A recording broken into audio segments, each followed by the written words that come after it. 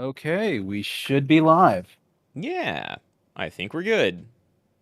After all that scuff, we'd spent an hour pre-streaming, and we're 20 minutes late with all the crazy stuff.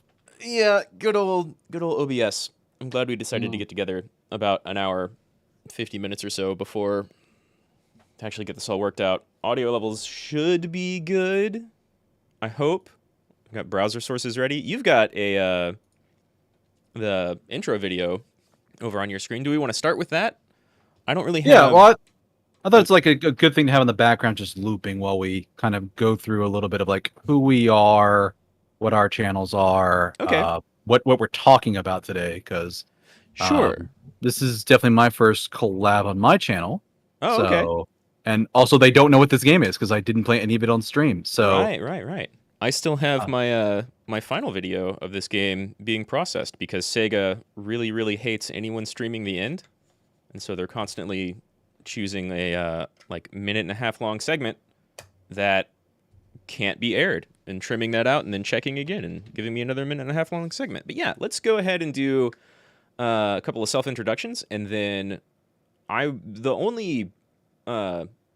the only thing I have planned to talk about is I wanted to give kind of like a spoiler free intro to the game, which is going to be mostly lies, but we'll get to that later.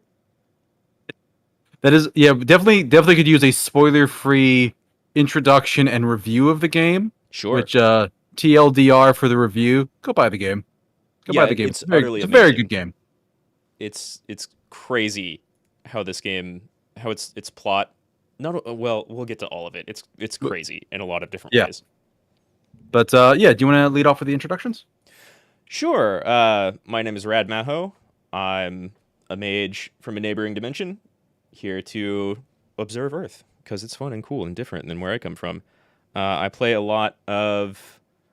Well, I really like action games and RPGs, so right now I'm playing a lot of Monster Hunter. I just played through 13 Sentinels and might get to.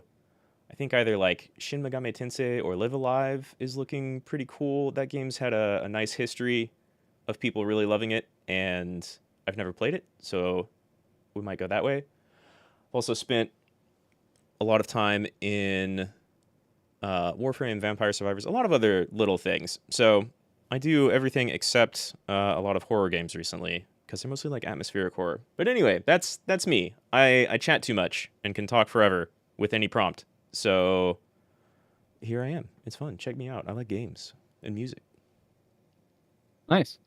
And I am DeusCain. I am a variety streamer these days, mostly doing a whole bunch of old vintage games from like PlayStation 1, PlayStation 2 generation because I got a converter cable from my old PS2. Uh, Nice. Current games I'm playing, I am playing Breath of Fire 4 from the PlayStation 1, and I just finished Road 96 this week, so I'm picking a new one soon. But I have no VTuber lore. I'm just a guy at home in a cardigan. That's what my character is. So That sounds like it's very easy to keep track of. yeah, How was real quick? How was Road 96? The game seemed like it got a lot of attention, and then I didn't hear much about it. I was getting some more attention this month because it was on Xbox Game Pass, which I Ah, recommend it to you. Because you were saying earlier you were looking for a new game to play. Road mm-hmm. 96 would be my recommendation, especially if it's still on Game Pass, because it took me about 4 streaming sessions, about 12 hours to get through 8 runs, which was the first clear. So couple weeks of gaming. Runs being like different missions sections of the game.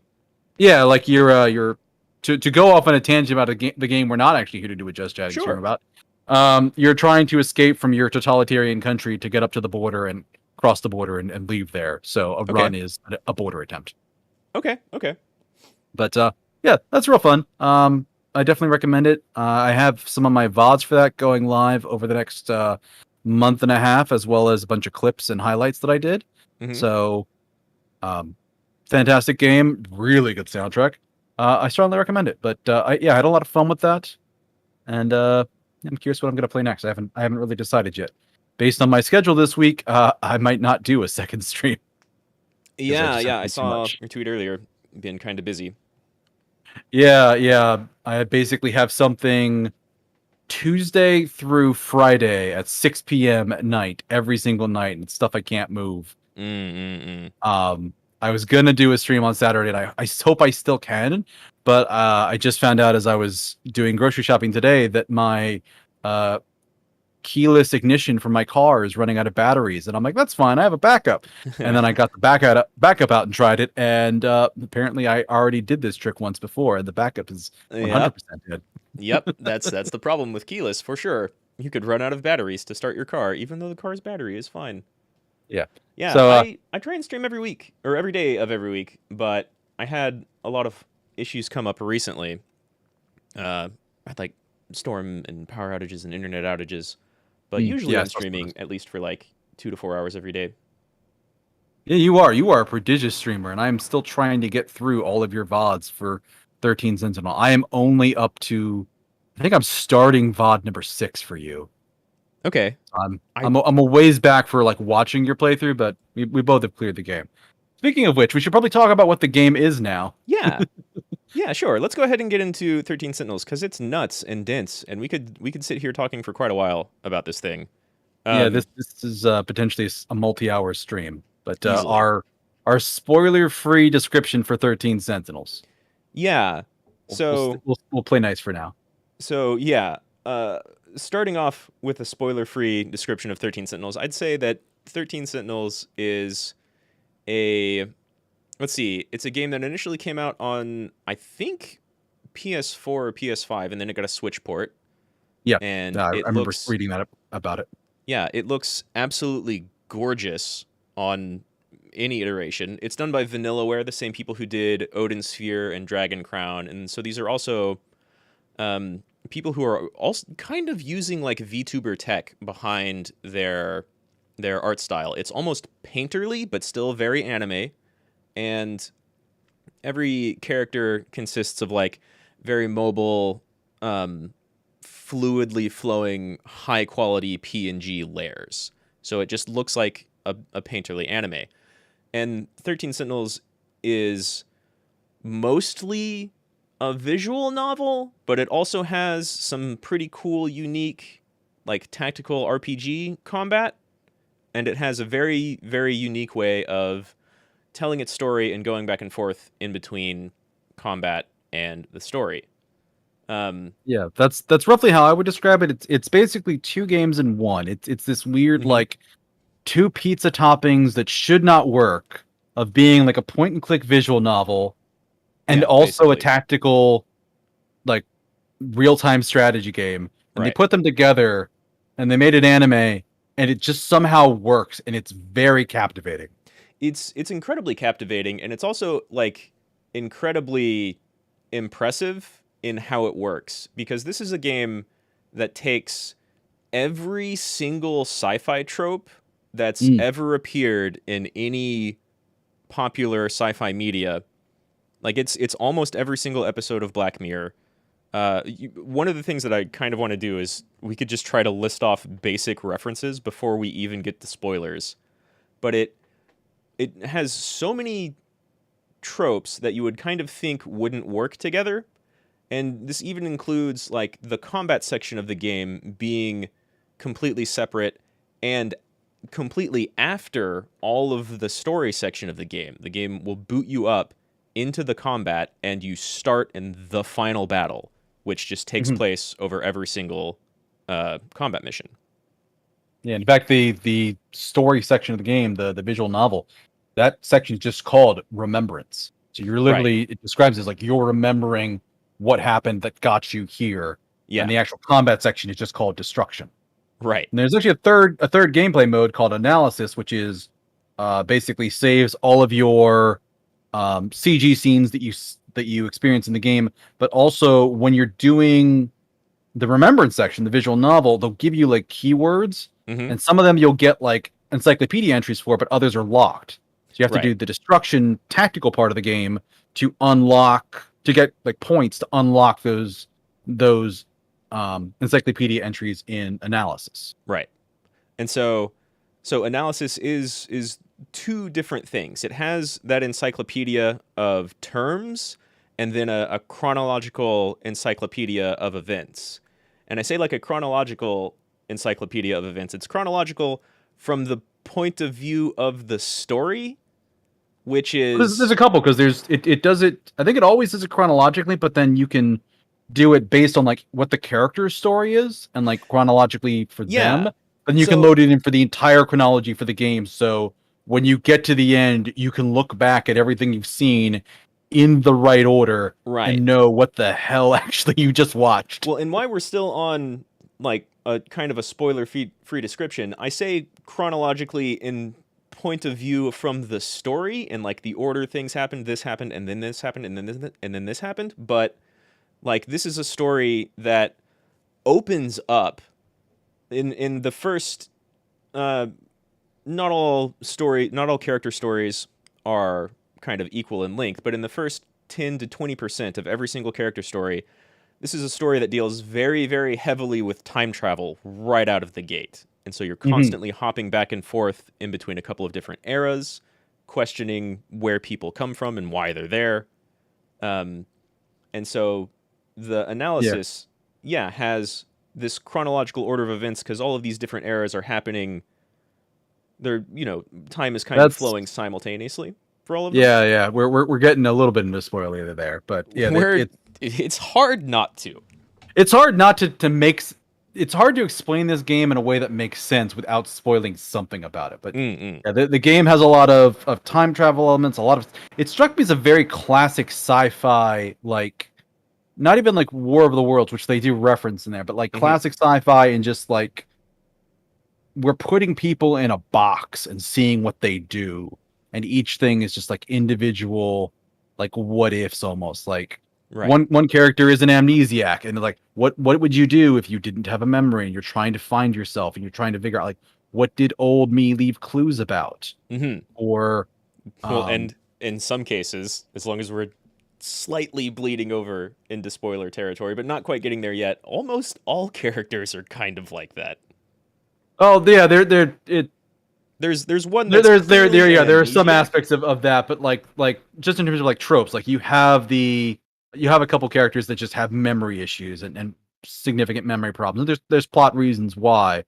Um but then like other characters are pretty sure that they know who they are. They're just going around living their daily life Mm-hmm. with none the wiser that something or else might be happening. And so it's a very it's a mindfuck, which actually one thing that is Mm-hmm. interesting that I didn't mention to you when we were doing the pre-stream. Uh, Rad here played the game blind, Yeah. and all of their VODs are up on YouTube. I played the game off stream, so I have no VODs. Rad went in blind. I was watching Rad's streams, and I'm like, all right, you know what? He's just playing the whole game. I'm not really going. I'm probably not going to buy this. You know what? It's good, but like, you know, I can just watch Rad play it. So I actually looked it up before ever downloading and buying a copy of the game.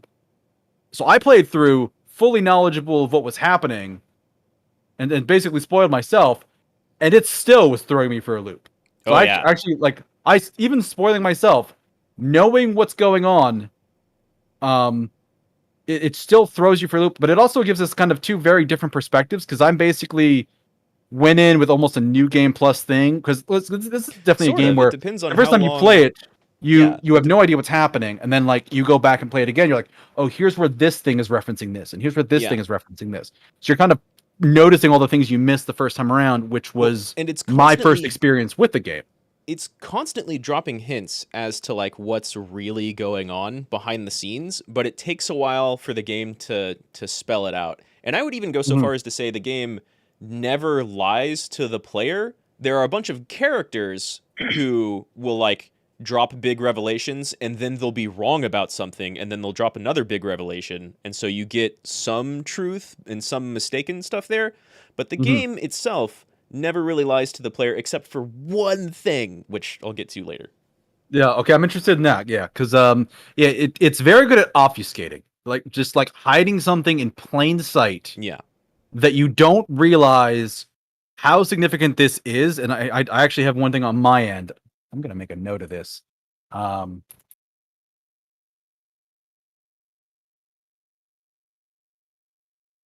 It is incredibly good at obfuscating and it's incredibly good at it's incredibly good at building a narrative out of a staggeringly large amount of sci-fi tropes. Like, Hmm. just to, before we get started about any character or major plot points, the amount of references that the game slaps you with in the face at the very Hmm. beginning Hmm. is large. Like, this is a game about kaijus and giant monsters, kind of, sort of. This is a game that immediately references, like, Back to the Future and Terminator and War of the Worlds, and eventually ends up referencing, like, The Matrix and Yeah, and it's funny seeing the in little the time travel variations they thing. make on stuff too. Like, because Yeah. they can't use Terminator because it's obviously copywritten, so they say X Terminator, Right. Yeah. Exactly. The or movie, instead of ET, it's EXT it's or something, right? EXT. They're clearly talking about these movies, but then there's also a character who, like, has kind of an ET arc going on, and then it Hmm. starts being different. And there's multiple characters who have a Terminator arc, but it's not exactly the same thing, but it's very similar. Hmm. Yeah, so it's And it makes all of this work. Like, that's it yeah, that's probably the most impressive thing. It's like all of this just makes sense, and there's very few things in the entire narrative that by the end you're not just sitting there going, okay, but that makes no sense, and it doesn't tie into anything. Like most of it right.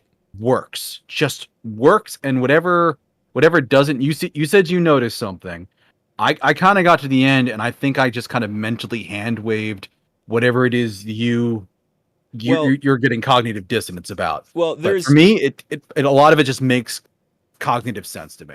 I think the entire game makes perfect sense. There's one thing where the game is straight up lying to you, but it's cheeky. And and there's another thing in my playthrough where I was like, that character bit doesn't make too much sense, but I guess it, at the end of it I was like, I guess it kind of does with this other thing I've already seen. So the game definitely set this up. And there's this theme of, because there's a lot of time travel involved, while Mhm. we're still in no spoilers, which will Yeah. probably have to end very shortly. Yeah, Uh, very. Yeah, that's not gonna be going for much longer because yeah, we're as soon running as out we of start things we can talking about talk what's about actually without going on, spoiling things. right?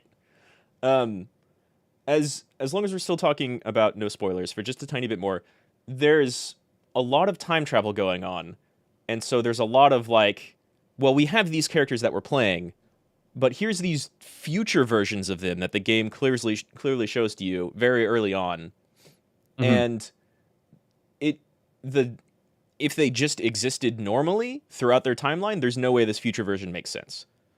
Um, but everything is still spelled out normally, and there's, like, some of them are very clearly the same character, and some of them are very clearly different characters with different motivations. So something happened. Mm. Um, and I think maybe with that we should just break into spoilers, because it's, Yeah. well, Let's do let's do a couple spoilers. Let's start off with your thing. So yeah, this is the end of the spoiler free discussion of the game. right. Our spoiler free review is go buy the game. Like it's $60 for Switch. It's worth it. It's worth every penny. It's absolutely Um, excellent. It looks amazing. It plays really great. There's only one section of the game that I kind of, like, was like, I'm not excited to play this, and then everything else was buttery smooth and great. Story and mhm. combat, fantastic. Go buy it. It's Yeah, worth go it. buy it. Fantastic. Vanillaware, they disappear for a long time and then pop up with something really cool every once in a while. So we have no idea what they're doing next. We do know that the director said they're probably never going to be able to make a story like this again, but it's immaculate, and there's so much here. Yeah, and actually, you were telling me in the pre-stream what we got in this game, which for me I think was because I loaded up my Switch here just so I could reference stuff in it. Mm-hmm. Um, Sure, that's a First pretty good clear for idea, me actually. for aggressively clearing offline, Mm-hmm. like it's just like fast forwarding through any text that like I've already seen you play some stuff. So like Well, that's a cool thing to talk I'm about. just tapping through the scenes. That's It was still 35 to 40 hours Yeah, of it's a really dense game. aggressive play. And this is So a it's game that gives you a fast forward option, and not only does it give you a fast forward option, it gives you an option to say fast forward through any text that I've already seen. But if you're holding down that fast forward button and text pops up that you haven't seen before, it stops fast forwarding automatically for you. Mhm. Yeah, just but like just what I mean, like you were saying, only half of what they wanted to put in made it in, and the Yeah. half that they did is still 40 hours of content trying to speed run the game. Yeah. Like my God. Yeah, this is an incredibly dense game, and it's very clear that they probably wanted to have several characters have longer stories, or maybe multiple story arcs, and there are several characters that they probably wanted to have as playable characters, but couldn't do it. Actually, one interesting thing I read, which yeah, I think we're done with the spoiler-free review. We're gonna move on from that. Yeah, we're But jumping into spoilers one automatically. thing I read, actually, they started off with fewer characters and then upped it to 13, from what I heard. Really? So 13 was the increased amount. That's kind of interesting. Yeah, I think I read that on Wikipedia for this. I think maybe they had to then to split it up to kind of be able to piece everything together and make it make sense. But yeah, what was your cognitive dissonance thing, and which character is it with? Because yeah, I'll bring it up on the screen. Because Well, yeah, okay, just for chat's information, there are 13 playable characters in the remembrance section, which means there are 13 people that you just straight up play, Yeah. and then there's probably another half a dozen to a dozen that are significant plot relevant characters. Well, So because of the way the world is set up, there are 13 playable characters, 13 storylines that you play through, and there are 15 15 who are compatible. yeah, I want to say 15 who are basically main characters that play a very, very big part in almost the entirety of the game's storyline. But there's also different versions of these characters. And so Kind of, sort of, yeah. It gets complicated, but yeah, we're somewhere between a dozen to 2 dozen characters that are effectively wildly important to plot. Like, without any context, there's a really great meme of, it's the SpongeBob meme of Squidward kind of saying, "You're this and you're this and you're this," and it's just like, he's Juro Karabe, she's Juro Karabe, they're Juro Karabe. Is anyone else Juro Karabe? And then it's just a picture of Fluffy the cat. Nice. I've I've not seen that that meme yet, but yeah, we could do that with Chihiro Morimura, because I believe there are 4 people in this game that could technically use the name Chihiro Morimura, which is crazy. Yeah, and that's without making a distinction between Nurse Morimura and Leather Bodysuit Morimura, and that's I assume they were the same person for the most. Well, different loops, but like they are right. That's without making a distinction in between the loops, which is another great thing about the analysis section, is that you can go through and search through events by character, which is a little awkward sometimes because characters will have flashbacks that don't actually appear in their character section. They only appear in like the all events section. But then you beat the game and it opens up every single character, including non-playable characters, and makes a distinction between like Juro from 1 loop ago, Juro from 2 loops ago. And so what do we even mean by loops? Remember when we were talking about how this is a game that's just based around a lot of crazy, intricate time travel? That's a lie. This is almost, but not quite, a hard sci-fi game. And so at one point, a character just goes, all of this future stuff we've been showing you is in the past. That already happened. That's why there's a log of it at all. Time is relative. Time travel is not real. Yeah. It doesn't happen. Like, to put in the context of people understanding this, most of the game, to give some context, most of the game is set in various periods of time separated by about 40 years. So the bulk of the game is played in the 1980s, like 1985. There's a 1945-ish zone. There's a 2025 zone, a 2065, and a 2105. Most of it takes place in like 1985. Yeah. Sorry. And because you have 15 main characters, you have about 3 coming from each different sector. I did count that out. Yeah, it is actually 3 in each sector, which I think I have my guesses for why that happened. But of relevance is the earliest time zone, the earliest sector is 1945, Mm-hmm. The first entry, and you called this out several times during your streams, the first entry chronologically for everything Yeah. is a log from 2188 or 2187. Right. So chronologically for this game, and they tell you very early on, 2188 happens before something happening in 1985, and you're Yeah. just like, but what? What But now? but why? How? Yeah, How? that's part of the game hinting at you, right? Mm-hmm.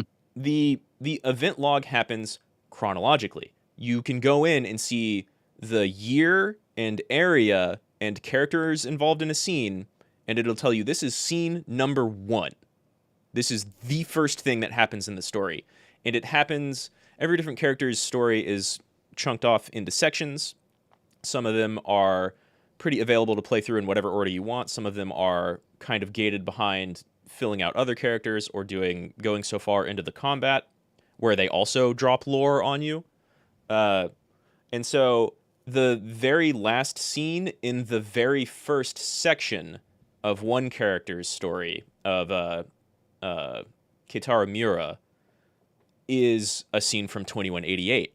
And so far you've been going through 1988 or 1984, 1985 with a couple of characters that are like, oh, they're enjoying their anime high school, and it's this Jiro Karabe loves his sci-fi movies with his buddy Kyuta Shiba. Iori and Tomi and Miwako are just like cute little high school girls enjoying their time, talking about boys, going out and getting food, and so on. But there are constant hints from the very, very beginning that you also have really crazy giant monster invasions happening in the future of 2024, 2064, and you get flashbacks to 2105, where crazy stuff happens. And then you go look at the event log, or you get messages and recorded digital logs of characters from the year 2188. And like the log itself will say this is 2188 on this space colony. And then you go and look at the event log, and this thing that happened in 2188 is the very, very first thing that happened. And this thing that happened in 2105 happened like 15 scenes later. But this high school scene you saw is scene number like 180. Yeah. You're like, how is the 1985 scene like one of the last scenes in the entire game? Like, I don't understand. Right. Like, it throws you for a loop for a while before you kind of figure out what's going on. Yeah. Which I think at the point I'm at now, like about halfway through your playthroughs, you were starting to figure it out. You were starting to figure out like what the sectors were and what they represented and how they worked. Yeah. The game drops a lot of hints, and I'll say one of the things that was a little dissonant for me is character specific, and one of them is the game. So the game eventually flat out tells you time travel's not real. That shit's not happening. You're teleporting around, but there is no time travel. And so there's lots and lots and lots of little hints of like, well, so this kaiju invasion apocalypse happened in 1945. Why is 1985 still here and okay and completely unaffected by it? Or so that one scene with Miura where he remembers somebody damaging a post in 1945. Exactly. But then they're at the same house in 1985, and there's no damage the to same post house. Yeah. But the physical damage to the like inside of the house is no longer there. And yeah, I think they describe it as like the various time zones are referred to in game by the people in the know as sectors. So if we use that term, that's what we're referring to. But they refer to the sectors as not being linked by causality. Right. I think is the phrasing they use. Yeah. So initially you think everything is kind of it's time travel, and then there's these different eras and years they're hopping around to. Okay, but they don't actually affect each other. So there are characters hopping between these different eras that are more like areas. They're more like physical locations than they are like temporal locations.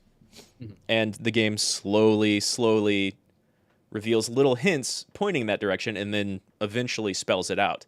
But even once it spells out that these are different physical locations, there's still 3 or 4 grand revelations and mindfucks left over about what's actually going on. Yeah, which actually, there's a couple things I wanted to point out with that. Mhm. One of my favorite things about the game is right at the beginning when you're going through the tutorial for combat, and like you're just going through chapter, like the prologue chapter. They take you through a couple of character stories, they take you through a couple of combats, but like one of the first scenes you do is seeing one of the characters. I think it's Iori Fuyas. Oh, I turned you off, not the No. not the That video. was just me. Yeah, Iori Fuyasaka. It's actually nice. I had her up on the screen here. Iori Fuyasaka runs up, summons a giant robot. Yeah, this is, and I love that when you, in fact, when you are in the know, when you are in the know and you see that scene happen, and you look at that and go, "Holy shit! They told us from scene 1 everything we should know about this game. They put it in plain sight, and we're not going to notice it. It's right there. It's right there. It's right there. There's no reason to notice it. There's a ton that's you have no reason to notice because it's either pretty good at being subtle or you don't have the context to make sense of it at all. So you have to just kind of glaze over it. Yeah, which is the big thing for me of just like there's no context for why this is the way that it is, what it is, how it is. This doesn't make sense until you get to the end. Right. Which should I actually spell out what the thing I noticed and actually think is the big thing. So when I was playing the video earlier, there's one scene showing all the characters like swiping across a part of their body, and this big old like holographic display comes up that says start. Which is what the game starts off as. The character runs up and summons her Sentinel, summons her giant robot. First scene you see. By swiping across your leg, and this thing comes up. And every character in the game has nanomachines in their body. It's explained they have nanomachines in their body. It is a common thing that it comes up over and over and over again. They mostly don't know why, but they do. They don't know why, but they do. And looking at it, I'm like, okay, so they're doing this. I guess it's the nanomachines that are doing this, but why are they doing like an external holographic display? Because it shows up in a couple other times, like when characters like using future tech, it is this holographic display, but so are all the gates that they use to travel between the sectors. So are all these other things. And you don't know until the end of the game that like, no, the whole thing, because you mentioned it, like the whole thing is like a Matrix reference. It is. The entire world they live in is absolutely false, and it's not real, and they're basically plugged into the Matrix. So why do they have holographic displays everywhere? And it's a game overlay. It's a HUD. It's literally exactly what they're seeing. God. Oh, because we're playing a game, we don't question the presence of a HUD there. We're just like, no, this makes sense. She's summoning her robot. This looks cool. Of course, this is the anime thing that's supposed to happen here. Right.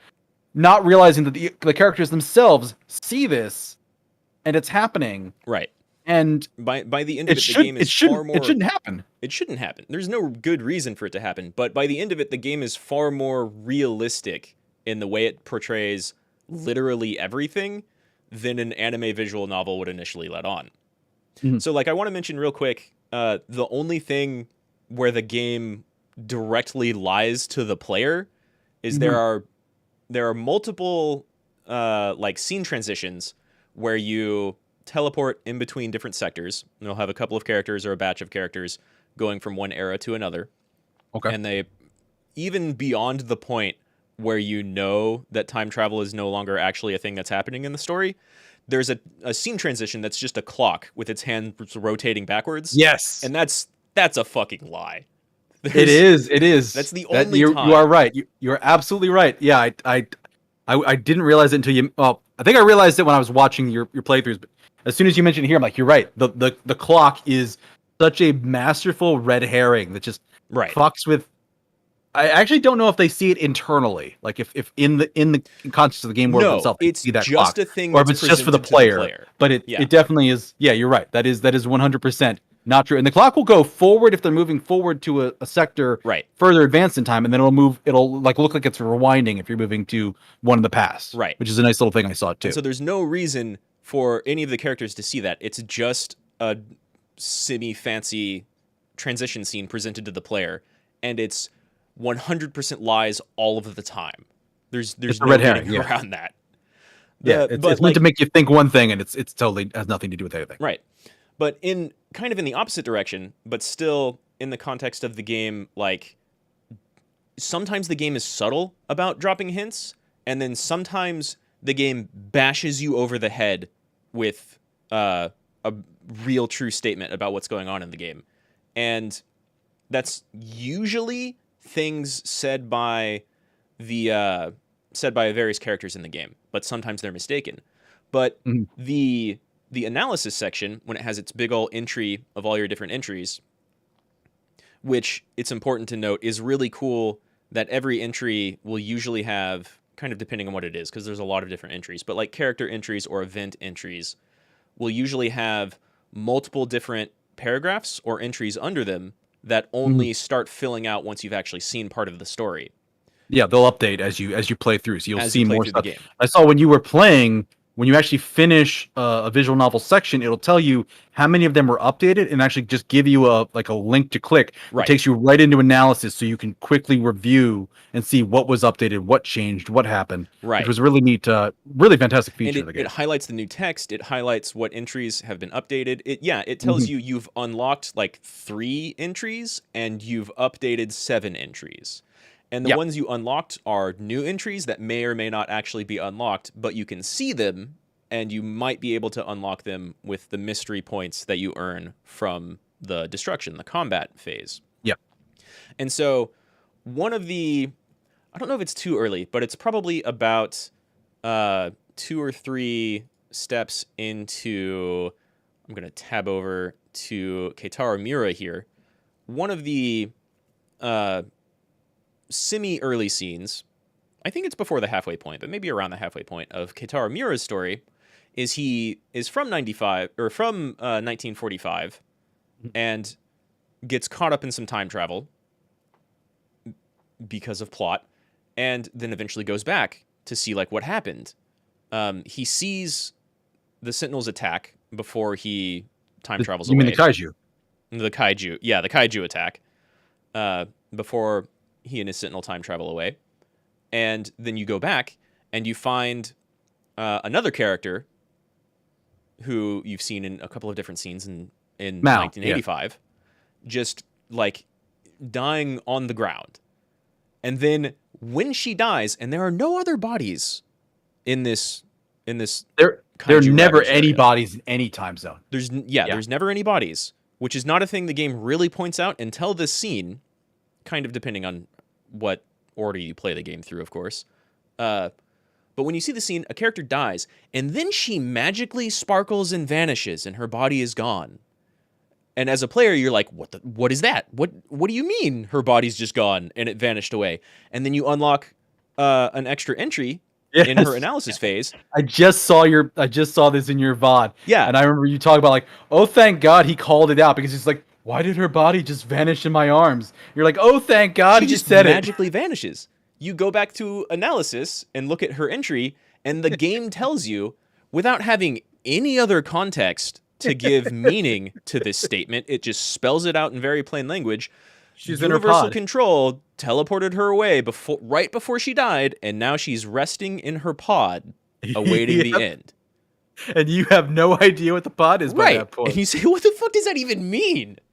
I actually literally was watching that episode and that scene earlier this afternoon before we started the collab, and I saw you get to that point. I'm just like, oh God, he's pulling his hair out, and I'm just there laughing my ass off because I know what happened because I'd gotten through that, but I'm just like, oh, he's not gonna have any fucking clue what this is and what's going on. And it's just like, you're absolutely right. It's just the scene. It's just like you have no context when it happens, and like the character there, the robot character, it's just like, oh, this happened, and it's just very chill about it.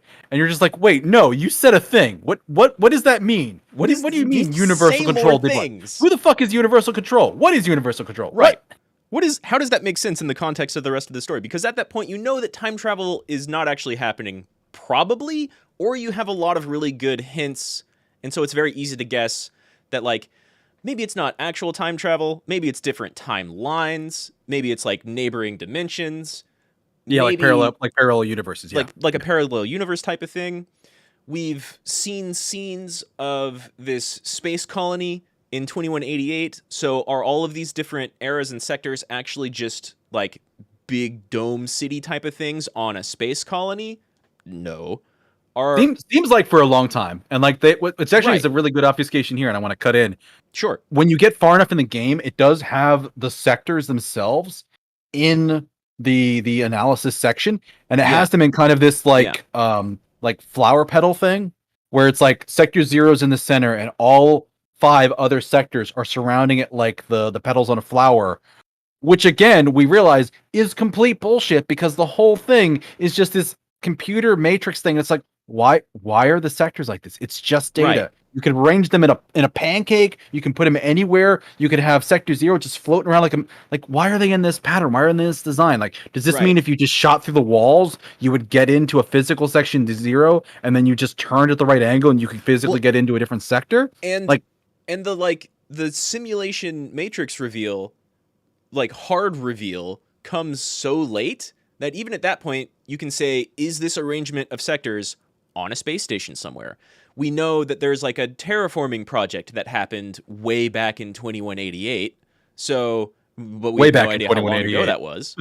So, are all of these sectors on a planet that has been terraformed or is in the process of being terraformed?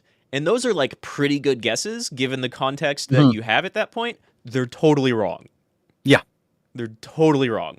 Well, they're half wrong. They are what is actually supposed to Yeah. be happening, but what you're experiencing is not that. Yeah, pretty much. Yeah.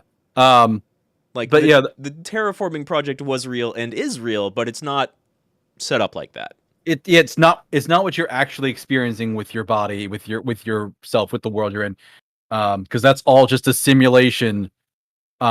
Which is an interesting thing too, because my other thing that I wrote down here is like Amaguchi? Amaguchi, yeah. Shu Amaguchi, in his story, he makes contact with somebody in the know, Miyuki Inaba. She points him to the outer walls, and he gets there, and there's this construction site for the outer walls, and it's just like this hunk of metal that definitely is very alien, very definitely not 1980s. Yeah. It looks like almost like a weird construction site thing, Yeah. and it's just like that's the outer walls, that's the edge of the thing, because it's just a lattice of metal beams. And I was just like, why do they even have this here? Why don't they just have an actual just barrier wall, like in like an old video game? The background extends beyond, but you just can't go past this point. But they actually design a physical barrier in this virtual space to stop people from going any further. But and they kind of do. Like the universal control aspect it's pointed out around that time that anyone who thinks they're traveling beyond the city and out into this area that Shu travels out into after being pointed towards it, like just has their memories messed with, and they instantly get spit back out, kind of coming the way they came, but their memories are altered to such that they think they went for vacation, or they think they had a nice time out with their grandparents out in the country. I love that section where the two characters are having a conversation about when they were younger, they went to their grandparents' house, and it was they would eat watermelon and they would catch bugs at the old something or other tree in the backyard. Yeah. And the one character just goes, "Huh, wait a minute, that's kind of weird. My grandfather also had one of those trees in his backyard." She's like, and we "Well, also I had mean, watermelon. old folks do this," and he's like, "No, everything you said is exactly the same memories I have. That's weird. There's literally no difference in these memories." But yeah, no, it's funny and interesting because like everything else, they obfuscate stuff so clearly in sight. Like several characters early on noticed what they describe, like they're on top of a UFO. That's how they describe it, and the UFO is 30 kilometers in diameter. But in Shu's story, you find the entire enclosure is 30 kilometers in diameter. So the UFO, what they're calling the UFO, is really just kind of like the bottom of the dome, like the spherical thing that they're inside of. Right. It's just the bottom of it. Which still makes it look like an Evangelion geodesic dome or some type of domed city that is an Mhm. artifice mimicking reality. And But just yeah, and of like they like I of just wanted sure, go. sorry. No, there's so But much to like this story. Go ahead. yeah, just the fact that like they call this out so many times in plain sight, like, oh, we have this 30-kilometer spaceship underneath us. We have this 30-kilometer this, 30-kilometer. Oh, this thing's right underneath us, and it's 30 kilometers. And you were just like, why has nobody noticed this before? And it's because that's the entire world. The moment they go outside of it, they do this and that. Even when Shu Yamaguchi activates his Sentinel one time, even one of the main antagonists of the story is like, notify the U.S. government. We Right. don't want any strikes coming this way. And just like as a player in the know watching this, you're just like, but there is no U.S. government. Right. There's nothing outside of these 30 kilometers. Right. It depends on where you are because there's probably like it's very obvious at that point that there's probably nothing outside these cities. But there are still characters being like, but we get news from other countries and other parts of the world. We know that like some of this terrible stuff is happening over in America or in Europe or elsewhere. And again, this is just universal control Mhm. making things seem like everything's normal. Yeah, it's a good game that has its antagonists and its villains as brainwashes the players, which they're Right. making actions and making decisions fully thinking that they're the most informed person in the situation, and they probably are, but they're dead wrong. They're just Yeah. completely wrong. Yeah, like a lot of different characters get to play the role of a villain at some point, and there's a few that are posited that are kind of positioned as the villain, but all of them are incredibly well written to the degree that like all of these villains don't really think that they're villains. They're doing things that they think are right. There's a couple that I would argue are very few. I would just say like this is out and out a villain. They are nothing but selfish and destructive. I think That there's is a very short list. I think there's There are a lot more that are one. antagonists. Which is your one? Curious. Kingo Okata. Yes, that was mine. Yeah. Which Kengo Ogata is Ogata. Yeah, Ogata is one character's this character's Who appears in one father scene. in the original timeline, the 2188 timeline, and he is straight up like tell somebody to sell really dangerous tech on the black market to make money to build a space ark to send humanity out into the stars, and he's just like, yeah, what? Is it even clear that he was the one who told her to sell it on the black market? Like I know. I think it was. I think that's one of I remember him only appearing in one scene. It was Goto. It was one with Goto, and I think Goto's accused him of it. Like you're the one pulling the strings on the person who sold that tech. All of this is your fault. You just wanted to do this so you could turn yourself into an AI and then download it into another human body to just resurrect yourself somewhere. I think the conversation with Kingo was between him and it was definitely with Rinya. Yeah, it was old Goto. Yeah. Yeah, it was old 2188 Goto. I think we could maybe benefit from a little bit of structure of talking about all the different character plots and kind of how they interweave. But we should maybe start with like the situation of 2188. Actually, can I take a step back and suggest something else? Sure. We've mentioned a lot of characters, and I'm trying to catch up, like throwing somebody on the screen. Why don't we go through all of the main characters just now? Just give a quick like, this is who this is. This is who this is. Rundown This of is each who one of this. them. Yeah. So let me put Jiro Karabe up. Okay. Yeah. Let's start with our boy Jiro, Hero Man. Yeah, he's 1985 boy, big protagonist energy, loves old sci-fi movies and kaiju and giant robots. And his definitely real classmate friend Kyuta Shiba love watching old sci-fi movies, and that's where in the very beginning of the game you get a lot of like very obvious tropes of like, oh, have you seen War of the Worlds? Have you seen Terminator? Have you seen? Yeah, but that's who Jiro Karabe is. And that's who that is. Then there's Iori Fuyusaka here. Got the next one up. She same time as Jiro Karabe. She's kind of like she's almost a little ditzy. She constantly falls asleep in class. Yep. So that's kind of just her trope. Like Juro and Shu, primarily in the beginning, she's having dreams of a future, and they might be premonitions. They don't really know. Yeah, they don't know. Yeah, but Juro, and Shu are all having these weird dreams that they talk about. Mm-hmm. Which then we're going to bring to Shu Amaguchi, which he's basically just like a rich boy Yeah. who, um, again, like has these weird dreams and he's not sure if they're visions or what happening, but he has like a Japanese pop idol from the 1980s talking to him through his TV, and he's like, I don't know what's going on with this. Which one of my favorite scenes is like the one I think you just did it where he's talking with Ogata, and they're like, I can't tell anybody, nobody would believe me, and Ogata's like, hey, if I told you I went to the future and blah blah blah blah blah apocalypse, what would you tell me? Yeah, what would you tell me? And he's just like, I would tell you to think of a better excuse for skipping school. Right. Okay. That's one of my favorite scenes because And he's just like, so what would you say if I was having a conversation with a pop idol through my television and she was actually talking back and responding to me? I'd tell you you're staying up too late at night. Like, they both just like put all their cards on the table, right? And they're both like, this is literally a crazy mind-bending thing that happened to me, and both of them, having gone through these crazy time travel sci-fi mind-bending things, are like, that's ridiculous, man. Come on.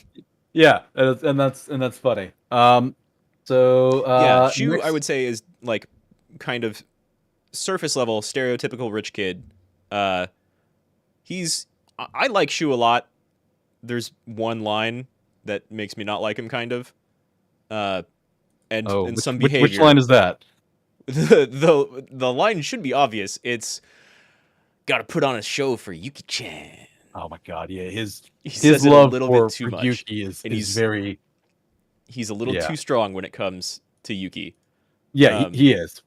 Speaking of which, let's go off to Yuki Takamiya here. We're gonna go off to Yuki next. Okay. Yeah, I mean, we're talking about her. Sure. Okay. Yeah, she is a kind of tough. What was the term they used for her? Like, she's basically like a female gang leader from like an all-girls school. She's a Kancho? What's it called? Sukaban. Sukaban, yeah. Which I think is her outfit style. Yeah, if you just look up, I'm not going to do it in this window, but yeah, if anyone has never heard that term before, just Google search Sukeban and you'll see a bunch of really cool pictures of like 1980s, 1970s girl high school gangs. Yeah, like badass girl high school gangs. It's a trope basically, but it's a big trope. Yeah, she's a Sukeban. But she gets pulled into a conspiracy with this like government agency to go to the school and do.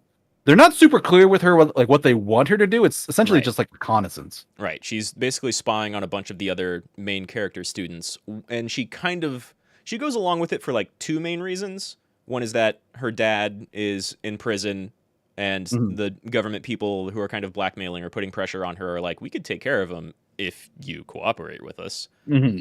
And the other one, which I guess is not really there in the beginning, but quickly becomes her main objective, is she wants to find out what's going on with her childhood friend Natsuno. Yeah, which let's go to Natsuno Minami next, because she's a fantastic character. I love Natsuno, but Natsuno's great. She is a person that the characters in story say your childhood nickname was Dr. Space. She loves space and aliens. She's and a sci-fi. Huge sci-fi nerd, and in the beginning of the game, like it is intentionally obvious to the player that she's just geeking out and dorking out over the weird sci-fi stuff that's going on. Mm-hmm. And then it's crazy how right she ends up being. For a lot of it, yeah. And she has a lot of like major plot stuff that she finds out. A lot of major revelations about the actual reality of the world, yeah. Yeah, but her whole thing is very closely reminiscent of like E.T., where she finds something or someone that she considers an alien, and literally like they put it in. She hides it in her gym bag, and literally it comes out with like a towel or something wrapped around its head, and it looks just like E.T. from the movie. Yeah, it's the most obvious. It's one of the most obvious movie references in the game. Every single time, her and the little robot BJ. And of course, they had to name it BJ. Are on the screen. There's a plot reason, but yes, it is funny that the there's a plot reason, but those letters could have been anything. Yeah, very true. Let's go to another trope heavy character, Megami Yakashiji. Okay. looks cool, looks calm, looks collected, and people are like, no, you have to open up to people to let them know how much of Right. a romantic you are. And she Right. has in this freaking sci-fi game, she has a full-on magical girl arc. Fun She's fact just about living that. her best life. Fun fact about that. She is voice acted by one of the main character voice actors from uh what's it called? The really dark magical girl anime that Madoka? everybody loves. Um Madoka oh my god. Magica? Yeah, Madoka Magica. Puella Magi Madoka Magica. She is voice acted by one of the same people. The Japanese voice or the English? I think the English actually. No, Really? I was thinking of Yuki's voice actor, but that's still true. But I think it might just be in the Japanese version for her. Okay. But yeah, so in this sci-fi novel, we have her running around with a talking cat and a magic gun, saving people who Yeah, are witches in her it's mindset. one of the least expected things for me. Because yeah, heavy sci-fi setting opens up with a lot of time travel. You start up Megumi's story, and like you get her intro with Tomi Kisarage and a different Juro in the year. I think they come from 2064. No, They come from 2020. Megami is the 2020s. Yeah, Megami and Tomi come from the 2020s, right? Yeah. Because Tomi is incredibly 2020. Um, hmm yeah, they come from 2020, and so exactly as Deus here says, like her story is a mock magical girl story with a very asshole cat telling her to go shoot people with a magical gun because they're witches. Yes. And And it's there's incredible so how much to late that she cat. That is takes one of that. my favorite arcs in the entire game, that Megami story. She's one of my favorite characters, easy. Yeah. But like they just put this in the game as like they're just like, what does our sci-fi game need more of? Magical girls? Bob, you're a genius. You're getting a raise. Pretty much.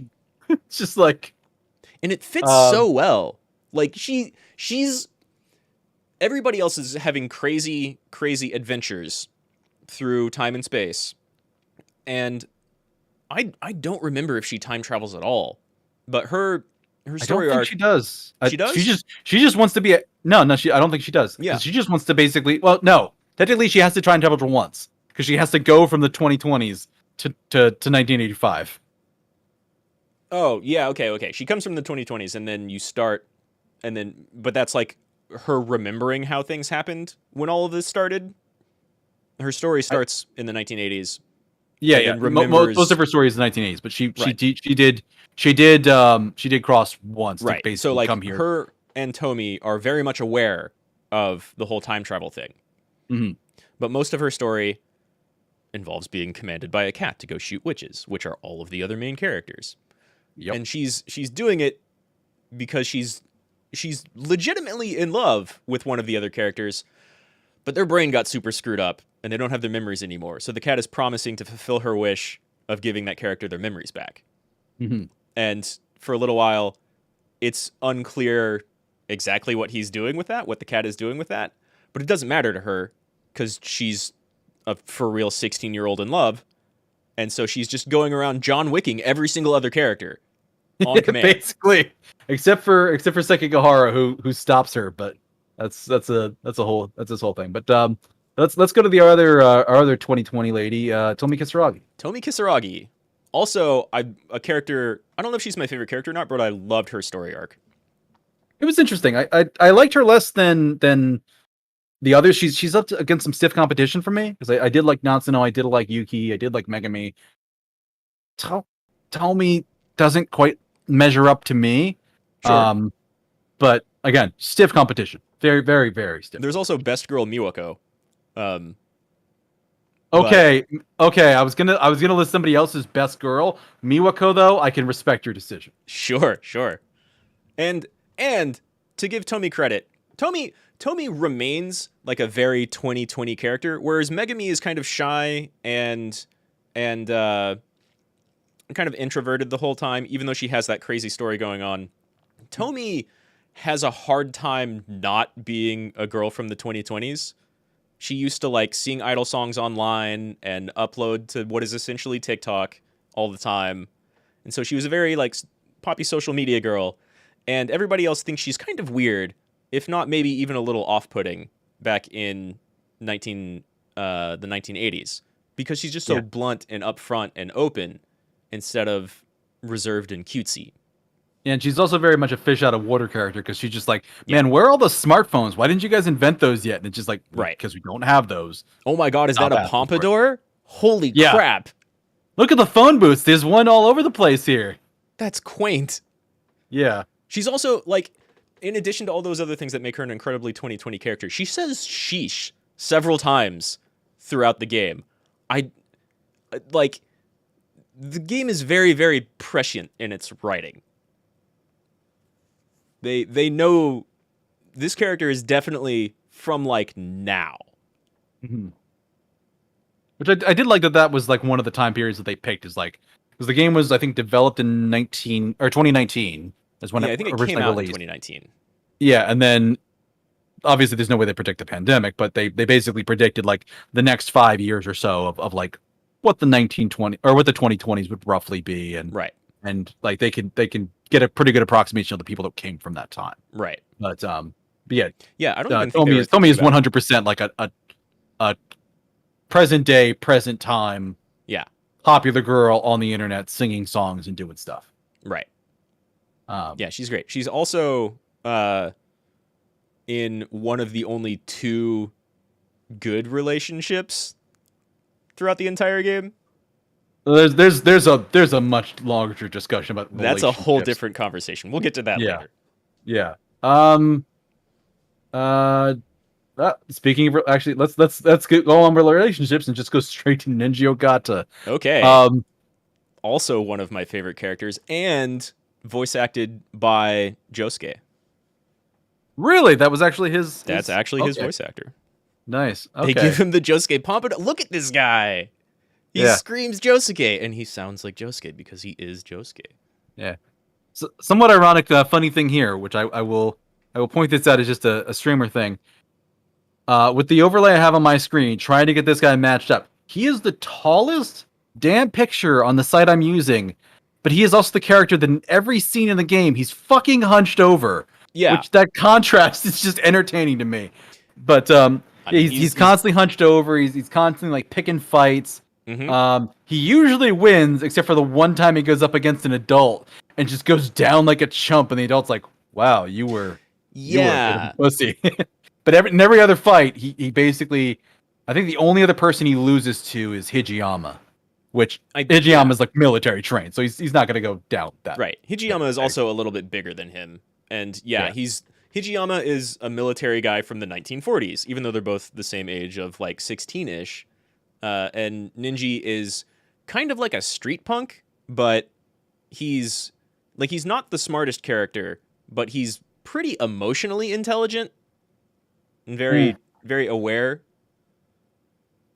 Yeah, and he's like, because he takes care of people. Because even in Tomi Kisaragi's story, where she and her friends travel to the future, it's Nenji that's going and like, oh, I went to this vending machine, I got you drinks, right? So you won't die of thirst. I went to the store, I got you candy, food, So he's a good boy. He's just very gruff about it. Right, he's very rough and gruff, but he wants to take care of the people he cares about.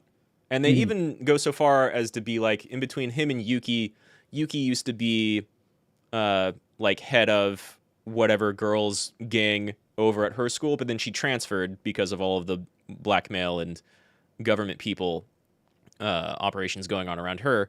And Ninji became the leader of the kind of male gang in his school, and he made them all reformed and better people. Yeah, I did catch that. Yeah, he basically made all of them better people. Yeah. We don't really ever get big scenes with either of those two groups, but those things are mentioned and talked about. Now the only other group of delinquents we see is Wajima, who is a whole different can of worms. Right. And has a really funny scene at the very end of the game in the epilogue. Oh my god, that scene at the end. We're going to talk about the end of the game with Wajima. So we can talk about that. Because it involves Ninja anyways. Because you have this thing, you have this whole crazy adventure. They get to the end, time passes, they come back to like the world that they were in, and everything's kind of reset, and everybody's back, It's all and they're all kind reset of like, we're to gonna go off with our before friends, any we're of the gonna go have a destruction date, we're gonna happens. go do this, Yeah. and then at the end, Nenji's kind of walking along, and the guy who was giving him a hard time the whole game, who just Nenji just beat the shit out of every You time can he met him. almost get in a fight with Wajima in almost every single one of Ninji's story segments. Yeah. Because his is the most like immediately looping because of story reasons. Yeah. But like just Nenji sees him at the end of the game, he's like, Wajima? And Wajima's just like, Ogata! We're here to solve this once and for all. Not that they haven't solved it once and for all Right. many times in the past. Right. But just he does his line again, and then she's like, You've been waiting for me this whole time? Oh god damn it, Wajima, you're such a bro. And they're just like, it's the most like beautiful shit I've ever heard, and you're man. like, Come oh here. shit, he's crying. They're just Right. like, are you okay, Ogata? And he's just like, he just walks over, let's hug it out, man. I fucking love you. And I was just like, it's a perfect scene to end on. It's so good. Yeah, it very much complements Ninji's character throughout the entire story. It's such a great little bow on top at the end. Yeah, it's fantastic. It's a great scene. I'd say the game is worth playing just for that scene alone at the end because it's so good. It's so good. But yeah, we so mentioned Takatoshi earlier. Let's switch over to him. Okay. Yeah, sure. So we can go Takatoshi and then probably Keitaro afterwards because these are Miura is a good jump for that. One of our two 1940s boys. Yeah, Takatoshi Hijiyama is in the military. Used to be kind of a brat without a way, and then he joined the military and kind of straightened himself up. And we kind of get that from Keitaro Miura.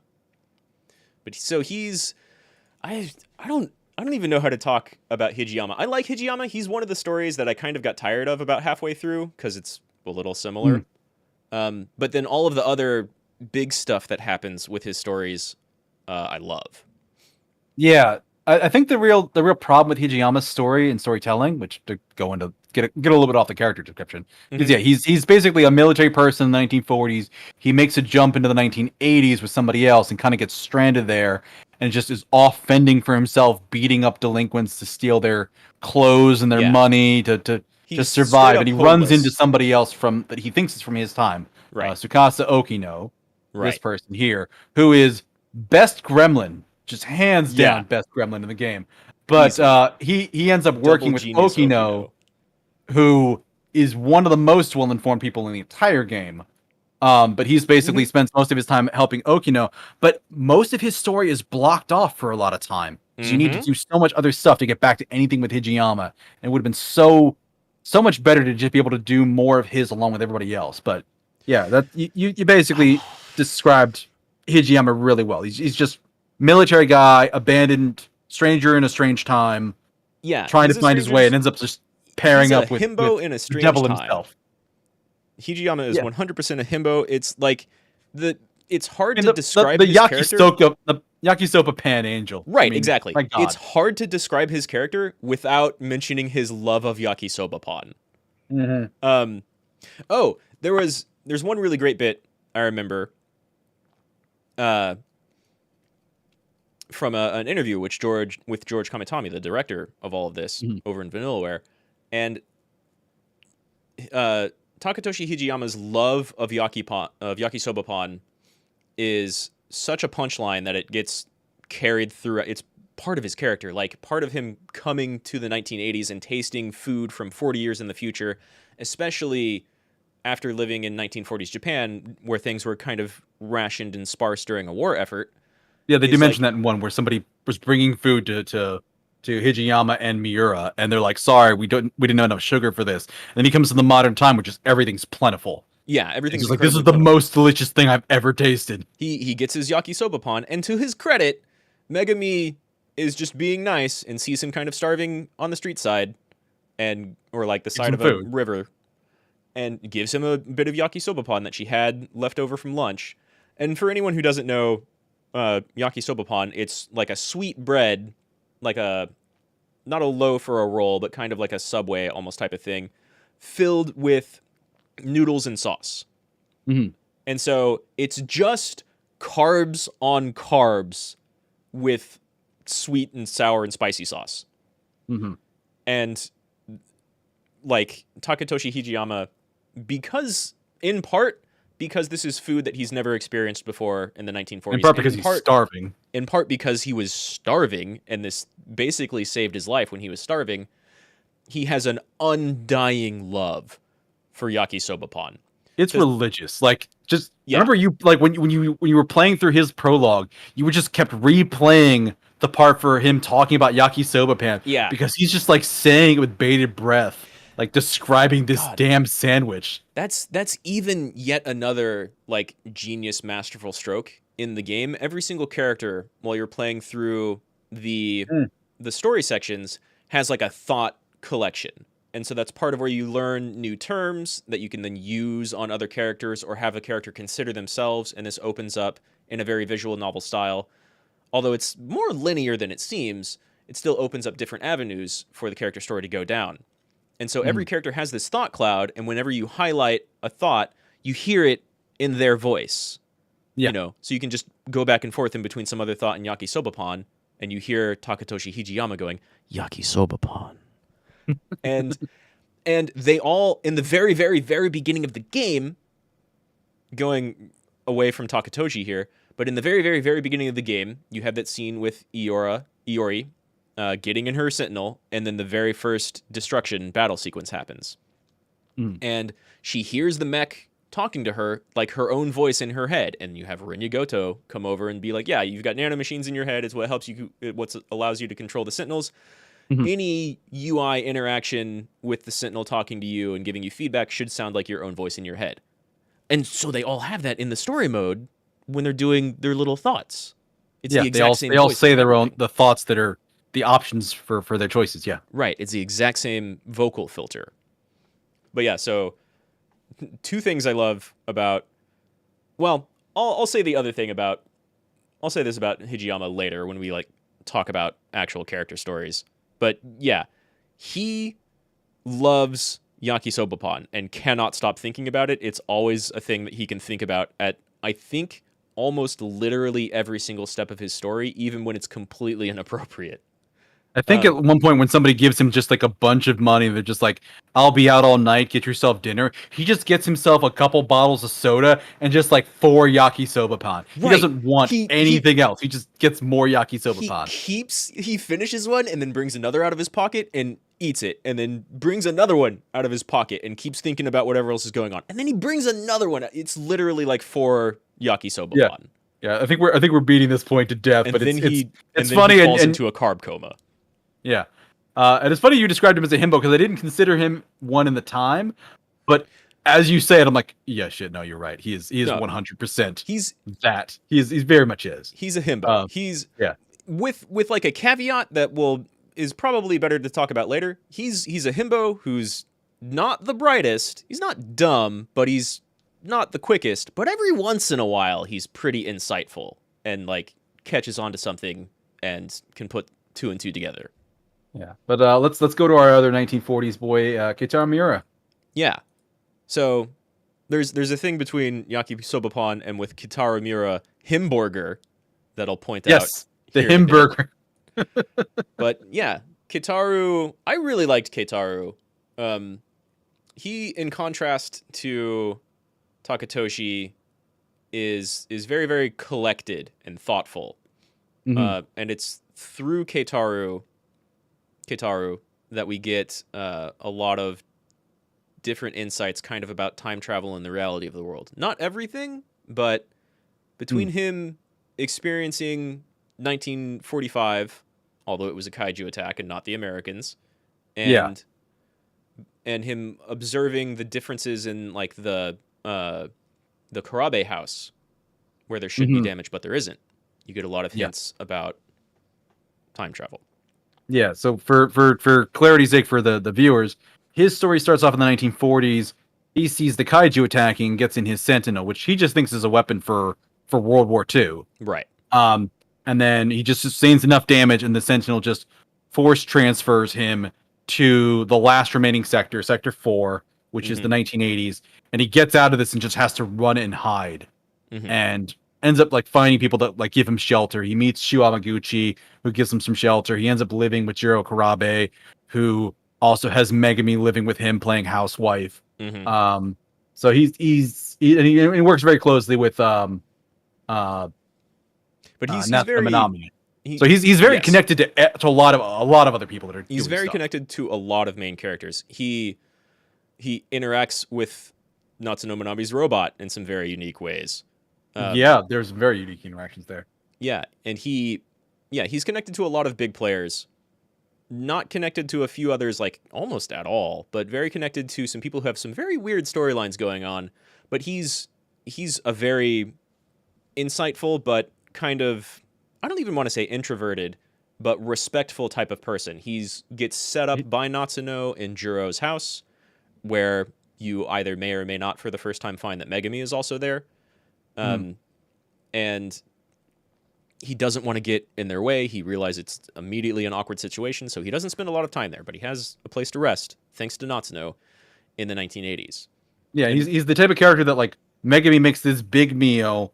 He comes in, he's like, "Oh wow, that's a feast," which to him it would be because he's coming from like World War II rations. And then he sits in front of the food, and he doesn't touch it. And she's like, "You can eat." And he's like, "No, I want to wait till Jiro gets here. Right. Like, we should eat together." It's a meal and for all of us. Super polite. He's super polite. He's incredibly polite. Keitaru is a very, very nice boy, and in my opinion, the other member of the only couples that have a decent relationship. I do like his couple. Yes, relationship. Yeah, that is a good couple. A non-problematic relationship. Yeah. Speaking of people who have connections, let's jump to Ei Sekigahara, who is possibly the most connected character. He's maybe the most connected. He doesn't know it because his literal prologue is he wakes up next to a dead woman with no idea who he is. Yeah, Ei Sekigahara has probably the most story. Has maybe the most story going on before the time when you start playing him. But before we really get in depth about talking about Ei Sekigahara, I wanted to mention, in between Takatoshi Hijiyama and Keitaru loving modern food, some kind of fun facts from the George Kamitami interview, where Takatoshi was originally supposed to love some other type of ramen noodle dish, but they needed an animation where he only used one hand to eat it, and so that's why it ended up being yakisoba pan. Nice, right? I like it. And so eventually there was supposed to be a scene where, and I don't know where in the story this is supposed to be, but there was supposed to be a scene where Takatoshi and Keitaru go out and get some food, and they end up sharing, like, Takatoshi tries the hamburger, which Keitaru absolutely loves after Megumi cooks it for all of them. And Keitaru tries the yakisoba pan, and they both end up admitting, wow, the Americans are pretty fierce after all. They must be a very intimidating people because of this amazing hamburger. God, that is a perfect thing of just that reminds me a bit of the that anime The Devil's a Part-Timer. Where they just kind of they get to there and spoiler for that, like the very last scene, the plot's over, and like actually I should say for Devil is a Part-Timer, the cops try to bribe them with food, katsudon, but they're from another world, they don't know how to pronounce it, so they call it Katsudon. And literally, like the last scene in The Devil is a Part-Timer, they say they do the thing that they do their plot, they go out to celebrate, and they go to a restaurant like, "Oh, what can I get you, boys? One Katsudon." And it's that same energy for Miura and Hijiyama. It's been a while since I've seen that, but that's a great show. Yeah, that is. That's really good. So we're ready to go to Sekigahara? Yeah, absolutely. Let's talk about Ei Sekigahara, who, again, as you said, probably one of the most connected people in the story. Yeah, because he has plot reasons for he has like plot history with Jiro Izumi more so than Jiro Karabe, but Jiro Karabe is very tied up with Jiro Izumi. Right. He has plot history with Iori Fuyusaka directly, as well as other versions of her. Chihiro Morimura. Yeah, Morimura. I don't know if he ever runs into Amaguchi directly. Yuki Takamiya is directly involved in his story and brings in the projector. He runs into Natsuno multiple times. He does a little bit with Megami, but not much. Not much. Tomi Kisaragi. He he's in the future because he helps get him out. Yeah, he is very involved in the future, or as I came to call it, as I came to kind of refer to it in my playthrough, the future past. He was involved with Chihiro Morimura, Rinya Goto, although I don't actually remember if there's too much. Yeah, Rinya Goto and Shinonome? Yeah, actually, in general, he's very involved in Shinonome's story. He is, in general, very involved with the Shinonome stories. That kind of comes later. I was thinking of the alt shoe. Oh, Aiba. Tetsuya Aiba. Tetsuya Aiba, yeah. Tetsuya Aiba. Yeah. So he was involved with them when they were all preparing for the kaiju invasion in, like, 2064. Yeah, I think that was Sector 2, yeah. Yeah, in Sector 2. Exactly. So he was involved with a lot of story elements that happened before the game really kicks off in the Remembrance plotline sections. Yeah. Hey, garbage, what's up? Yeah. He's very, very, very involved in the story, but when the player gets to play a Sekigahara, he's past a lot of that. He's past all of it, and he remembers none of it. And he remembers none of it. So he has a really cool, like, almost detective story where he has to piece together what's been going on with himself.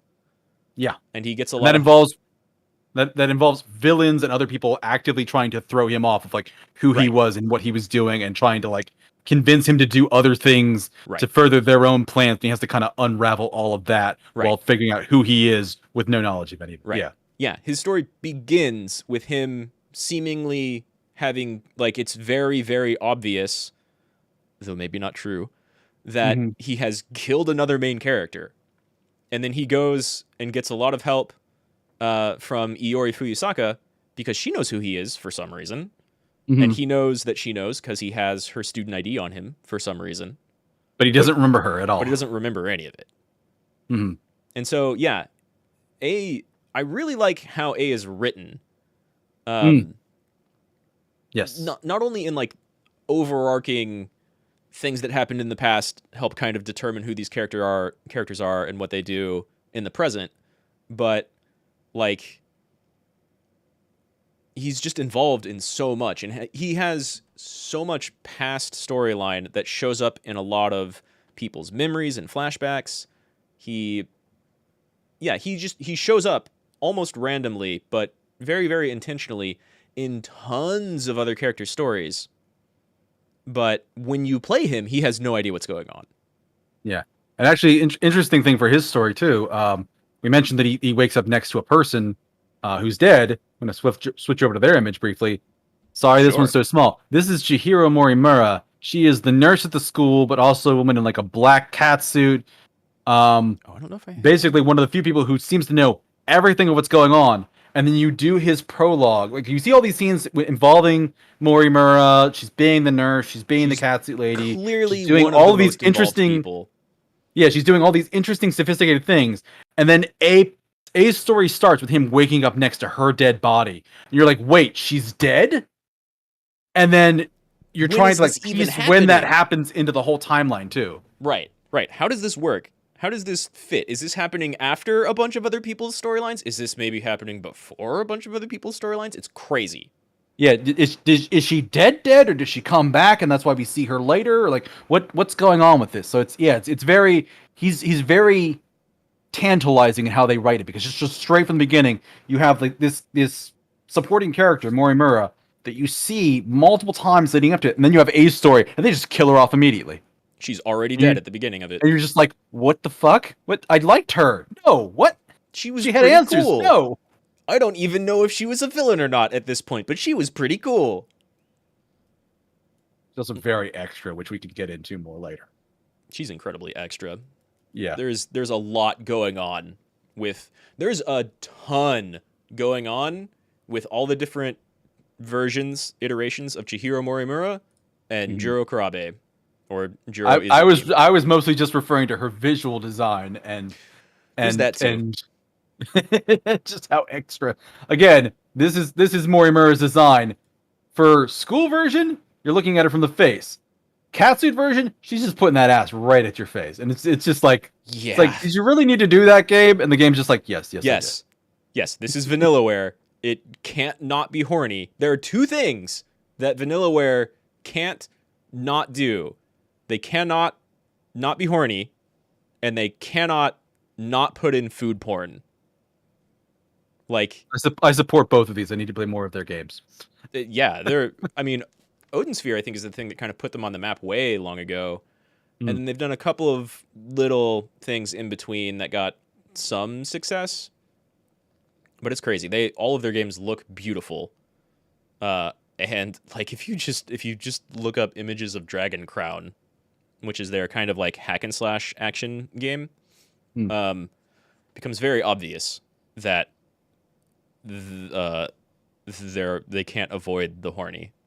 Yeah, but yeah, kind of fun and funny. Like just bringing that up as a side thing. But yeah, like you have this character that's very eye catching, very captivating, very much like, okay, I want to know more about this person. Also, they're a pleasure to have on the screen. And then you get to A's story, and he just wakes up next to her, their body, and you're like, oh, god damn it. Yeah.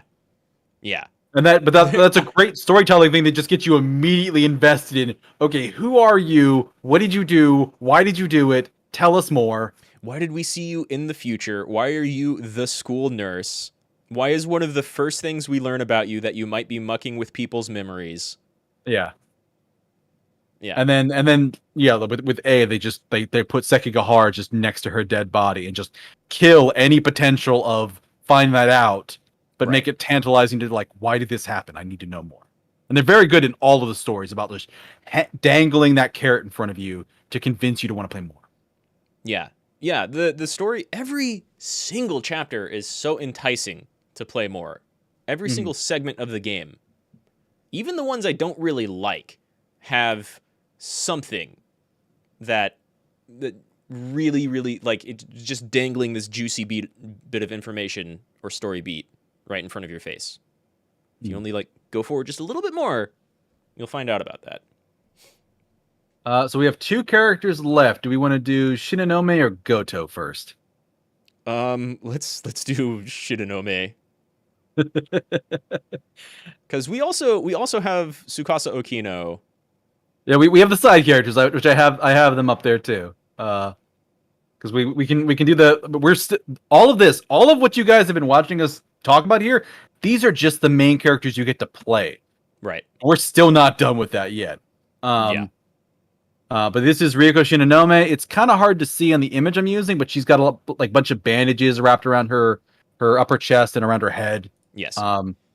So she's basically a character that seems very distracted, very confused, and definitely when you start playing her story, she is another amnesiac person, but she seems a lot worse off than the others, where she just has headaches. She starts blacking out at times. She's very confused. And but like one of the earliest scenes you see with her, and actually I think the one that unlocks her as a playable character, which is fantastically done, is she's looking at this projector that shows her a scene of her from the future, from 2188. Yeah. That basically says like, yeah, I threw a wrench in the whole plans. Now they're doomed to loop forever. The world is awful and horrible. Fuck you all. I ruined everything. And she's just like, no, I couldn't have done that. Right. Why did I do that? And she's just crying and she's freaking out. And the next time you see her, she's just like, somebody's just like, are you okay? She's like, why do you ask? Why would I not be okay? Because you were crying. I was crying? Why was I crying? I'm asking you why you're crying. And she has no memory of it anymore. She has no memory of it anymore. She literally has a mechanic where if you just kind of wait around for long enough, she needs to take some pills or she fucking dies. Yeah, like the game just literally starts that chapter over. Yeah, you will sit there and wait, and eventually she will get so bad that the only thought option she has is take the pills. Right. Which I thought was an interesting thing to like manage that and have to do stuff around, because there are some endings for her that you can only get if you don't take all of your pills and you still have some left. Yeah, but you there need are to get to branches like where you either people. take the last pill or don't.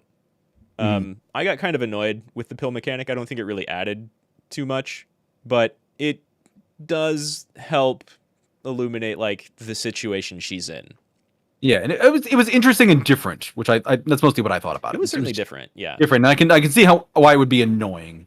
Yeah. Um, Yeah, but she's again, just to reiterate, definitely the most amnesiac, and because of that, like the least reliable narrator, because you have no, like, it's really hard to tell while playing through her story, even having seen a bunch of other characters' stories, scenes with her in it, in which she seems more collected or intentional in her actions in those other scenes.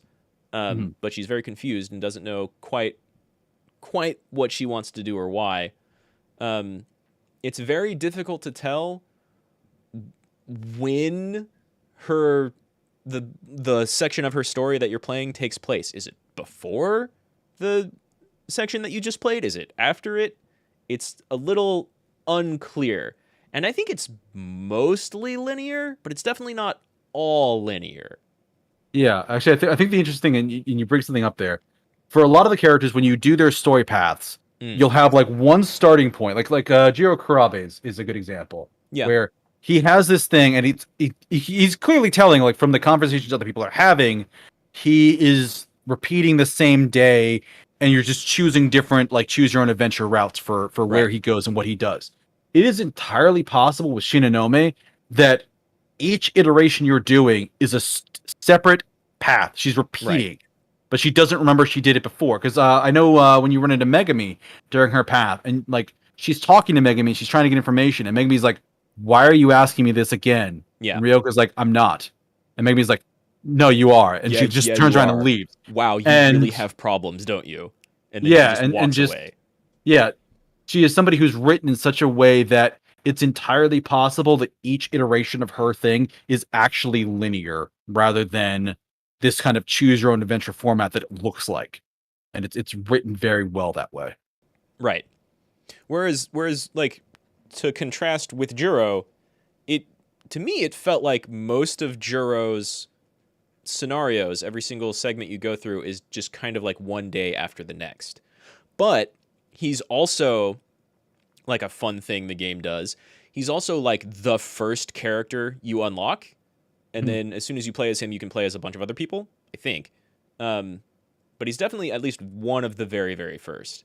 I think he is the first, yeah. Yeah, and when you are starting to finally piece everything together, or like have a bunch of initial and maybe middling scenes from a lot of different characters' stories, Juro's story starts, and starts is a weird word, but when you start playing as Juro, that portion of his story is actually really late in the Yeah. game. Like all of Tomi's stuff has already happened. Yeah, it's chronologically later than a lot of the other character stories that you're seeing. Yeah. Right. Um And but yeah. and so Ryoko's here, it's just really hard to tell intentionally Mhm. uh where her stuff is going on and when. But she has a Yeah. lot to do with Rinya Goto and Chihiro Morimura. She comes from the 2060s, so she had a lot of interaction with Tetsuya Ida and Ei Sekigahara and like the initial buildup of the Sentinel project. Yeah. Yeah, she was one of the first pilots. And along with Juro Kurabe, uh, got some big brain damage because of the battles they were going through in the 2060s, and then Juro's even exacerbated further in the 2020s. I think hers is specifically, well, actually Jiro's is probably the worst because they have that scene in the 2020s where they're just like he fought in the Sentinel for 2 hours, and Right. I remember you streaming that and you're like 2 hours. My characters need to take a nap when they fight for 4 minutes, and Yeah. he fought for 2 hours in the Sentinel, and Yeah. it just cooks his brain. Right. But in Ryoko's instance, like the big fight in Sector 2 in 2060s, it basically all the Sentinels experience some kind of crisis event and it scatters them all everywhere, and that's Right. part of what the And this big is people why we trying to like move have. things behind the scenes are trying to get Mhm. the Sentinels back and like get them collected for the next big push to like save the world, but Exactly. they have to find them, and by the time they find Ryoko, her condition is worsened to the point where just she's just a wreck like this. Right. Yeah. After that, Ryoko was a huge mess and barely there, and so there's been a lot of time of other characters spent trying to keep her present and trying to not let her personality and her memories completely fade away and be degraded for plot reasons that we may or may not get to Yeah. later. Because there's a lot of plot, and that's an important bit, but not like the most important bit. Juro, on the other hand, after his 2020 stuff, he's just gone. Yeah, he's a full reset. He's a completely different person. There's no more personality or memory left in that brain, mostly. And so I guess we'd have to get back to Juro to talk about that. But instead, I think we can go to either Renya Goto or Tsukasa Okino. Let's do Goto just to do the last of the main story characters, and then I think yes, it is time for Okino. Sure. It'll be time for that smug little gremlin. But on the screen here we have Renya Goto, who I believe your stream focusing on his story, I believe your title was "I am scared of this man's." Yes. Well, because without even talking about him, like when you unlock him, you get to play the prologue chapter of Renya Goto. Mm-hmm. You get to play 14% of his story. And then the game tells you get literally every single other character up to like 80% of the way through their stories. Yes. Before you can everybody else's thing to get anything with him then. Yeah. And like all of the prologues of the game are built in a way to where like the prologue and maybe the section after that leave the player going, what the fuck? What is going on? What is this world? What is this story? How is everything related to each other? And his is so much worse. His is so much worse, His is so much worse. His is like the most just punch you in the gut. What are you even talking about? And they do it in like a Memento style. His prologue is done backwards. Like he opens with the scene of him and Tetsuya Ida and Chihiro Morimura and Tsukasa Okino all talking in like an underground factory bunker in 2105. Yeah, he's showing all that info from the 2180s. Right. Like, and so they like show various things. Like he's big on like overarching plot lore. Yes. In that prologue where you find out like some big stuff going on. Right. He's kind of your stereotypical anime, like I push up my glasses and then they shine because I know more than everybody else type of character. He really is that person, yeah. And he is that type of character. I thought I was going to like him a lot less than I ended up liking him. He's great. Yeah, he is a fantastically deep and rich character for a lot of reasons. But to go back to his prologue and the way he's designed, you have this thing where he kind of explains a bunch of videos from the 2188s. Then he goes back on his own and digs up some additional files which have his user ID. And he's like, why is my user ID part of these videos? Right. From 2188, and it's a video that you only get one side of it from him. You don't see the other person he's talking to, but it's him issuing an assassination order for Chihiro Morimura, basically the person that eventually ends up being the school nurse. And he's just like stops and takes his glasses off, and like, according to this, I ordered her killed. Right. Well, and you only find out later that he's was like in love with her, he was attracted to her. So like he has this thing where he has to come to terms in a UFO by himself that future/past him ordered the assassination of the woman that he currently has feelings for. Right. And then you don't get to touch him again until everybody else is done. Well, and you're just like, fuck you, game. There's a section in between that and the opening one, right? You have the opening scene with all the other main characters or all the other main side characters who you don't get to play and clearly are trying to deal with this whole kaiju time travel thing. And they all still think it's time travel, except for maybe Tetsuya Ida at that point. It's I'm not convinced with him, but I'd have to watch the scene again. Well, Okino definitely still thinks it's time travel. And Chihiro Morimura is at least, and Tetsuya Ida are at the very least still acting like it's actually time travel. But Okino definitely still thinks it's time travel. And the opening scene with all of them is going through the 2188 information, and it has information about like the nanomachines and some kind of corporate stuff that was going on with nanomachines in the year 2188. and then there was like a corporate buyout, and you see this image of an old dude with a big beard and glasses. He looks like a CEO, right? And that's eventually who 2 scenes later is revealed to be Rinya Goto from 2188. Old man CEO bastard Rinya Goto. Old man Goto. Yep. Yeah.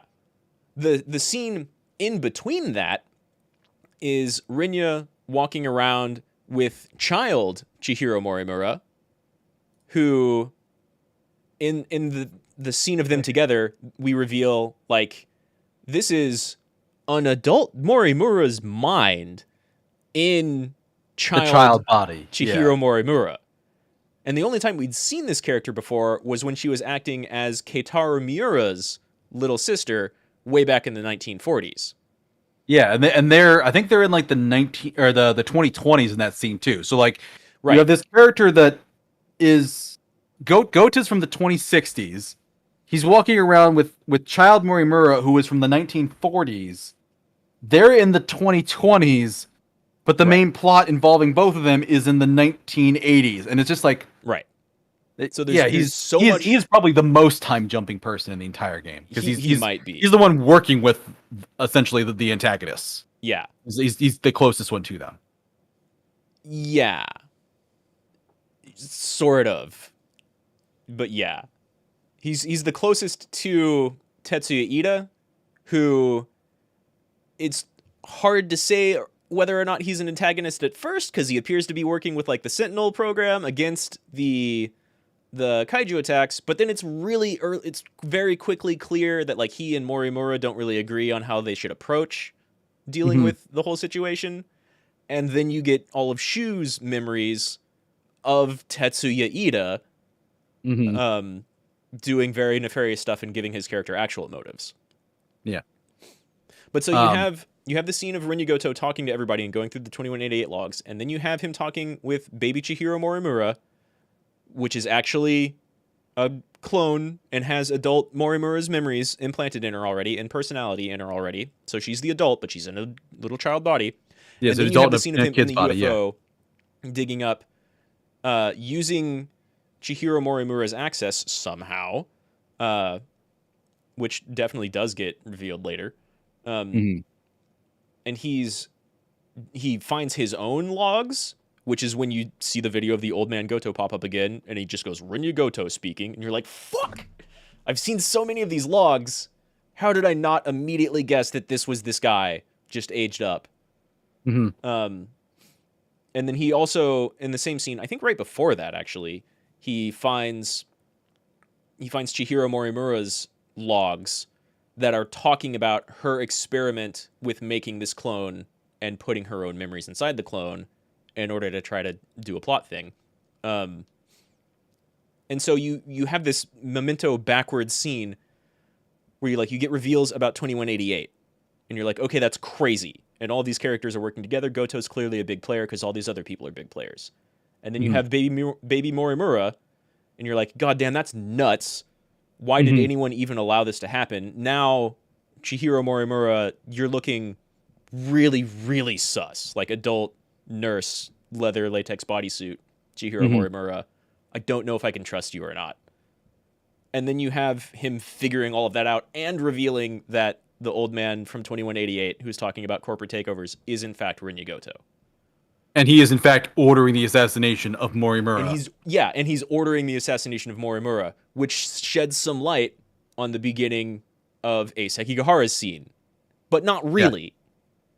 Yeah. He's a little bit connected to it, but it's just like he just gets this thing where they dump all this info on you, and then he's like, oh, and I guess I tried to kill her. Right. I don't know why. And then it just to be continued, and then you have to cap out everyone else. And I think to get all of that stuff done, because I know one of the big stopping points was Jiro Karabe's Jiro Karabe event. Like Jiro Karabe stops, and you have to get to Destruction Phase, like World 2, Stage 5. So you have to get halfway through the Destruction events. Right. To get Jiro, at a minimum, just Jiro up to the point he needs to. And maybe even finish the entire second world of Destruction, which there's three of them. There's the 3 Destruction. So you have to finish 2/3 of the combat game mode to come back and get any more answers with Goto. Yeah, bare minimum. Yeah, bare minimum. I think that's actually what I had to do because there were some people that were capped at 210, where I had to get through 210. Yeah, I think clear like it to Shu do that. and maybe one other person are capped at like 2.5. Because There's a couple that are capped at 2.5, but there are a couple that are capped at 210. And then there's more, I think, that are capped at 210. And I forget if there's anyone that's like capped at. I think you unlock everything by the time you unlock the third era, because you have to do. Yeah, the only person that might be capped in 3 would be Goto himself, Goto or right, because Goto does Hijiyama, because they're the last two left. Right, and Hijiyama, the very end of Hijiyama's storyline gets capped, because that has a banger of a reveal that like hard confirms some stuff we talked about earlier.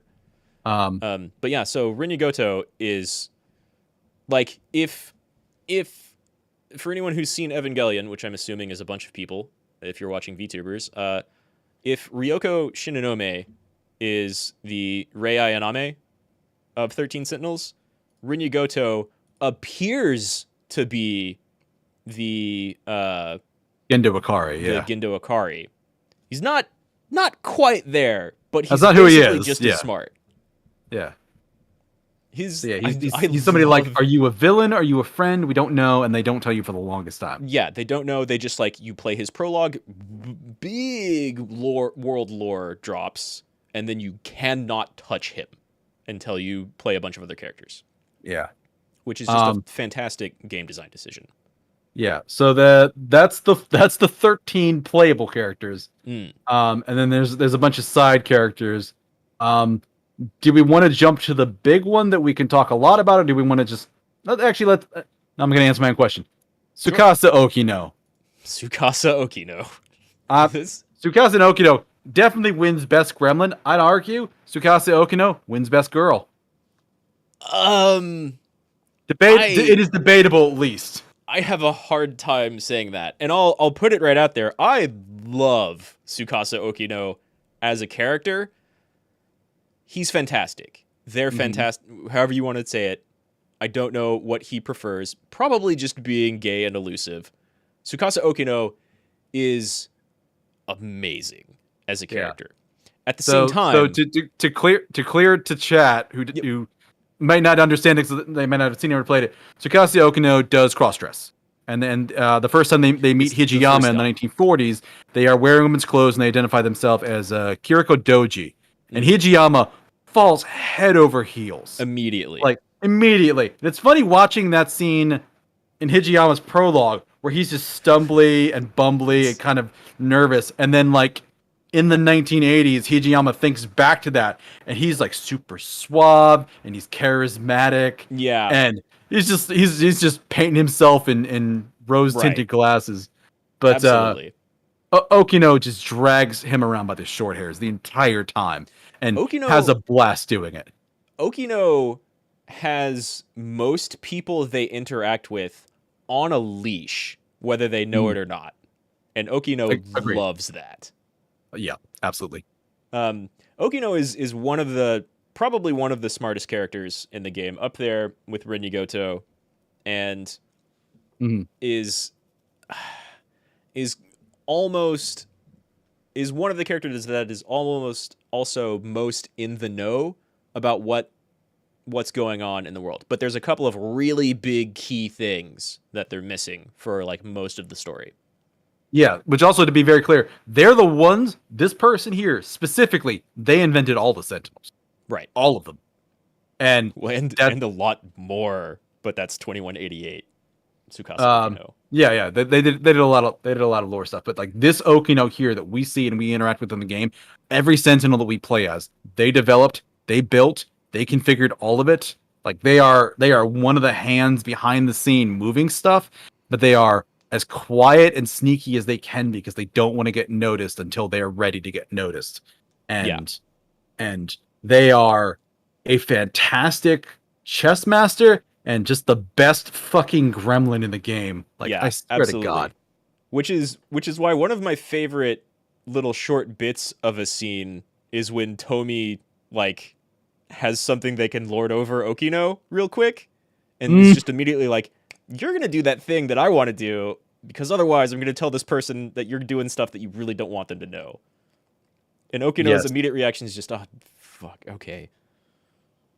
Yes, that's the one time anybody gets something on Okino, and Okino's just like, fine. I literally guess I have to, huh? Yeah. Which unfortunately I think that's the thing that gets them, spoiler warning, gets them killed in the end. Because they don't make it to the final battle. Air quotes, killed. Yeah. Well, they're killed the same way Tamao Kurabe is, which they are. Right. They poof and vanish, and then you find out no, they're not actually dead. They're in their pod, which they just straight up start talking to people like, oh, so the pods are real. I wasn't sure. And you're like, motherfucker, Yeah. Yeah, exactly. Like very shortly, well, sort of very shortly after we see that event and Okino passes, then we have more Hijiyama, because that happens in Hijiyama stories. Okino is not a playable character in the same way that Chihiro Morimura and a couple of others are not playable characters. Probably because he does die in the plot and isn't there to actually do a remembrance. I would have, oh my god, I would have loved his remembrance or their remembrance. Oh my god, I would have loved to play as Okino. Yeah, because going around messing with people in drag, interacting with some of the high school girls in drag probably would have been a ton of fun. And Okino loves it. I feel like they would have teased the boys more than the girls. They would have done their own stuff, like, because I can really see them fiddling around with other people, but also just very specifically like playing cat and mouse with the few people that they really like. Yeah, like that's how they show affection. That's their love language. Some people give gifts. Some people are huggers. Okino is just like, I am going to drive you up one wall and down the other because I like you. Right. Okino's love language is being a manipulative bitch. Like, without manipulative the little consent gremlin shit of whoever they're manipulating. Yes, and we are there for it with popcorn. It is great. This is so good. I think possibly my favorite character. Okino is in. I don't know if they're my favorite character, but man, probably. Yeah, they are very hard not to love. They're just very charismatic, and no one really gets anything past them. Yeah, except for very, very, very few scenes, like that one you said with Tomi. Right. I think that's just about the only scene, and the rest of it is still Okino being smart but missing some key pieces that other characters just aren't going to mention at all. But they do, like, Okino does absolutely genius things throughout the game. We haven't even talked about it, but part of the thing that's eating Ryoko and Jiro's memories, although Jiro was more for being in the Sentinel way too long, but part of the thing that's eating people's memories is like a nanomachine virus kind of type of thing. That's DD426. DD426, which has very specific meaning later.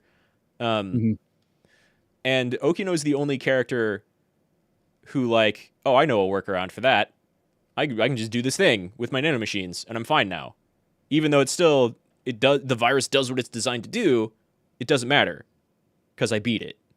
Yeah, which to be clear with what DD426 is, that's the memory thing that Jiro Kurabe had and was dealing with before he lost his memories and had to be reset to a new person. And that's the thing that Sekigahara was dealing with, that Ryoko's dealing with. Right. That's this thing that's just eating memories. And Okino's thing is like, oh, well, this is a pain in the ass. Let me copy my memory, download it to the nanomachines in my body, and just basically have the nanomachines puppet my corpse around, my husk around. Right. Because that's the fix I found for this. My personality and my consciousness into the nanomachines in my head, so that when the nanomachine virus in my head disconnects the nanomachines from my brain and like just cuts off most of the memories and functionality, it won't matter because I'm in the nanomachines that are then puppeting my body anyway.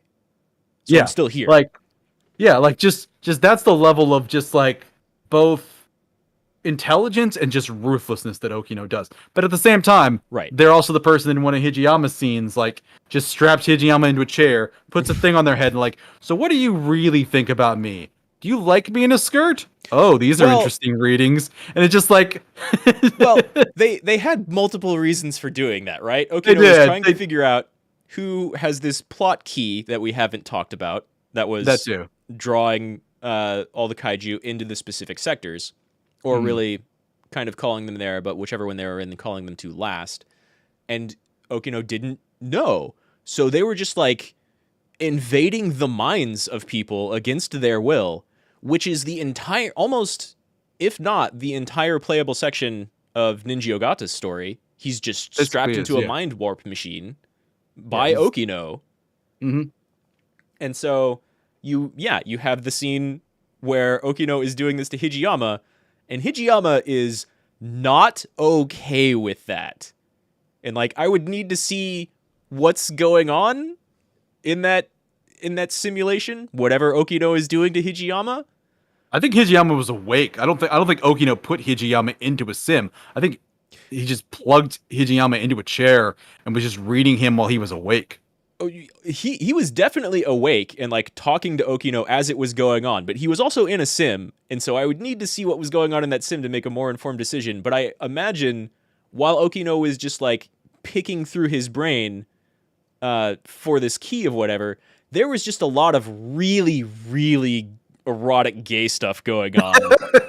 very possibly too. When Hijiyama like was talking about, why do I feel so that stupid sexy Okino, but he hadn't really come to terms with his sexuality or feelings yet, and Okino was just being over there like, you're gay, I'm making you gay, I know it, you like it, I can tell you like it, I'm looking at your ratings that tell me you like it.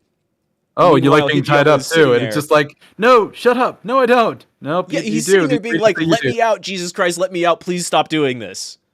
Like, there is a very explicit lack of consent between the two of them in that scene. But and so I love the two of them as a couple. It's hyper cute. It's great, but also, and like Hijiyama clearly does love Tsukasa Okino playing with him like that, and that's fine.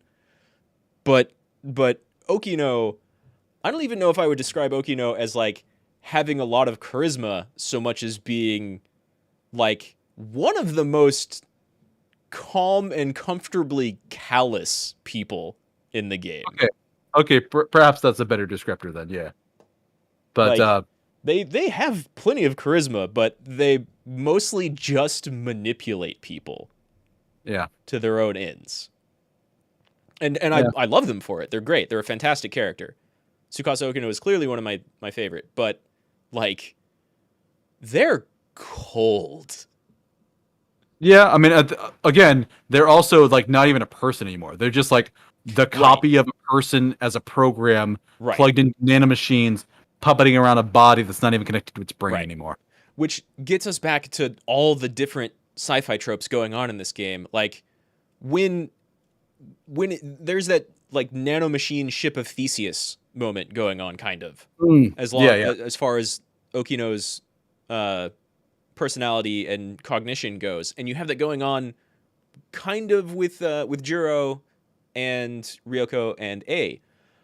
I'd say more with Juro than Ryoko, but yeah, Ryoko is more reset. Yeah, and Juro, whereas Juro was just wiped out and kind of given a new personality. But there's the other Juro who still exists elsewhere. So yes, Izumi, 426, yeah. But yeah, Okino, crazy, fantastic character to watch. Brilliant and great in every scene. I love this character. I really wish we could play as them. Oh my god, yeah. And then there's the last character. I'm going to describe them as Tamao Karabe, though this particular outfit, they went by the name Erika Aiba. Aiba? Mm-hmm.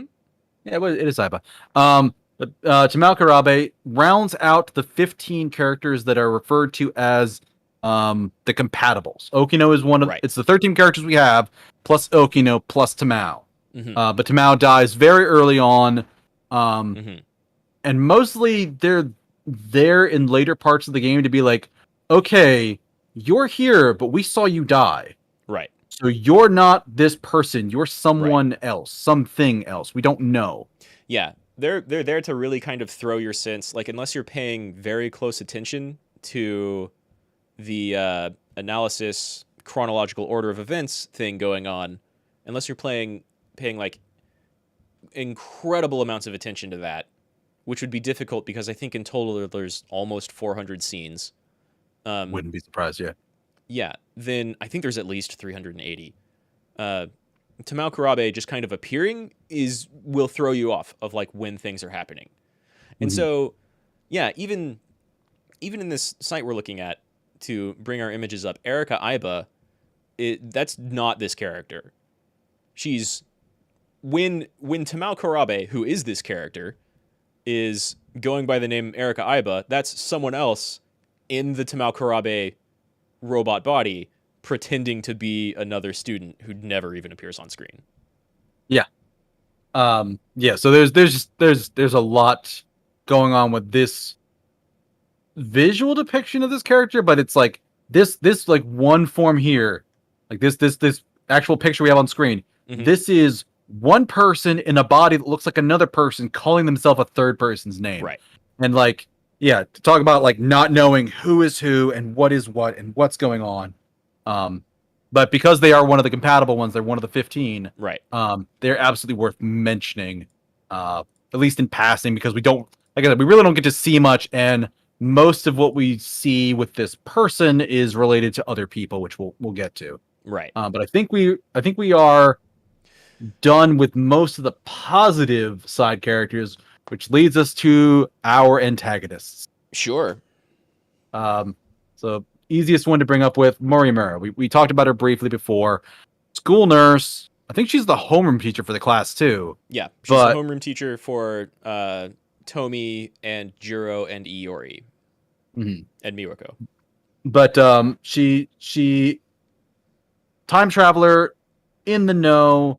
She's the one that is a proponent of Operation Aegis, which this is an interesting thing for the destruction phase, which we did talk about before this. The destruction phase, you're being attacked by enemy robots, and there's usually two ways to win a fight. You either destroy all of the enemy robots, or a time limit elapses. And when that happens, something goes into effect called the Aegis, which instantly wipes out all the enemies and then locks down that terminal location. Right. So no one or nothing can access that terminal. The site is safe. She's the one that's a proponent of that plan for plot reasons.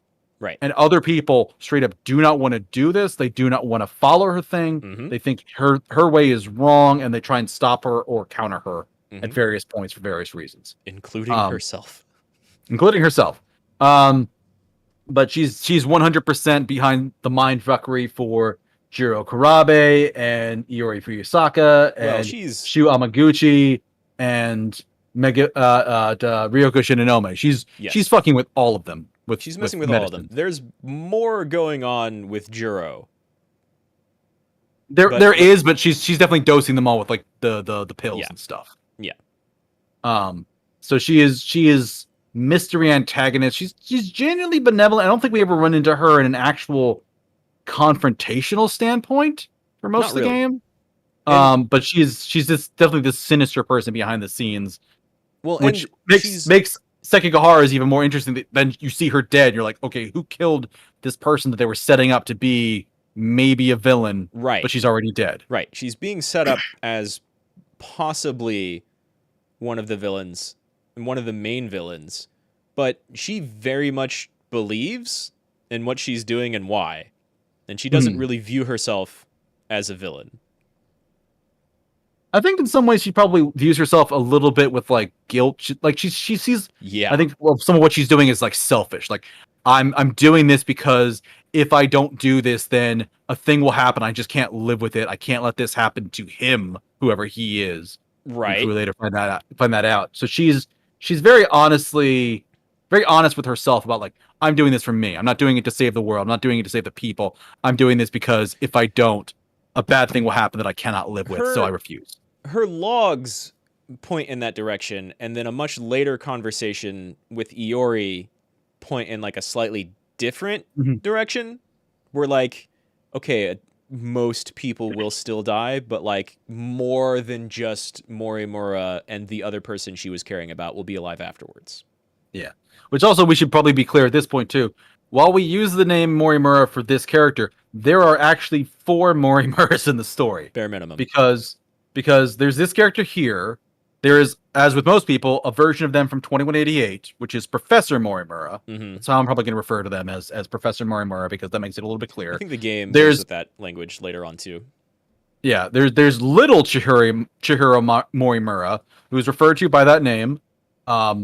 This is the little girl that we see Renya Goto with, that Mm-hmm. definitely has an adult in her body. Right. And then there's Iori Fuyasaka, who also is getting Chihiro Morimura's memories implanted in her, and is remembering things from Morimura's life. Right. So there's effectively like 4 versions of her running around doing stuff. So these are, in going with great sci-fi tropes, these are all kind of the same character and same person, but because nature is only part of what a person is, and then experience and like lived experience and an environment and everything else is another part of what a person is, these are also 4 different characters. Yeah, because this version of Morimura is wildly different than Fuyasaka, because she's twice as old, so she's had a very different life, and she's had a longer life and a very, very different life. Right. But interestingly, the story gives you a hint as to how the loops work by pointing out that Morimura, in kind of like the start of a lot of characters' plot lines, is 31 years old. I didn't catch what they said with her. Good eye on that. I targeted her around like 32.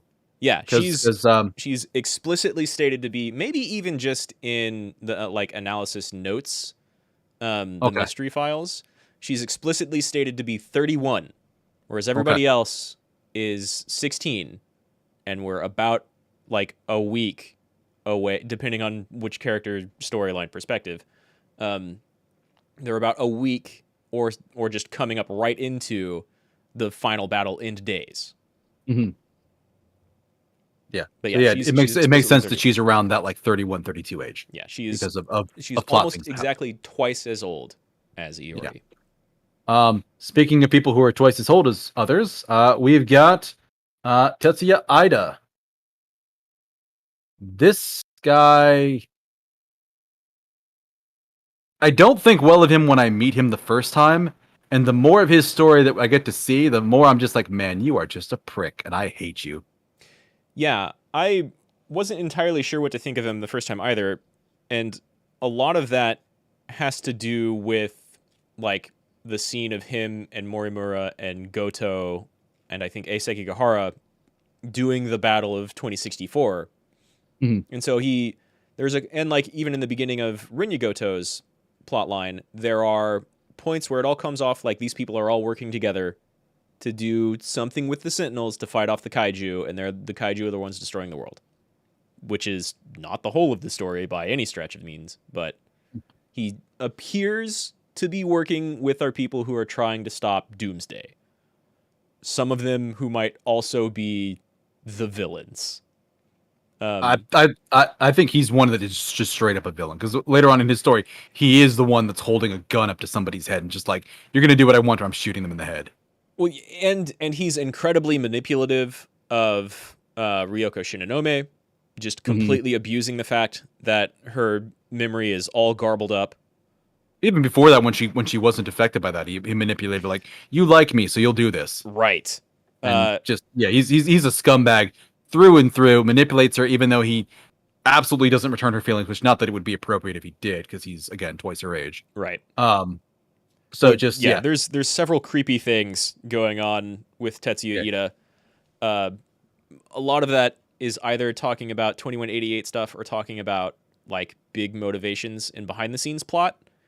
And the way I summarize Tetsuya Ida's motivations, especially with regard to Ryoko, are like, it's not that he's saying, okay, no, child. He's saying, no, wrong child. Which is just creepy. But at the same time, Miyuki Inaba, who is kind of another side character that we have and haven't talked about yet, would be his age.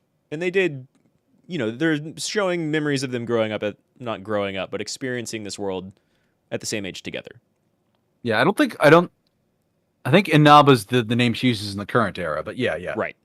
Inaba is is the person that if he had any choice, he could be with this person. He would absolutely do that. Which is one thing I've found disappointing at the end of the game, which is he does get his happy ever after with Inaba, and I'm That's like, no, crazy. no, that guy should not get a happy ever after. He's a dick, and I was mad about that. But I pretty much agree.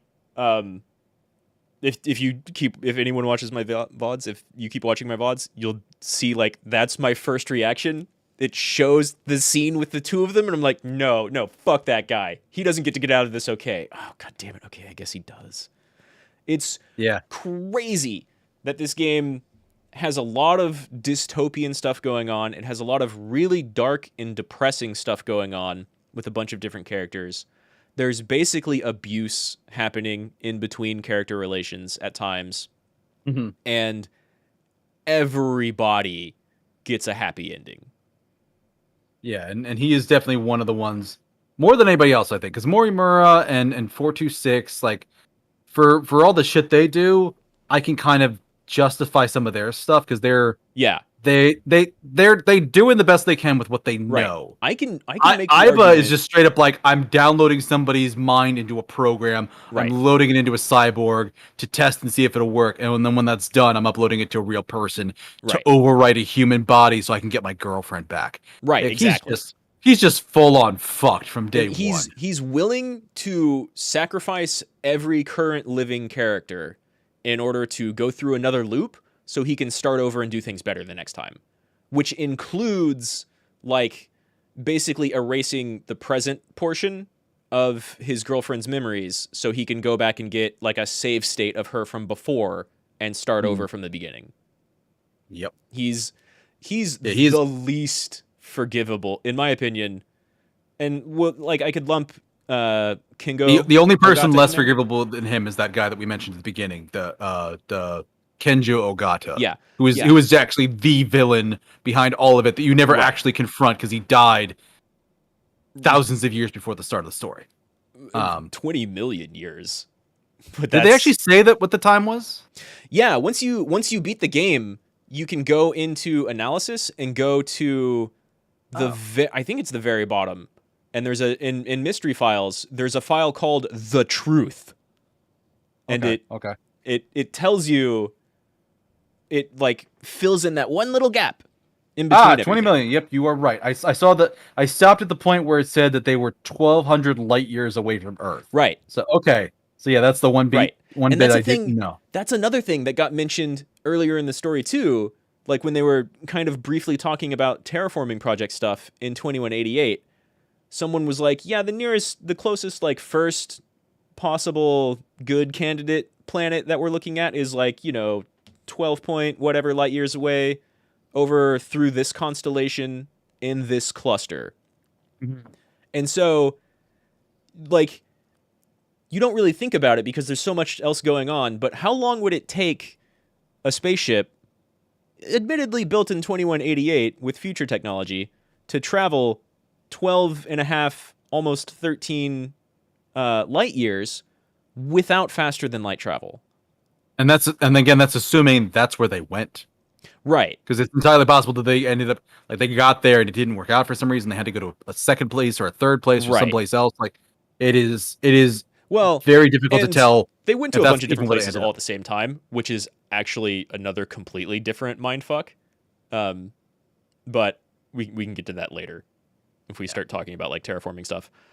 To get slightly back on track. Yeah. Tetsuya Ida, this is like the most unforgivable character that you run into regularly through the game. Right. Yeah, exactly. Kingo Ogata could be up there, probably is up there, but he appears in one scene in the game. Mm-hmm. And so even though he's like behind the scenes of everything, kind of like Final Fantasy surprise last boss type of character, Tetsuya Ida here is one of the most deplorable, unforgivable characters in the entire cast. Mm-hmm. Agreed. I like, in the end, it's hard for me to say that Chihiro Morimura, Nurse Morimura, was actually a villain, but kind of. It's hard for me to say. It's like, one of those, like, she's working with villains, so she's not her hands aren't clean, but she's a lot Right. better than the other ones. Right. But she definitely she's set up as the one that you seem to think is, mind Right. brainwashing people and implanting memories and doing all this terrible stuff. And you find out later she's not the really bad person. The Right. government guy here that looks like this, Well, he's really the problematic one. Right. I mean, you find out later that like she kind of was doing that for a little while, but then she found some stuff out and decided to change her plans. Yeah. Which the game even like maths out to explain why she was accurate and changed her mind. So speaking of villains, shall we go to 426? Sure. Yeah, let's go to 426 because the very next thing that I was going to say is even excuse me. Even 426 as a villain, viewing him from the very end of the game, I can make the argument, I don't know if I want to, but I could make the argument that 426, this Jiro Izumi here, did nothing wrong. Yeah, I mean The whole that's kind of game. the thing for him. Like it's so 426 is the code name for Jiro Izumi, which at this point we probably need to talk about loops. So Yeah. loops within I mean, this world honestly, are I basically think we're getting what? Sorry. I think honestly at this point we're talking about a bunch of characters, and we should probably very quickly go back to talk about like the situation of 2188, and then kind of talk about all the different character storylines moving forward. I'd like to disagree and talk. Well, let's say do the loops and talk about like internal world stuff. We can definitely talk We'll, about we'll loops. because we need to talk about loops a little bit just to even understand who 426 is. Yeah, and absolutely. then once we get 426 done, then let's talk about 2188. Right. How's that sound? Sure. Okay. So a loop is the way the world's built. The kaiju invade, and at the end of it all, everything's reset 16 years. Right. And in one of the various loops, 2 Jiro loops ago. Izumi and Chihiro Morimura get themselves uploaded to Sector 0, basically like the mother computer running this whole simulation. Right. And when the world resets, it drops them back in at the age that they uploaded themselves. Right. So they get to start at 16 with the knowledge of what happened and what was going on. Right. So they can kind of go into the future and try and stop it. And before one of the things they do is stage an attack against the place. Izumi gets captured and taken to a prison, right, where he is given the number prisoner 426, which is why we refer to him as that. Which is why the game heavily refers to him as 426.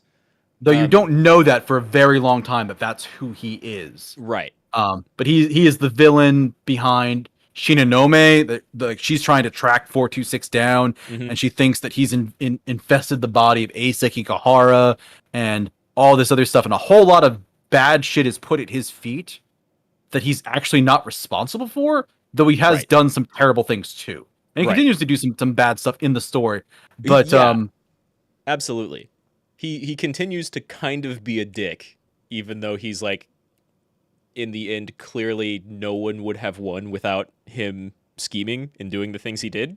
Yeah, he seems to be like the most benevolent antagonist in the game, where like he's definitely screwing people in a way that they do not want, and would not give permission to have him do. But if he hadn't done that, they would have all died. Easily. There would have been no way they could have won without his intervention and without his discoveries. Yeah, exactly. Yeah, I jest that I can make the argument that he did nothing wrong, and I think I probably could, but at the same time, he very clearly found out about this like key code that was calling all of the kaiju to the different sectors and destroying them. And again, we mentioned Sector 0. Before, we had only been exposed to all the different sectors as like the different time eras, but clearly these are different physical eras that they exist in. And Sector 0 is not the same. It really is just a computer backup. It's basically like the database running the whole thing. Yeah, exactly. It's the database running the whole thing, the server that's connecting all these different nodes together, something like that. The characters, when they decide to go there in the first time, which is where we see original Jiro Izumi, original Chihiro Morimura, who looks like a Yori Fuyusaka at the time, and uh, Tsukasa Okino, all these people from 2 loops ago, they decide to go to Sector 0 and then somehow end up back in 2089 before everything went to shit in 2105. So Yeah, they jump back 16 years, specifically 16 They jump years. back 16 years. So they still think they're doing some weird form of time travel, alternate dimension, weird something. But the loops eventually do get explained as everything physically resetting. Mm-hmm. So it's the same place. They just ended up at the beginning of the Sector 1 loop. Because they're Sector 0 data, which is all that exists in Sector 0, it's only data, specified that they would spawn wherever in this world. Well, I think they spawn where they were originally supposed to spawn, because we know Okino, Morimura, and Izumi were Sector 1 people, and like there's 3 people in every sector, because you mentioned that way back. Right. But I think there's literally 3 people in every sector, and there's actually like a plot reason why that happens. There is, yeah. But I think that like the system reads them and goes, oh, Jiro Izumi, he's supposed to be Sector 1. And they spawn him in there along with the actual compatible Jiro Izumi, who would be a baby at the time. Yeah, who would be a baby. Whenever everything resets, it resets kind of statically, kind of like it was before. In that scene where Tsukasa from 2 loops ago doesn't make it, they specify that Tsukasa's like, okay, this Sector 0 thing, I don't really know what it is, but I'm going to send you there because it's the only available place that the system is letting me send you, and so we'll just see what happens. And Jiro, either right before or right after that, says, hey, you should send us to, I forget the name of it, but the bridge. Sumire Bridge. What is it? Sumire Bridge. Yeah. Sumire Bridge? Sumire. Okay, the Sumire Bridge. And you should send us there because I was just out looking at all the destruction and that place was still intact and fine and okay. So he says you should send us there, and that's why the 2 of them respawn on that bridge instead of like in a hospital or their home or wherever they were born. They respawn there specifically. And that's why later we have that's why we have Aiba. Shu. Or not Aiba. Tetsuya Aiba, Ida. but he looks like Shu. But it's Tetsuya Aiba showing up there with 16-year-old Iori Fuyusaka, who is now actually yet another loop later. But Jiro had rebacked up his memories. Like, it's crazy. So 426, to stay on 426, one of the most complex story or characters timeline-wise, events-wise. He's our big Terminator man. As you mentioned, he and Iori Fuyusaka went to go destroy a facility that was supposedly maybe producing nanobots or something. Actually, no, that was the Interstellar Development Project. That's actually what it was for. They thought they were going to stop the interstellar development, because that's the thing with all the kaiju. All the kaiju robots are actually just terraforming machines that are repurposed. So they think we'll stop the project. The kaiju aren't ever created. They can't come back in time and kill us. And they find out, no, that doesn't work. These aren't connected by causality. That's not what's happening. So, and they even have a moment after they do where they're like, I hope this did it. Otherwise, we just killed all of those people for no good reason.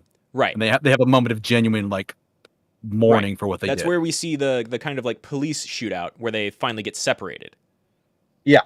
This is after they have gone to destroy the Interstellar Project, because hopefully that will put an end to the terraforming robot kaiju that are coming in. But they find out it's not going to work. That's not going to. I think the next chronological scene is Jiro Izumi. Tickle my throat. Sorry, one sec. No, you're fine. Is 426 in jail, and they bring Sector 1 Jiro Izumi in. I'm like, do you know this man? Like, no, I don't know him. Well, he has the exact same DNA that you do. What? And then the kaiju attack. And it actually like happens then, and that's how he finds out us doing this didn't fix it. It didn't fix the thing. And so we have kind of the next loop where you have Well, this is where I was confused, because I think it's only 2 loops ago, but it felt kind of like 3 loops ago, because it felt like all of that happened, and then you have the loop where 426 ends up killing all of the compatible people, almost.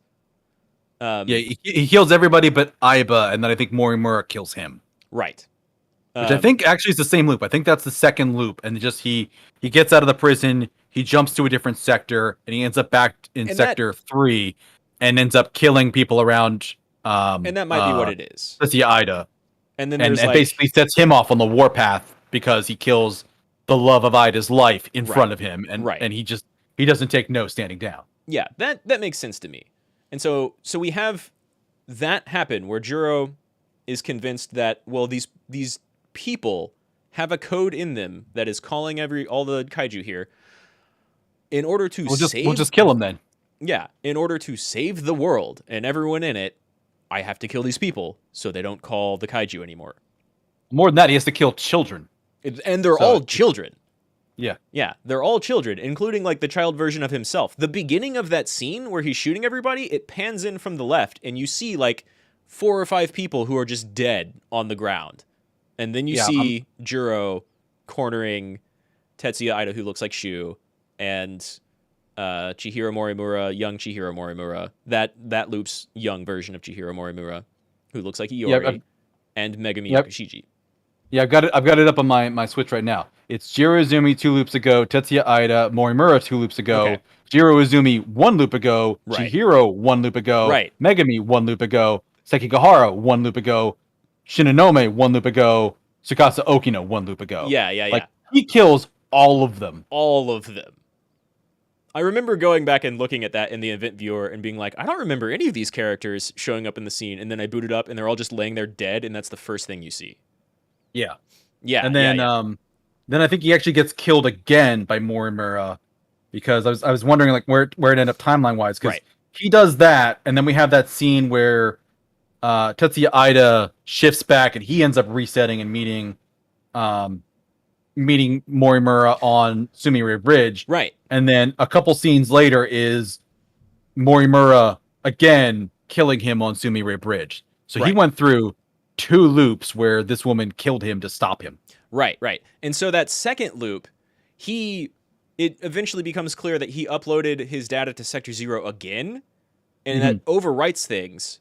So that's why when Chihiro Morimura uploaded Shu instead of herself, Shu shows up in the Type 98 right in front of Chihiro Morimura, and Juro is not there.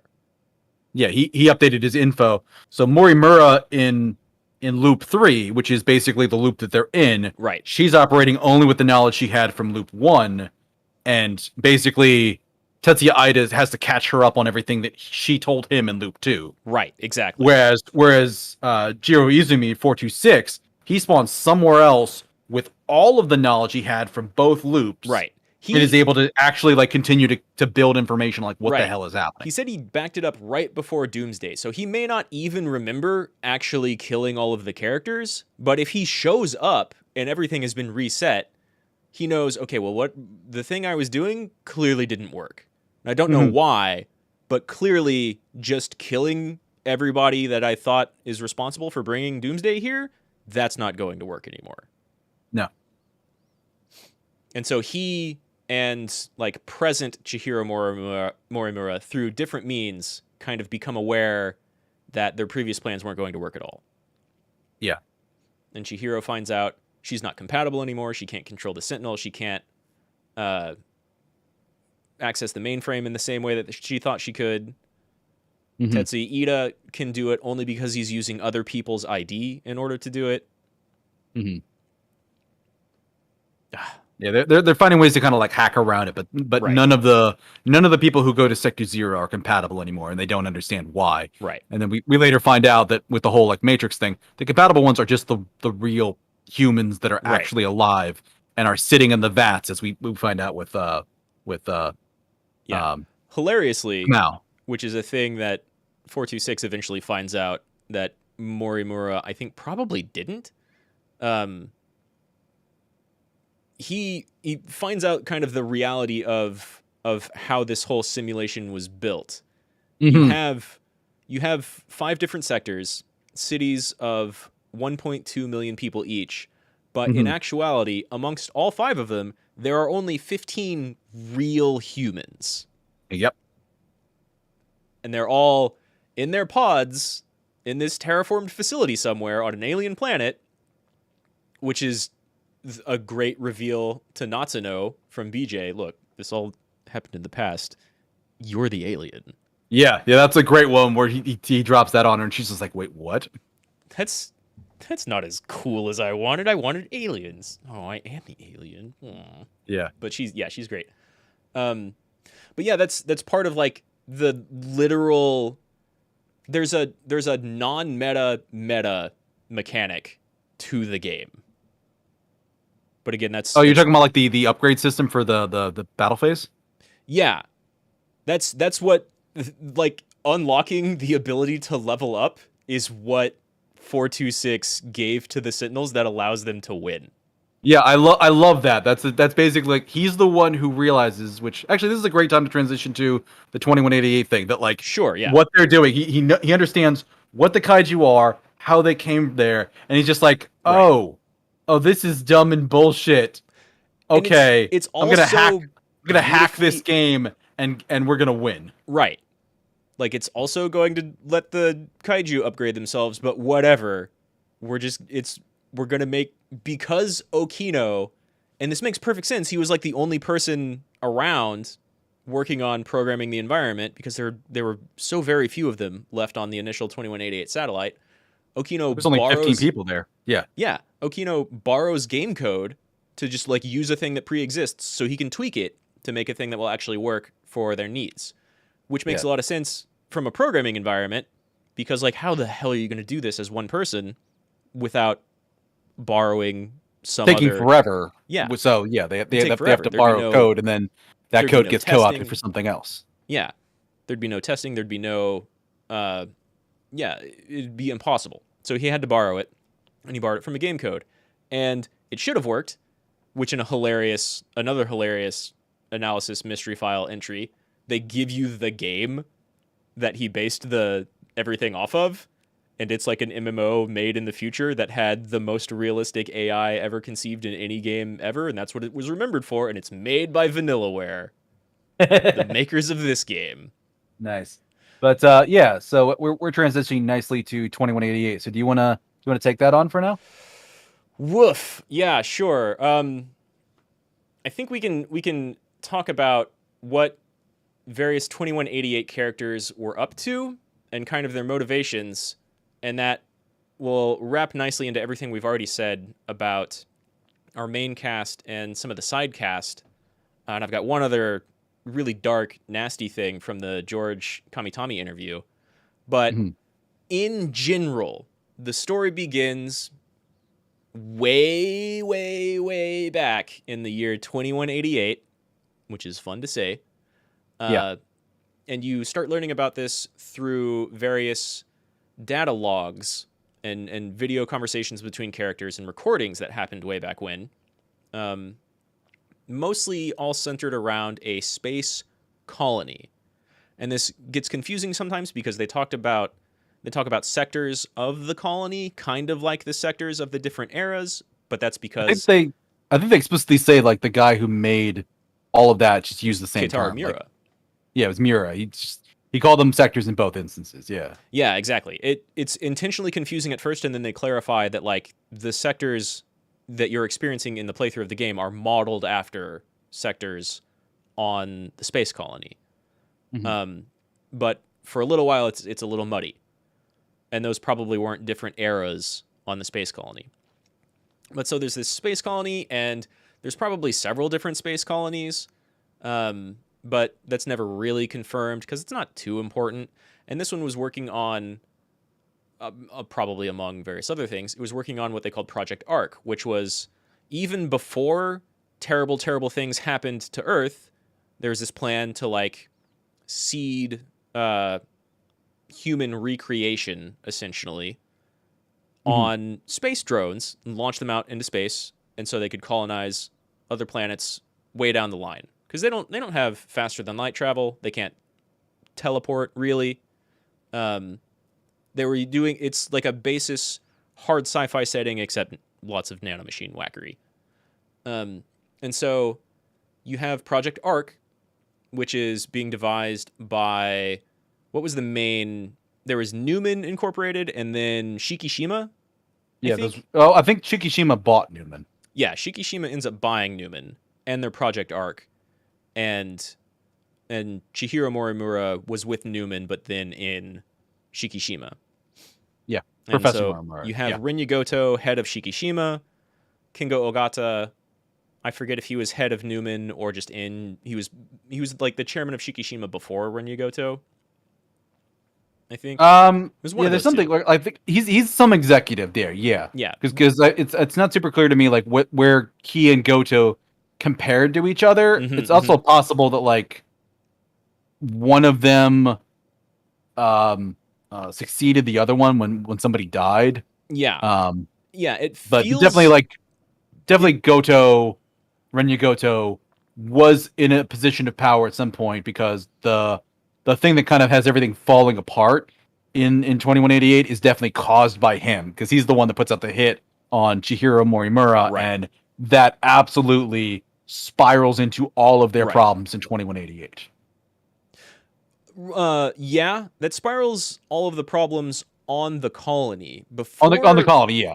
before they even have like extra triple dire situations on the colony.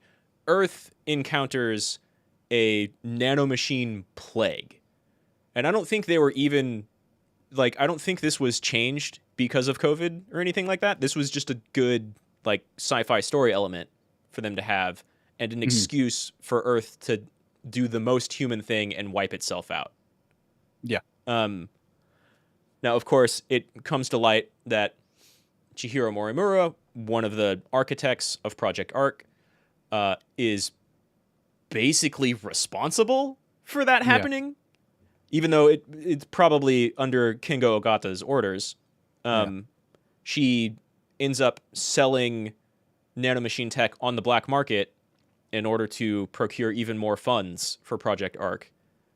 Which but this also, one point of clarification, because this is a thing I wasn't sure on. Sure. I know the 2188 Eiseki Kahara accuses her of all that stuff. I don't think Renya Goto knew. I think Sekigahara accused him of basically like, you had money in some kind of slush fund, you did a thing, and her doing this is interfering with you hiding money because people are looking into it. Right, yeah. Yeah, it appears to me that Rinya is just kind of corrupt and money grubbing. Like 2188 CEO, Rinya and Kingo are both just referred to as chairman. So I also don't really know the hierarchy there. But I mean, they might be on like a board or something like that. Right, exactly. We're like Nenji Ogata might be the president, but then like they're all members on the board or something. Right, something like that. But so there appears to be very shady, underhanded financial stuff going on with Rinya, and he's trying to protect that. And Chihiro is kind of getting in the way of that because she's also funneling stuff for Project Arc, which has its noble goal of like continuing the survival of the entire human species elsewhere off of Earth, even before Earth undergoes this nanomachine plague. But also you have Kingo, who just wants to live forever. Yeah, he basically wants to use this to like download his memory into an AI, and then when Project Arc completes, it's going to dump his AI mind into a flesh and blood body and resurrect him somewhere else. A flesh and blood clone of himself, which ends up being Ninji because he doesn't have the clone of himself. Yeah. And also doesn't happen, which is great. Well, yeah, because I think the whole thing with there's a couple of reasons why it couldn't have happened. Because I remember the specific dialogue is when it was done, it was when it was supposed to happen, which would have been when they were 20, which doesn't happen because they all get out when they're like 16. Right. So he's not even there when it should trigger, which I'm not even sure if that coding is still in place by the time Project Arc actually like is implemented, because so many people fuck with things. Right. It's very fuzzy. So many people really mess with the initial plan. Like Rinya finds the Kingo AI. We have no idea if he does anything about it or not, because that's one very short scene. But so like the nanomachine plague happens, and throughout the time, a couple of people are either already on this space colony, or they make their way to the space colony. Like Hmm. Yuki Takamiya's log notes that she's probably the very last shuttle that gets there.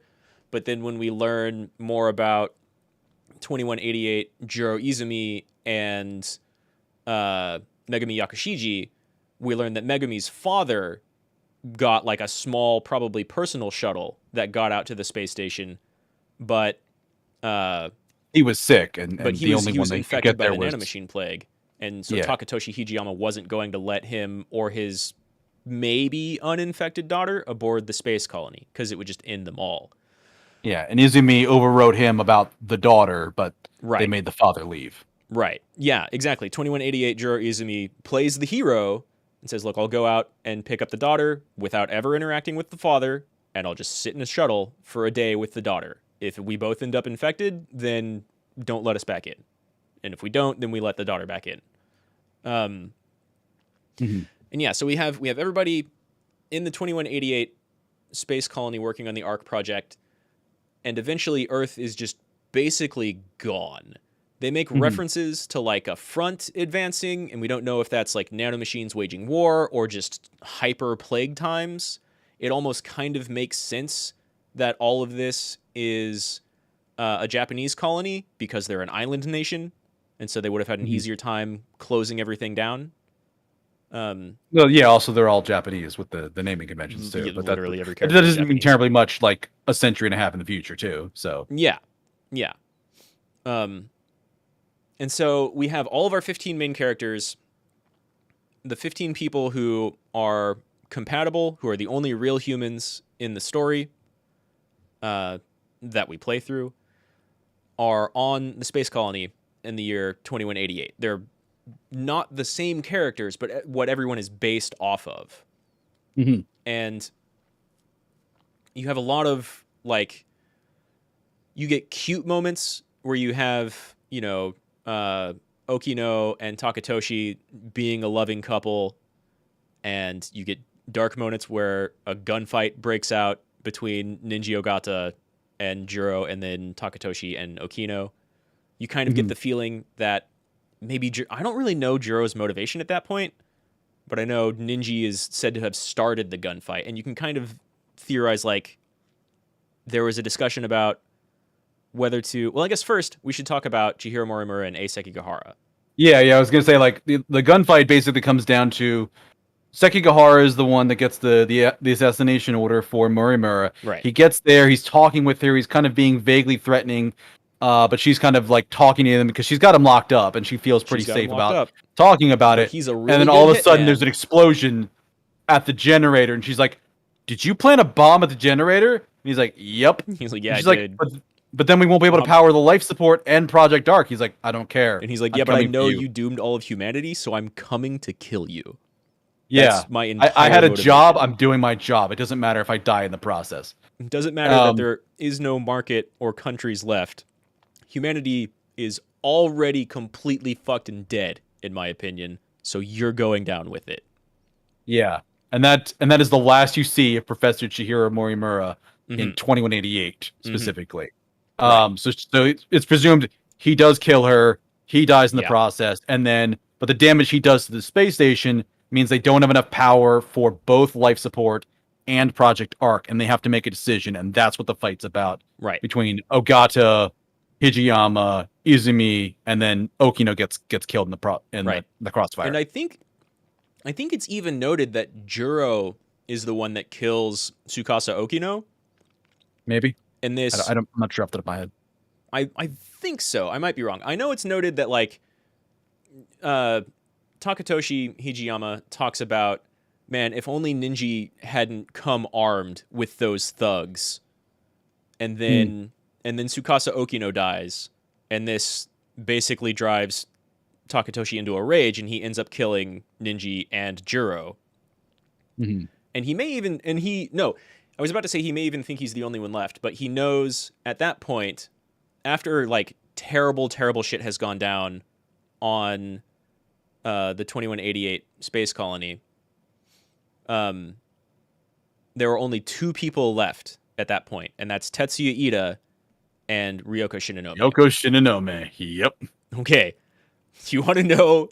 And so yeah, terrible... you mentioned this. You mentioned this in the pre-stream. Right. It doesn't make it into the final game. What Tetsuya Ida did that infuriated Shinonome enough to basically sabotage Project Arc, which basically the kaiju attacks are all Shinonome. Professor Shinonome's They're all her fault. Bullshit, because she basically goes in and takes Okino's code about the kaiju and programs it so that when the Arc project gets close to the final stage, the kaiju come and attack the areas where the compatible ones, the actual real people in the simulation are at, and kills them, and that's resets the loop because basically all the bodies are gone. She sees that Okino has based everything off of a video game. At this point, she's the only person left. Tetsuya Ida's not around anymore.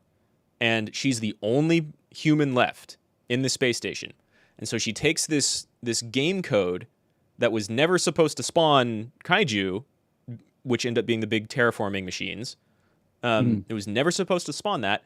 And she makes it so exactly that happens. There's an apocalypse, and then everything resets. And that just happens an infinite number of times. And the reason this will completely wipe out any chances of humanity is because she knows whatever facility that these probes that we're sending into space eventually build on some habitable planet while terraforming them, they can't literally last forever. They're not actually designed to last forever.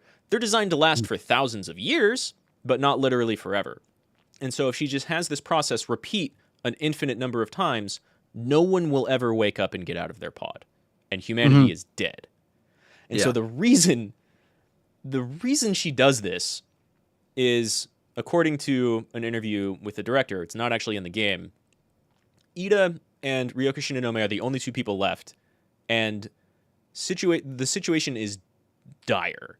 They've maybe gone along with the plan to divert all power to Project Arc instead of the life support, and so they have doomed themselves.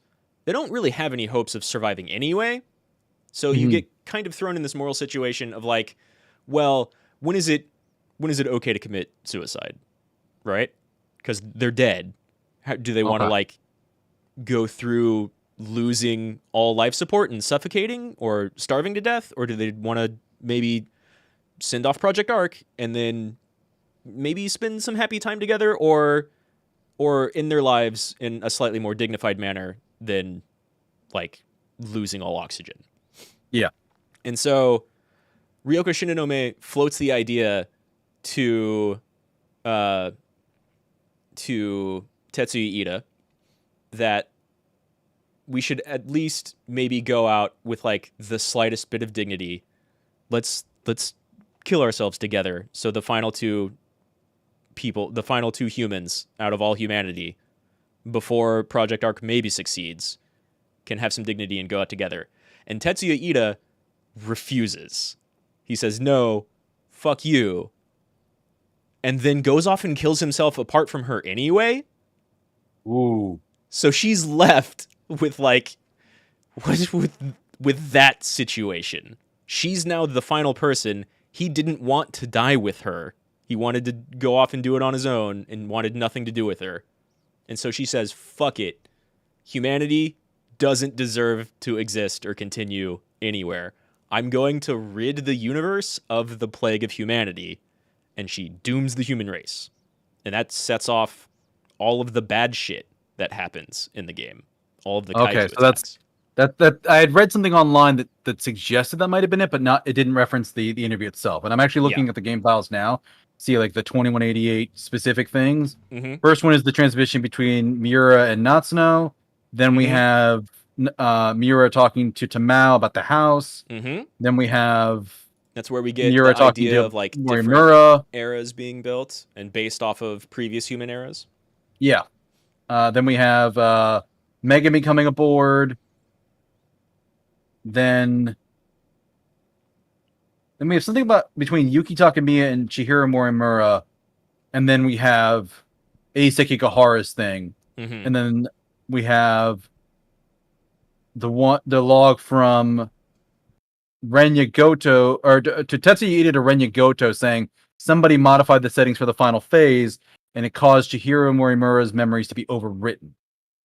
But the Yeah, one who he did notes this was Jiro Izumi, and then right. the very last log is actually Chairman Godo to the last person, and then it jumps to the loop thing with 2 loops ago with Ayori, Izumi, and Okino.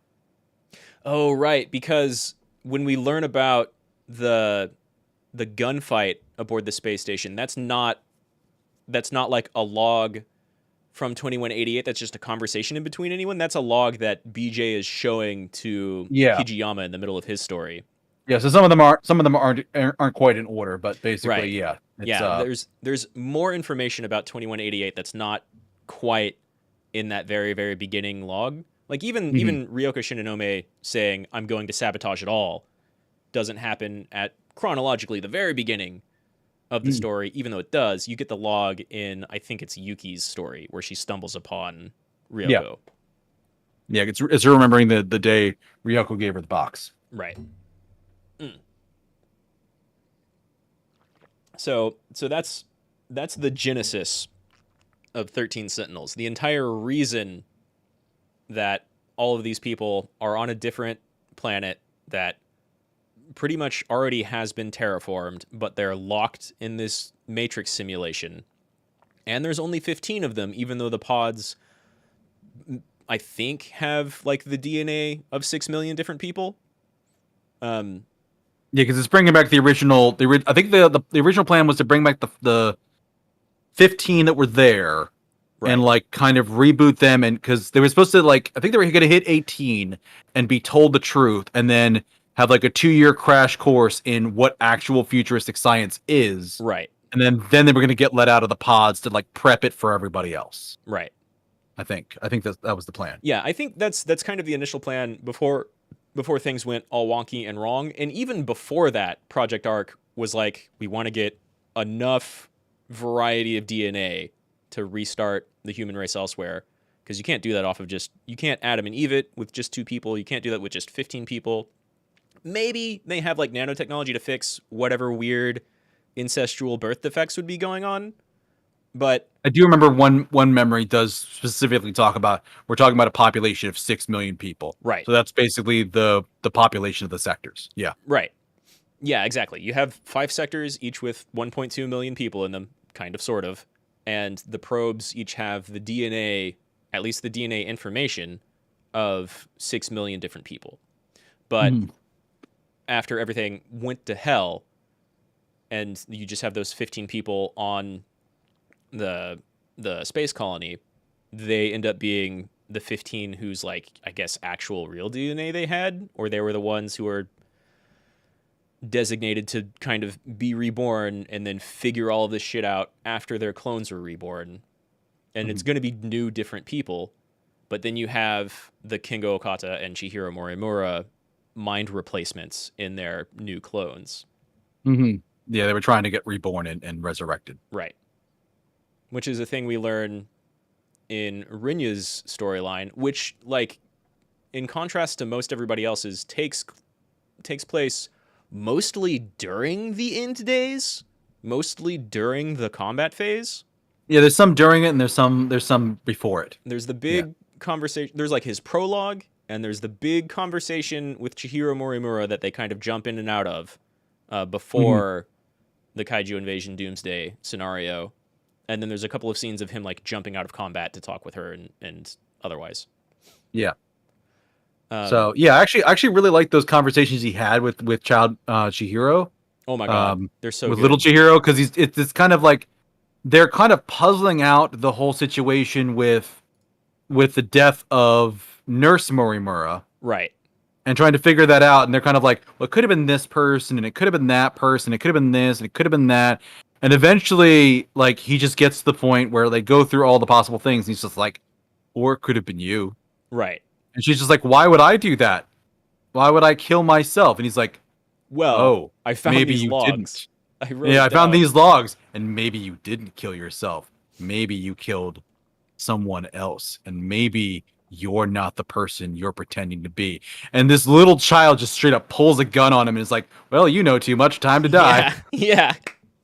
And then it just goes to be continued. It's like, no, stop dropping me on a cliffhanger Oh my every god, time. there's so many times where you're like, game, I swear to God, if you fade out and say to be continued, I'm gonna fuck you did it. There's the to be continued. You son of a bitch game, I'll kill you. Yeah. But yeah, we finally get to see baby Chihiro coming on the scene where Ei Sekigahara is finally breaking down and Nurse Morimura is trying to help him, but baby Chihiro just murks her. And then she tries to do the same thing to Rinya Goto because he knows too much. But Goto is a very, very smart man, and that's a future gun, so he programmed it to not be able to shoot baby Morimura or himself. Yeah. And so he just has an excellent, like, very well-written Phoenix Wright segment of looking back on all the evidence and determining, you know who I think you are. You're not Morimura from Sector Zero. You're not a clone with the adult Morimura from Here's Memories. You're 2188 Morimura, who initially planned to have your memories downloaded into the, like, Iori Fuyasaka Chihiro Morimura clone whenever they were finally birthed out of the pod. Mm-hmm. But that's not what happened. And they're all in the final phase because I think at one point the game in the Mystery Files talks about how many loops have actually happened, and it's over 300. I don't remember that part, but like even like thinking about it, we know the loop does last 16 years of real time. Yeah, exactly. So presumably the 3 loops we see bits and pieces of are not the only 3 loops, but that's a still minimum of 50 years. Right. Which is the point at which they actually started having people who were knowledgeable of the loops be able to affect and interact with the loops.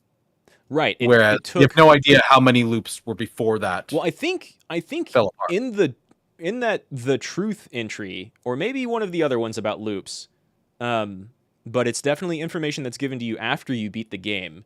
It tells you the thing that Jiro Izumi 426 and like the most current iteration of Chihiro Morimura, not Iori Fuyasaka, the compatible one, but the one who knows more about what's actually going on, but is a copy from Sector Zero. They both eventually, digging through Sector Zero, found that the whole experiment, the whole facility that they were a part of was only going to last about 5,000 years, and after that, the computers and the machines just kind of start breaking down. They weren't built, even though they were built by the probes, they weren't built with the same like self-repair and replacement processing stuff. And so that's why Jiro Izumi and Chihiro Morimura, but not Tetsuya Ida, know that very soon the whole looping thing is just not going to work anymore. Yeah, this is basically the last loop, or if it's not the last loop, it's close to. But it's extremely close. We don't actually know when the last loop would be, but we basically have to treat this as the last loop, which is what drives Morimura to do Operation Aegis instead of going for another loop, which is why her and Tetsuya Ida are not on the same page. Yeah, because she wants to, like, because we should explain Project Aegis, which we talk about it closing off the terminal, which means it disconnects that sector from other sectors, because all of the all the kaiju are being produced essentially in Sector 1, which is always the first place that gets taken over, and then they move their way backwards through time in the other sectors, leaving whichever sector has the key in it as the last one, which is why they do Sector 1, Sector 2, Sector 3, Sector 5 in the 1940s, and then Sector 4 in the 1980s as the last one, because that's where all the key is that's triggering all this. But basically, if I lost my train of thought. Damn. Oh God, we both lost our train of thought. That's how like the destruction is happening, and that's why this has been going on for so long. It was next to impossible for a bunch of people to figure out all of this hyper convoluted BS, because they're all living in a simulation that looks like a Dome City underground with a like infinitely expanding mechanical unknown lattice outside of the city, but they all have nanomachines in their head. And so no one from like the 40s or the 80s or the 2020s or the 2060s basically had any chance to even begin to come across this. And as soon as Jiro Izumi and Chihiro Morimura in Sector 1 and 2105, when everything was going to ship, finally got written to Sector 0 and rebooted, did they finally have a chance to like figure out, was this time travel? Is this simulation stuff? What's going on?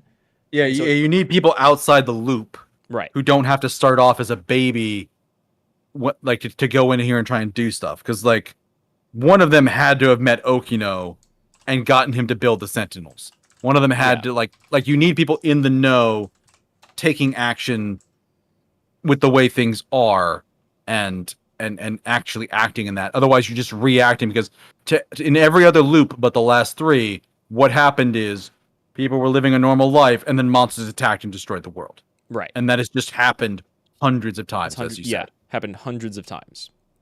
Because so Ryoko you screwed need with somebody to know that it's coming, and they can make preparations, and they can plan around it, which you need people out of the loop to be able to do that. Exactly. And so you had Chihiro Morimura's plans of being put in this, having her memory overriding the pod person memory version of her. But instead, Chihiro Morimura in the simulation, and because the simulation is calculating that this is probably the final loop, it goes ahead and does the memory overwrite to clone baby Chihiro Morimura. Mm-hmm. So 2188 Morimura is probably very, very shocked when she wakes up inside the simulation as a tiny child. Mm-hmm. Instead of, I think she does it when she's a baby too. Yeah, and like puts her in an actual baby, like actually does clone herself, which is why baby Chihiro is not 16. She is an elementary schooler, right? Which is funny watching her and Goto interacting, where she's just like, "Why am I dressed like this?" He's like, "I thought it'd be the most appropriate thing for you to wear," and you can just tell like she's just kind of grumpy about it, but at the same time, she can't reveal a little who she around really is. She clearly has an attachment to. Mm-hmm. But one of my favorite interactions between her and Goto is like when he's revealing her master plan back to her, and he's like, he's kind of like talking down to her. He's like, try not to get too emotional. It's hard to lie when you're emotional. And she's like, I'm not getting emotion. Yeah, exactly. And she just like starts to yell at him and stops and catches herself. And it's just like he just fully outplays her in that moment. Exactly. He outplays her perhaps only in part because she's currently like baby mode. Possibly, yeah. Even with like 2188 Professor Chihiro Morimura's brains, she still is being simulated in this little 8-year-old, and so she might have a hard time controlling some certain aspects of her personality. But yeah, so I think we've talked about like kind of, there's probably more to talk about. What we've talked about 246's role, old 2188 Jiro was a hero, and as soon as they kind of figured out what was going on, and he got even ahead of everybody else in knowing what was going on. Yeah, because he has the memory of 2 loops he has the memories of 2 loops, whereas even Chihiro Morimura only has the memories of 1. She sacrificed herself to send Tetsuya Ida, who is Shu, into another loop. So she only has the memories of 1. Jiro 426 is working with a little bit more than she is.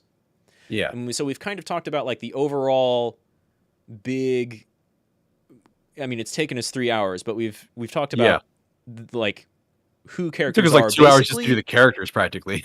Yeah, we've talked about who characters are. Basically, we've talked about like the 2188 situation and why everything was launched into the hyper screwed up version of where all these characters actually are in the story and when it's taking place and how it's taking place, and why things are the way they are because of Ryoko instead of just being like a normal good simulation.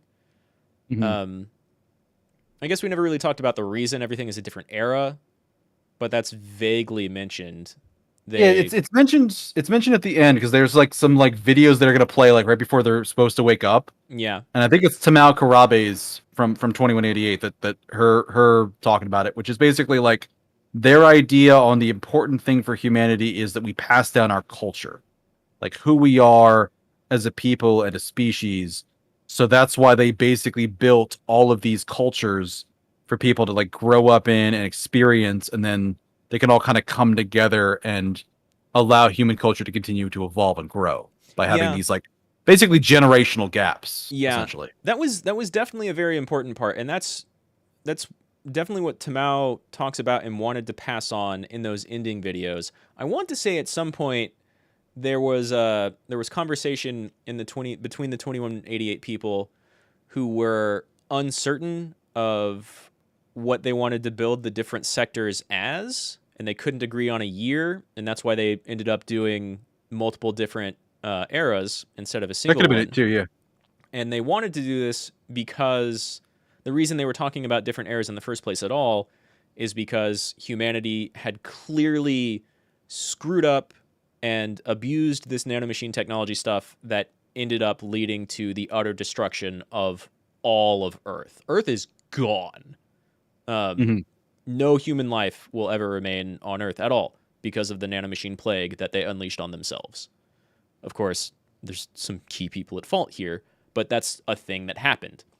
And so they wanted to have people from different time eras that had different values in different cultures, but it was still human culture, but they Hmm. couldn't determine which one they wanted to choose that would best be able to deal with that. So they just made every single sector a different era. Yeah. And that's why we Yeah, which have all of these different eras from 40 years apart.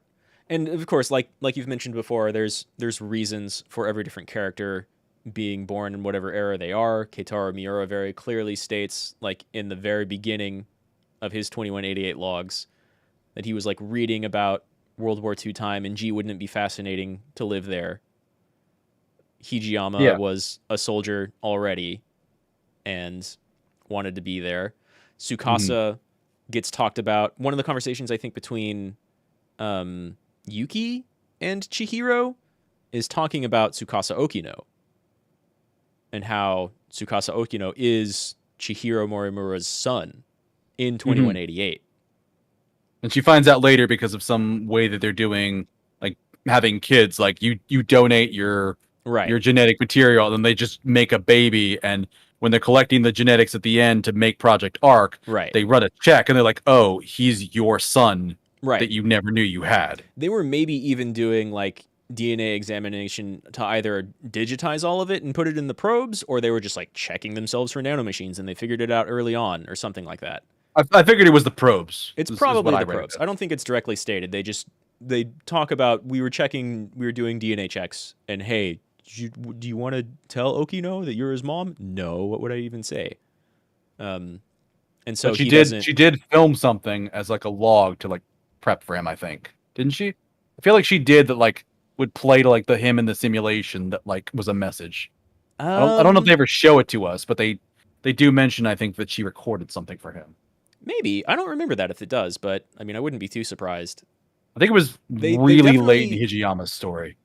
that could be. They definitely talk about like her having a maternal instinct kick in for Okino, Hmm. and that's part of what allows Rinya to convince her to like let them shoot their shot at the end anyway. Hmm. She was going to just cause another loop to happen and start over fresh and do everything right because now she's in the simulation and knows exactly what's going on. She's the most in the know character at that time. Hmm. Um, but Rinya's like, look, we've done all of this shit to gear ourselves up for this fight, and we've like let us try. You're convinced we're going to fail? Let us fail, but let us try.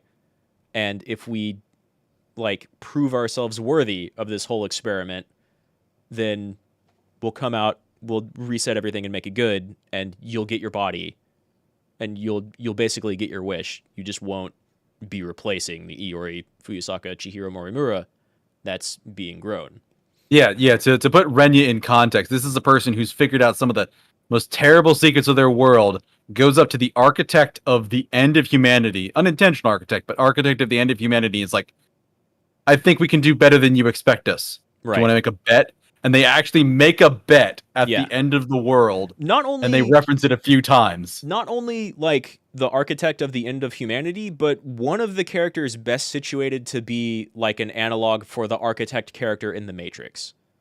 Mm-hmm. Chihiro Morimura was like in charge of Project Arc from the beginning, saw a lot of its customization and progress along the way, did some really nasty stuff in order to secure funding for its continuation, which ended up dooming humanity, but her project ended up saving humanity. And so, like, she's almost kind of behind it all, even though she definitely got pushed around by a lot of different characters along the way. Mm-hmm. But yeah, there's so much that goes on. Like we are 3 hours in, and all we've really done is talk about who the characters are, give a very brief, like spoiler-free review, talk about all the characters, and then like just the setting. We've talked barely about the touched setting. on a lot of the stories. We barely touched on the relationships between characters. Right. Like we've talked about like the setup for the story and kind of how everything ends up. And there's so much in between. Do we want to talk about like, do you want to go through each character again and just kind of talk about some of our favorite moments from their storylines? We haven't even mentioned Kyuta Shiba. We haven't talked about Fluffy much at all. I was going to get to Fluffy at some point because I absolutely loved Megami's story. But Megami's story's so good. Let me make one more reference for Jiro Izumi, because we do not Jiro Izumi. Let's call him 426, where we have him doing stuff and we don't know what. Which actually, I guess it would tie into Megami. His whole thing is he comes back as he gets resurrected by Tetsuya Ida, right? Who like brings him back over and over again to torture him for information, right, about what he knows, to basically confirm that he can actually like do what he wants to do with his girlfriend, who he also digitized as an AI. And he's trying to like get as much information. And 426 just pulls a 180 where not a 180. He pulls a trick where apparently one of the previous versions of him that was brought back hacked Ida's equipment and switched the delete button with the button to transfer AI data. Yeah, sure. And just like somehow got that to work. And then when he gets Ida all worked up and all hot and flustered, and he goes to delete him, and then ends up transferring 426's mind into the robot body that Tetsuya Ida prepped for his ex-girlfriend, for his Tomi Kisaragi. Right. The 426, this hardened criminal of like, at this point he's 30 to 50 years old, something like that. Yeah, he is essentially like this old man is running around in like a high schooler with braids. Right. But he goes and he has this plan to basically inject nanomachines into all of the compatible ones to update their nanomachines to function better with the game that he knows is working. So he found a log saying like, no, we based some of this on this Mighty Kaijo Daimos, which is a game that worked this way. And he's like, oh, if it's a game, we should level up, we should upgrade. Right. So the entire then we can play meta system that you use to upgrade your characters, to buy new weapons, to level up your all of that is because he basically went in and shot people with a gun. That's Megami's whole story. Her magic gun is something he gave her to update the nanomachines in everybody's body, so that when the apocalypse happens, they actually can do upgrade. Because that's one of those things, like your characters are buying equipment for their mechs. They're upgrading equipment for their mechs. Right. From where? Right. From how? How? Why? Yeah. How? Where? How? And why? Like we don't question much as a player, and then they pointed out like, no, this is him going through and hacking this fake world they're in to let them have a shop so that they can buy upgrades for their gear so they can last longer. Right. And survive. There's a lot about like the combat phase that is confusing and doesn't make sense. And then it kind of continues to not make any sense at all if you think about it hard enough. And then you get to like, okay, Okino borrowed code from a game. and then Ryoko screwed with it, which is why the kaiju are spawning in at all instead of this just being a perfectly peaceful little simulation. And then Juro Izumi went around and updated all of our protagonists so they can actually gamify their forced game terror lives, and actually survive it. So, like, you're going around defending terminals, which cut off access to everything else. But why? How does that cut off access? Because the Daimos, they fall from the sky. They could just meteor down. How does cutting off the terminal defend any section from them spawning in? Oh, because it's all based on a game code and it's a simulation. You're literally spawning in enemies. So we just cut this part of the game off of this part of the server that's spawning enemies. That's literally what's happening.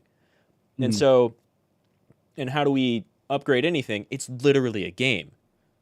It's literally all a simulation based on game code.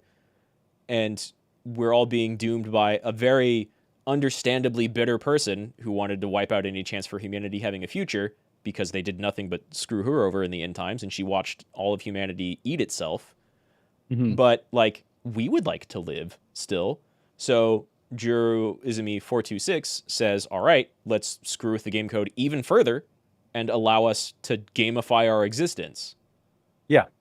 So that's why, like, they all have the little start switches they flip on. Right. That's why they have all of this stuff. Like, that's just the stuff they hide in plain sight. That's like, no, this is because they're in the simulation, because he's messing with the simulation. That's why they have some of these overlays and stuff that they're doing. It's why you have in-game mechanics that are literally called meta, and they are both meta and literally what the characters are interacting with. Yeah, and it's just kind of great. And I love that thing that he did, and just he's such a villain. He comes off so villainous for most of the game, because he's not only manipulating Megami, but, you know, you mentioned a character by the name of Shiba.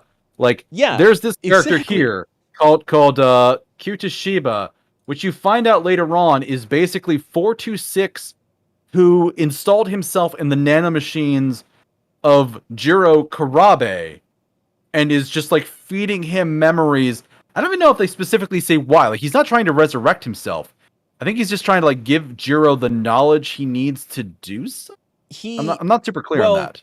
It's kind of it's a little unclear for a little while, and it's when that's a thing I kind of tripped on earlier, but we didn't really talk about. We have Chihiro Morimura, who's trying to put her own memories into Iori, which is why Iori is having these dreams. But she's doing, like, compatibility experiments. She did the child baby Morimura experiment and realized that failed. But she has Iori Fuyusaka, who would have been born in 2105, but Chihiro Morimura swept her up right from the very beginning and took her back to 1985, because that was going to be their last refuge. And she already knew that at that point from having the experience of the first loop. And so she was initially trying to she had Tamao Karabe create the fake personality of Juro Karabe for the brain-fried Juro Izumi. And so she was trying to put Juro 426 memories into Juro Karabe because she loved him and wanted to get him back, but was maybe, like, wanted a slightly different version of him back than the one that she had to kill, because the last thing she knows is he killed all these children. Actually, I was looking at the logs earlier. She does kill him again on Sumire Bridge. Yeah, in a different she loop. does. Yeah, she ends up having to kill him twice, which is right. There are multiple characters that die multiple times in this game. Yeah. It's crazy, but it all makes sense. And so the Juro Izumi that ends up in Juro Karabe's head is the one that, like you mentioned, Tetsuya Ida revived, and then 426 escapes into the Tomi Kisaragi android, and then the Tomi Kisaragi android and the Tamao Karabe android get into a fight in Natsuno's storyline, and 426 jumps into the Tamao Karabe android. So Tamao Karabe is extra gone twice.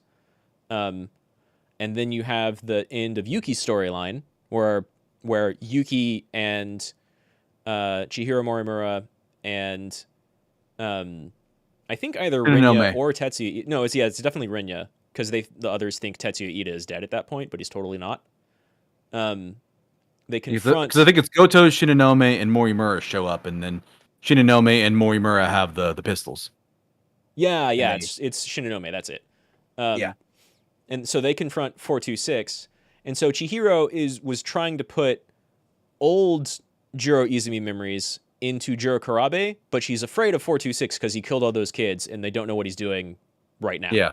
And he's escaped. He's prisoner 426. Also, point of order. Yeah. That shootout between all of them and 426, is that on Sumire Bridge again? Pretty sure, yeah.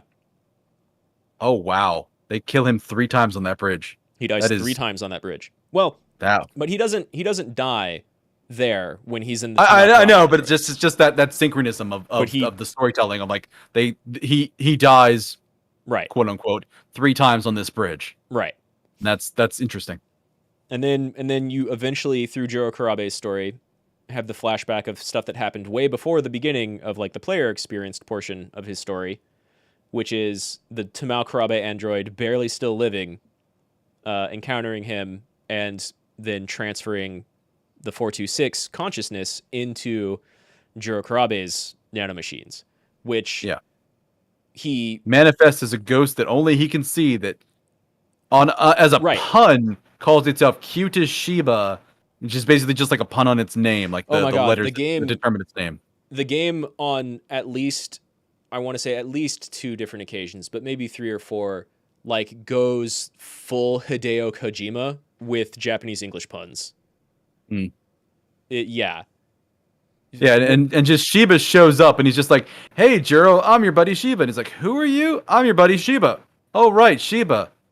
Oh, what should we do about this?" "Oh, it's a body in the road. Let's go throw it in the dumpster. I'll help." Right. Knowing full well he's just a ghost and he doesn't, and just poor Jiro's dragging his robot corpse into a dumpster. Like, and then he wipes that memory of that happening, which he can totally do because like 2188 Jiro was working with Chihiro Morimura to mess with the code so that Chihiro could be reborn, like 2188 Chihiro could be reborn specifically.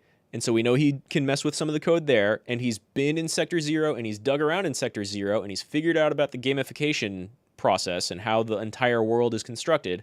So he's probably like the most capable person of mucking with the code of the reality that they exist in. Yeah, the only other person that would be anywhere close would be like Okino, maybe. Right. Because Ida doesn't really fuck with it too much. No. I mean, he that's why he's rebirthing Jiro over and over to try and pick his brain and get closer to whatever Jiro knew. Also, point of order here again.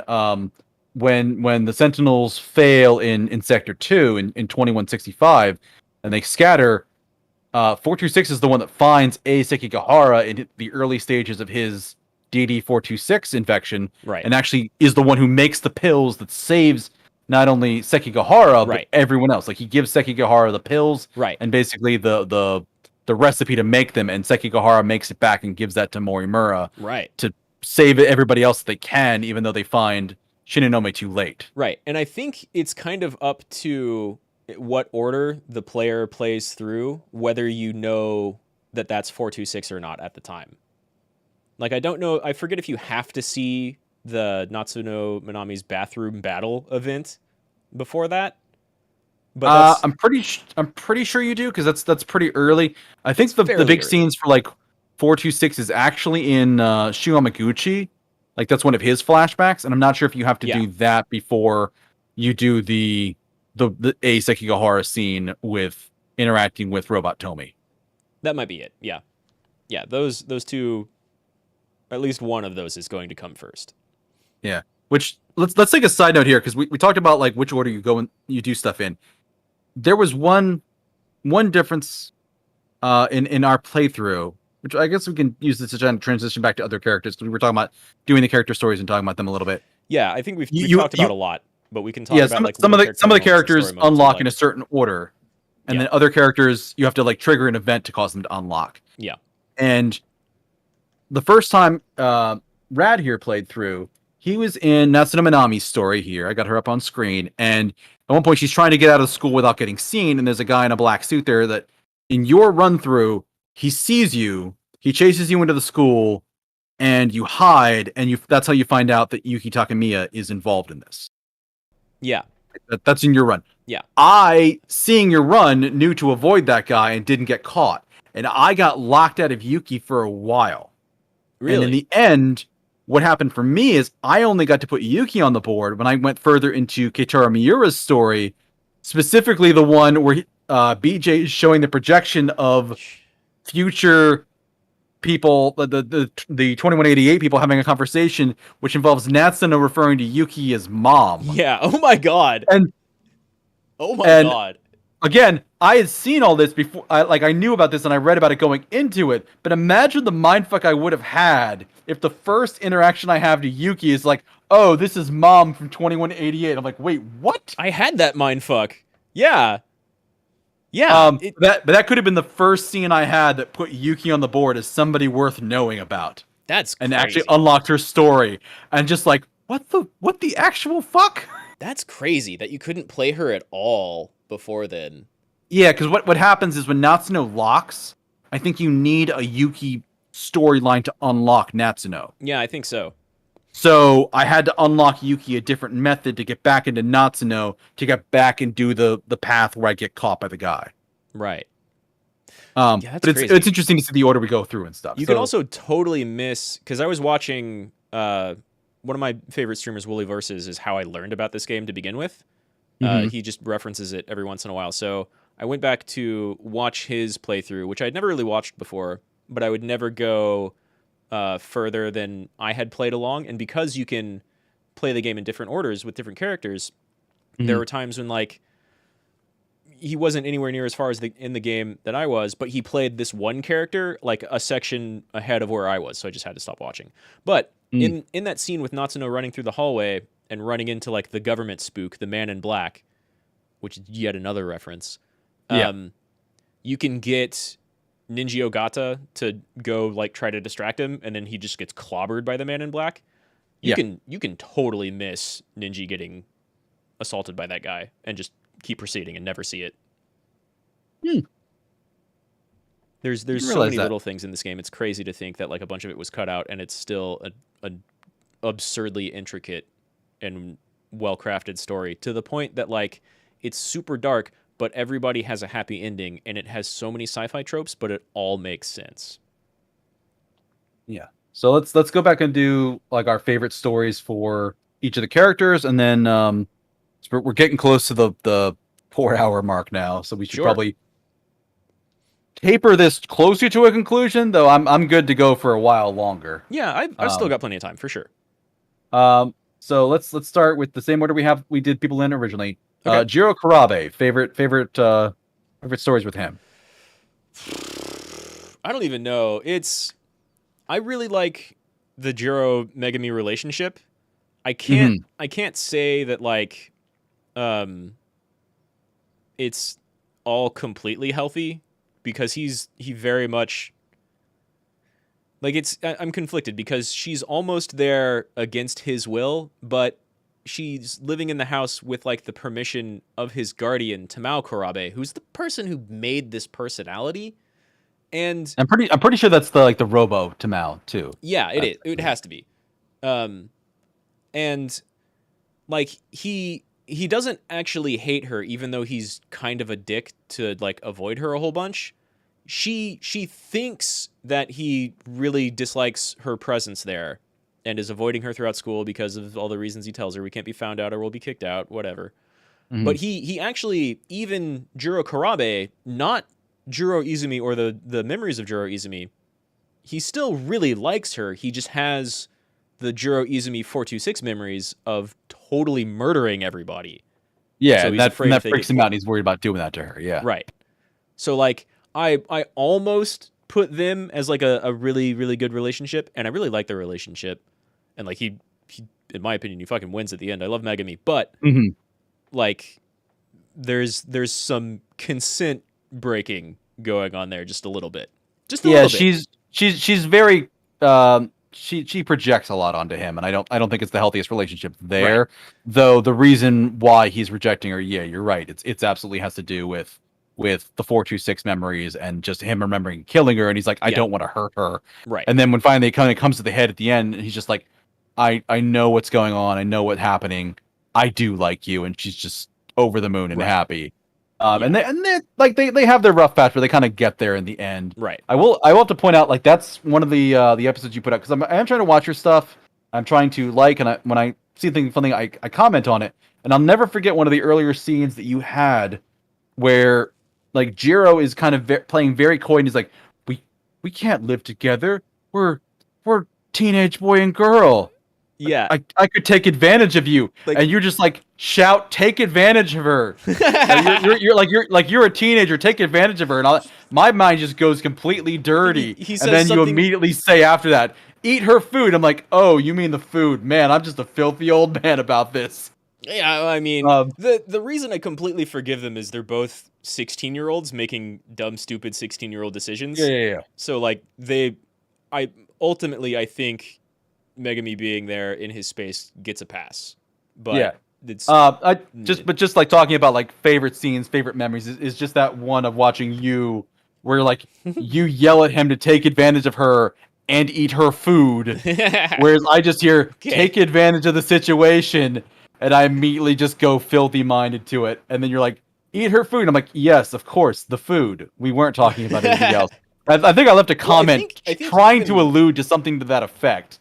Yeah, I don't know how clearly I made that. I think even in that scene they were like, Jiro says something like, "Come on, hormones exist. Like, is this okay?" And I'm like, "Yeah, hormones exist. Take advantage of it. Eat her food." Well, and of course, Vanillaware food porn. Like, oh my god. Yeah. All the meals she makes in the background are amazing. They look fantastic. Whether it's Hamburger or a mackerel, it looks so good. One of the things that was going on in the Wooly Versus stream that I was watching, he had one of his buddies, Reggie, there. Like, they were both taking notes and paying way too much attention to the story. Like, we both beat it in 30 hours, and I think my videos, even though they're only like 2 to 4 hours or somewhere around there, are I think like 10 or 12 or 13 episodes long, maybe total. He has, I want to say, like 90 45-minute videos. Ooh. Yeah. That'll do it. And one of the, like, their whole thing with Megami was they didn't really think about Tamao giving her permission to be there. They didn't really think about them being dumb 16-year-olds. They were just like, look, he clearly doesn't want her here and is very uncomfortable by her presence. But then Reggie, his buddy, was like, yeah, but none of that matters. Look at the food she makes. That's totally okay. And they could never agree on this point. Yeah, I think it's one of those things that's just it's like a rom-com situation, which is really what it is from his perspective. Like, he's trying to untangle this memory bullshit in his head. Yeah. He finds out he basically has a ghost living in his brain that's intentionally messing with him the whole time. Yeah. And screwing with his memories. While at the same time he has this just ridiculous rom-com playing out at home. That he just doesn't have the context of what's really going on there. He has like the most high school drama anime storyline. Yeah. With crazy sci-fi Terminator robo or giant robo kaiju stuff dropped in his head all the time. Yeah, but I think the other scene I really like for him is one of his last ones, where that's when Okino and Hijiyama kidnap him and actually, like, get the 426 AI to project out, and they actually talk about it and find out what's going on. That was a great scene of just, like, finding out what the fuck's going on. Yeah, and that was a good scene. I really liked that scene, and I really liked that 426 was so ahead of the curve on everybody that, like, Juro was getting kidnapped and put in Okino's head machine, and they forcibly kind of take control of whatever space that 426 is occupying, and he still gets Megami to come by and shoot both of them in the back.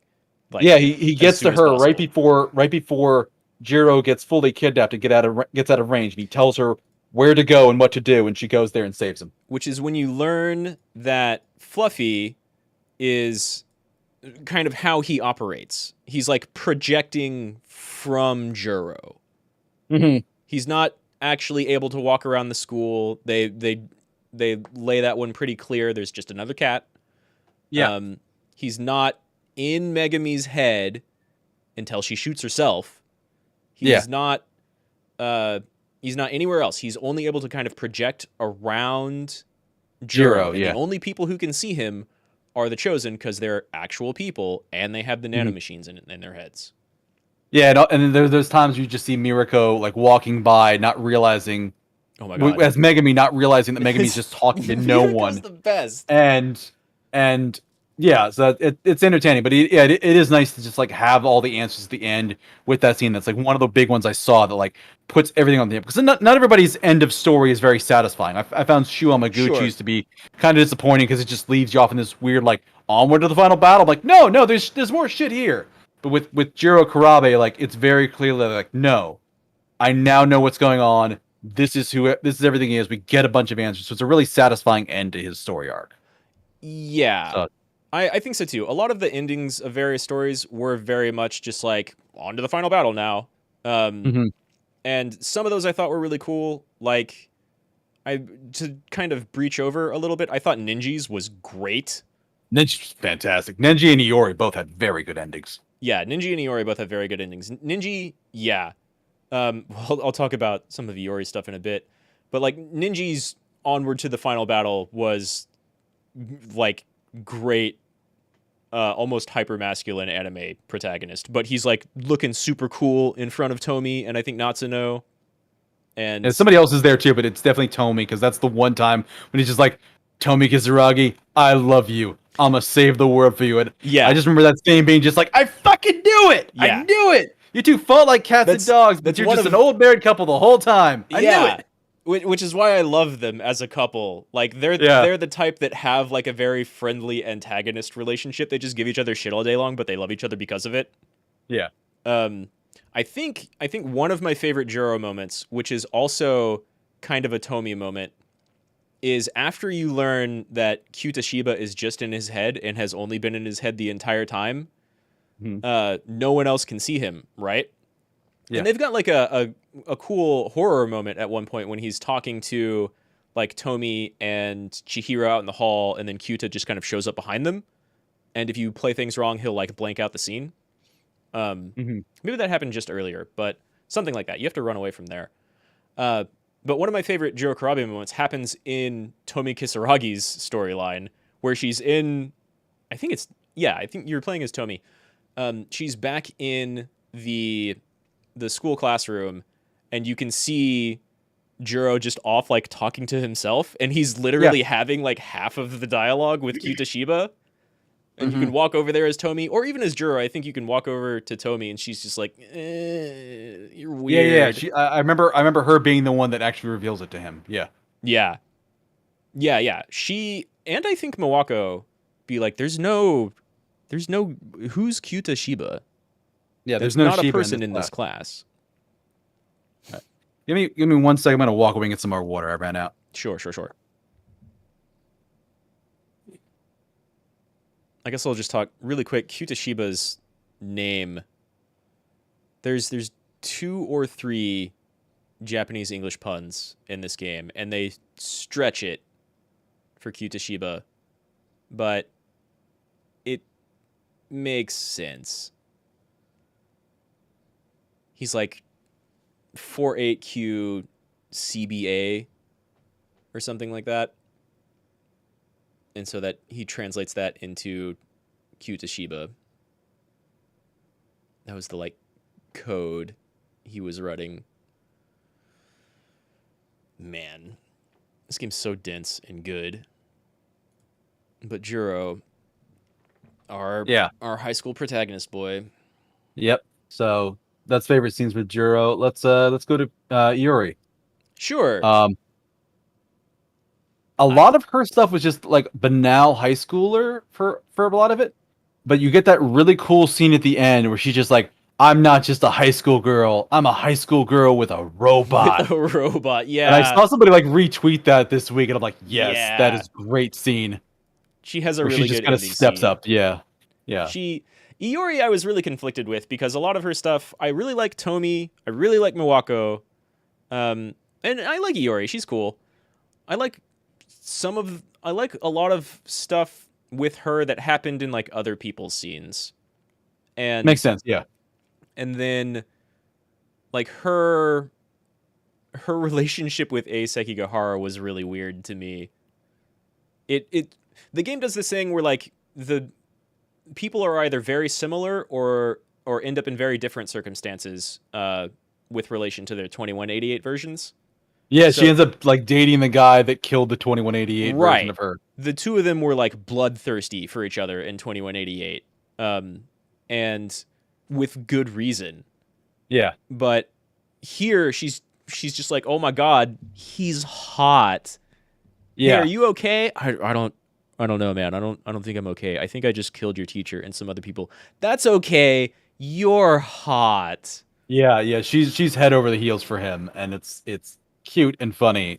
But also right. She's like a little boy crazy, but only for A, and it doesn't come across as being boy crazy or weird because Miwako is boy crazy. Miwako is every single boy. She's every single guy.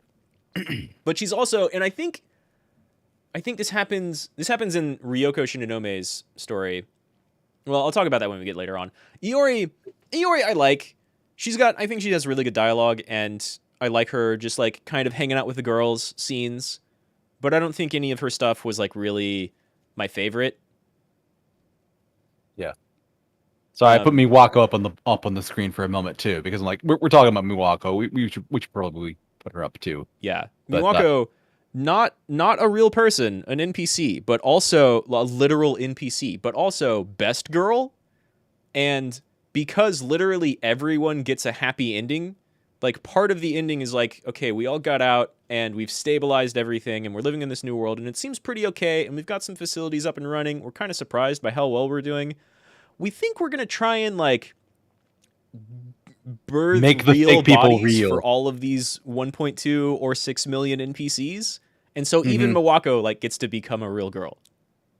Eventually, yeah. No, she's super great, good eating, like, yeah. Great lady. She loves her boys. She loves her food. She's maybe the horniest of the bunch, but like quite possibly, yes, ultra pure and say so at the same time. It's crazy how cute and boy crazy Miwako is. Yeah, she's the best. So that's about what we had for Iori. What about Shu Amaguchi? I except for that one line that we talked about earlier and how he cannot stop trying to go on a date with Yuki. Gotta put on a show for Yuki-chan. Outside of that, I really like Shu. He does a good job of kind of defying the rich kid spoiled brat attitude. You know, they set up in early Juro Izumi scene or Juro Karabe scenes of like Kyuta bugging him to just go hang out with Shu, maybe because he knew that was like a Tetsuya Ida clone or something like that, but mostly just wanted to get both of them to watch videos, which were the memories. Shu like is good friends with Ninji Ogata, which you don't see too much, but they like Ninji's the punk and Shu's trying to act cooler than he really is, which comes off pretty fine. I really, really like the scene with him and Ninji on the roof. Both him and Ninji speaking together and like not believing the crazy shit that each other just went through, despite themselves being convinced of the crazy shit they just went through.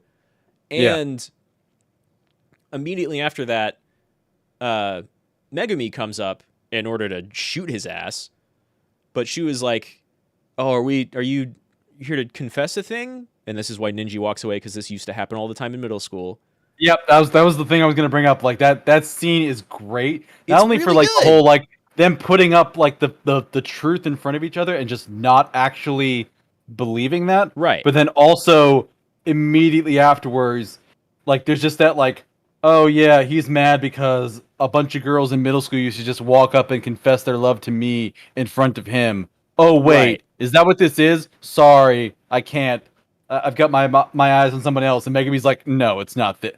It's not that. It's actually this. And then she shoots him with the gun. And so he's like lets her down. He, you know, is kind of soft about approaching that, and then she says no, and he's like, oh, okay, good, or not even good. He's like, oh, okay, awkward. So what's this all about? And so he's really like casual and good about this misunderstanding in between the two of them. Yeah, I don't know. He's a solid guy outside of like being a hound dog for Yuki. I think he's a hound dog in general, because I remember there's one scene where he's like walking around after he's kind of like starting to put the pieces together about his memory. Yeah. Like what's going on. And he's like, normally when I'm this depressed, I would just daydream about girls to cheer up, but I don't think it's going to work this time. It's like, he's kind of always a bit of a playboy and a hound dog. Right. Yeah. But, I think he even tries like in between hounding Yuki and knowing that he like has feelings for her, or has convinced himself he has feelings for her. In between that, I think he tries to hit on Ryoko in the hallway at some point. Mm-hmm.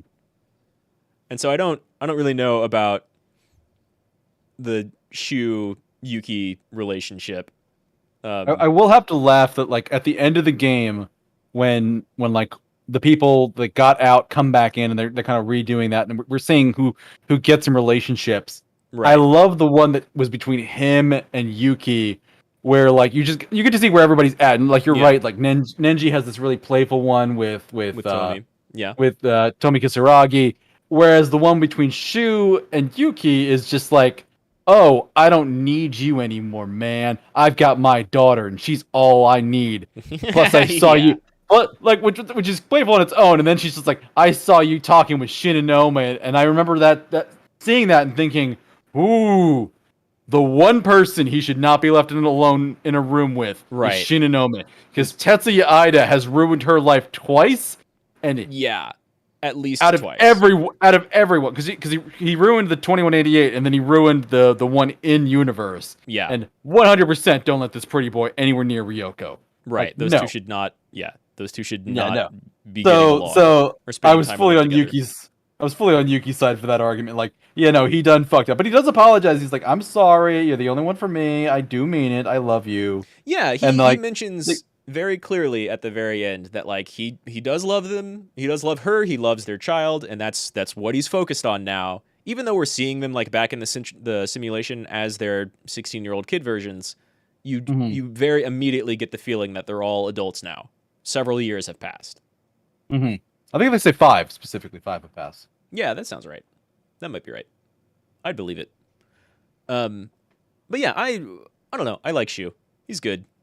Yeah, he grows on me a little bit. He's not bad. Right. But I did like other characters better than Shu.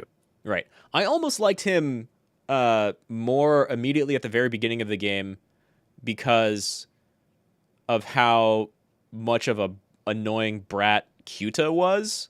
Like, I felt bad for Shu because he had all the nice toys, and so Kyuta just seemed to want to do nothing but go over to Shu's place so he could play with his toys. He didn't give a shit about Shu. He wanted to play the new games. And like that's always been a type that bugged me. Like, I don't care about hanging out with this person because I like them as a person. I care about the cool stuff they have. Yeah, I remember you saying that, and then it turns out Kyuta's not even real. So he's not even actually playing the games. Because you do see that same scene of like them at the apartment, and Jiro's going around interacting with the same things you did, like looking at the movie collection, looking at the records. Yeah. But he never actually plays the games. So Kyuta's just either like Wi-Fiing into like Amaguchi's like NES and playing the game or something, or God knows what, if he's even actually playing the games, though in Jiro's mind he is. Yeah, I think he's just, in Jiro's mind, he's sitting there having fun playing the game and not really interacting with anyone else. So it was like a very convenient cover story that he just wanted to sit there and play the games and not actually interact with Shu at all. Because he doesn't. He never interacts with him. But yeah, that's kind of funny. Like, seeing it for the first time as Jiro Karabe, and you're like, Shu, you piece of shit. Shu this, Shu that. And then you see it from Amaguchi's standpoint, and there's no Shuya there. Like, yeah, there's no Shiba. He's not there at all. So yeah, interesting scene. He's one of the first characters I remember seeing where you get to see his perspective of other people's scenes, and it's very interesting to see the dynamics of what it looks like from the other side. Yeah, because I did like that aspect overall in the game of just them having the same scene from a different perspective leading up to it, and then that's genuinely interesting. Yeah, I think I put Shu off for a little while, maybe. Or maybe I only got like 2 or 3 sections into his story and then put him off for a little while. But you do get to see at least like that other side of Juro's scene and some of the stuff around school, like from his perspective as opposed to other people's perspectives. Mm-hmm. So going on from Shu, Yuki Takamiya. Yuki's just fucking cool, man. Yeah, I loved Yuki's story. Yeah. I think I like Yuki as a character more than her story. Because a lot of her story, like I like the end of Yuki's story.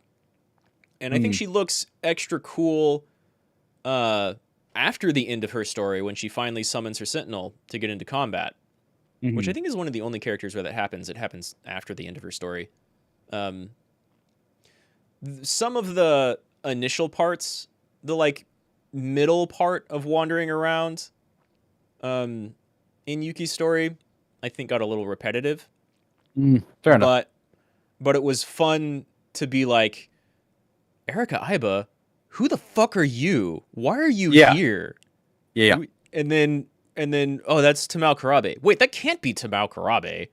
Oh, the bathroom scene. Okay. The bathroom scene. And Which so actually it's really I loved. fun to like piece together when whatever is happening around Yuki's stories, even if I didn't like enjoy playing them as much as anything else. And Yuki as a character, I love. She like she's constantly getting drinks, juices and stuff because she's really fiending for a cigarette. Yeah. They can't animate or draw her having a cigarette because that's showing a 16-year-old smoking. Yeah, she's a badass. I love her. Yeah, she's a great character. Also, I loved her in combat too. Specifically the Exterminator event. I love that first playthrough of that too, where I didn't know who was in the Exterminator bathroom, but I pegged Iba immediately because like they go over to confront Kisaragi with the red glasses. Like, you're the only one who has these distinct red frames. Sure. And the whole time, Iba is just sticking to Yuki like glue. Except that one time when they go to talk to Tomi, Iba's like, I'm going to stand over here for a minute for no specific reason. She literally walks away from both of them and is like closer to the camera, but looking away and in shadow the whole time. Yeah, and she's and like that's where you hear like Mawako saying like, somebody else walked out of the bathroom, but they were covered in dust. I don't know who it was though. And I'm like, Ida. Yeah. I knew it. But no, Yuki was probably my favorite combat character, which we didn't really talk about much for that in combat. Interesting thing I want to ask you, because I haven't gotten to that point in your playthrough yet. Sure. At what point did you realize in the playthrough of the combat side of the game that when you upgrade certain abilities 4 times, they unlock a new skill? Fairly late. Okay. I think I was in the third wave by the time that happened. And I noticed in the first wave, which is why I was very curious about like where you saw this, because I started doing that very fast, and that's part of why I loved Yuki, is because I upgraded her double kick to quad kick. Yeah. Super fast. And she just becomes this menacing truck. I had her do like 30,000 damage at certain points. Like, she was one-shotting the large kaiju on her own. And because she's just that strong. Yeah, I mean, most of the Gen 4s with the leg spike, and especially Yuki with the quad leg spike, and then the Gen 1s with the Demolisher blade are going to absolutely obliterate all of the large kaiju until you start getting like the upgraded armored versions of them. And even then they still do a really good job. No, Yuki could take the armored versions. Yeah. She could take the mid-range. Like the gold ones, like the special like boss ones, she couldn't kill those, but she could take all of like the blue ones, like the second generation ones. Yeah. She could just drop them in one round. Yeah. I had maps where all I did was take her between 2 waves of enemies, because her one skill was the further she travels for leg kick, the more damage she does. It's really and I'm just like singing her to 2 sides of this group of enemies, just slingshotting her back and forth. And every time she got around, she killed something. And she was just a devastating force in the battlefield. I think I'm kind of tied. Hi, Shiro. How's it going? I think I'm kind of tied in between like the Gen 1 boys and the Gen 3 people. Because I absolutely loved like the limiter release and then just running in ultra fast to demolish her blade or like punch something 6 or 8 times until it gets smashed into the ground immediately. Or even Ninja Ogata has the like wide. Yeah, the wide one's very good. My It's God, I love so that. good. You can run up to a group of like 16 people and Gun decimate him them all, down. even Yeah, though he's a punch man and should only be attacking like a couple of people a turn. yeah. Nothing much. How about you, Shiro? I'm doing pretty good. We're just sitting here with DeusCain talking about some 13 Sentinels. We've been going on for like almost 4 hours now. Game's great. Hello. Buy it. It's so good. Yeah, no, that was good. I actually found myself preferring a lot of like the second generation Sentinels for people because or not Shiro, Jiro Karabe got like a bunch of really good like single target stuff. Yeah. For his because all of the for Jiro and Iori they could upgrade their plasma cutter. Mm-hmm. Jiro basically got like a really good single target one that would just wreck stuff, And then Iori and gets like the AoE one. she got the AoE one, which is stupid broke. And then They're both Ryoko was the great. other Gen 2, and she could drop 2 sentry turrets with a single summons. I'm like, oh Yeah. my god. I Gen 2 was easily my favorite out of all the I gens. used Gen 2 for most of the game to spam sentry turrets, and so they didn't Mm-hmm. really get close interactions or do much else. They'd occasionally like shoot down missiles or like do a targeted long range missile, anti armor missile, something like that. Mm-hmm. And then I got the ion fusion cutter things at the end, and I got a couple of occasions to use those for like really good anti armor stuff, and they're great. I really enjoyed Iori's more than I Yours thought I would. was probably the best one because I could have her like plow down just clumps of kaiju, Yeah, like just way too many. Like my long range artillery people just couldn't drop them fast enough. Iori would go in, one move takes out a chunk. yeah. Next turn, reposition, another move takes out the other chunk, and just I absolutely brutal. 13 Sentinels Aegis Rune best game, dude. I agree. It's Shiro. You're not even wrong. It's super super good, like the entire way through. Yeah, I think I really really enjoyed using the big railguns, and then they were fun. Yeah, Natsuno gets like the wide railgun, which is she does. hilarious. Well, what I found kind of weird is like you could see like some of them specializing in certain skills. Like obviously Ogata was the Demolisher Blade. Yeah. Um, Sekigahara had like a bunch of missiles. Hmm. Of all things, Hijiyama gets like an aerial version of the Demolisher Blade, which is kind of funny. Yeah, I think I ended up not using that at all. I used it a little bit. It's nothing special. Right. But Their wide yeah, range for the EMPs were like much better. they tend to be very good. Yeah, but um for the ranged ones, the artillery units, um, Natsuno, I love her character arc, Yeah. but I hated her Sentinel. Her Sentinel was actually kind of boring because like she has like these like she has like the railguns and she has the extra wide one, but then you have Tomi Kisaragi who can fire her railgun twice, Yeah. and it's just like I feel like it would have been better if they had each specialized. Like Natsuno was the railgun one. She gets the regular railgun, which can fire twice. She gets the wide railgun, or maybe she even gets like the special upgraded railgun that Miura gets or something. And like Yeah. another one of them specializes in missiles, and another one does something else. Well, Like Natsuno also gets the same perk as Yuki, where she does more damage the more she moves, and but her she's artillery, so I just had her sit there all the time, right. But which is kind of my problem. Yeah. you can tell her to actually walk and move around with the at least the wild railgun, and it acts Ooh. just like the Punch Boys, where they do it immediately as soon as you tell them to do the thing. So she can't move anywhere as much, but you can tell her to move down like half a block or something like that, and suddenly she does more damage with her wide railgun. Okay, that's useful. Then I Yeah. didn't realize that. I mean, I think ultimately, and I definitely used like Yuki or I think or Megami to do a lot of like anti-air, anti-armor missile stuff. Mhm. I think ultimately my favorite, just in terms of visuals, was probably Tomi, because like super extra large missile and missile rain. I think I did missile rain. I actually liked Miura's super You would missile, know if you did which missile would rain. I feel like I did, and I don't think it left a great impression on me. It's the Because one I that think it shoots 150 missiles. It fills the screen with so many circles. All you can see is circles, and then explosions happen. oh wow, no, I don't think I saw that. I remember It's so good. It's so Miura had like a super missile, which was like 750 EP. It was mm-hmm. crazy expensive, but it would Mm-hmm. just hit something. Like I upgraded it super high, and I would just shoot it long range and just take out crap in the back. It would just sit there and try and shell me, and he would just take out swaths of people. Yeah. He was great.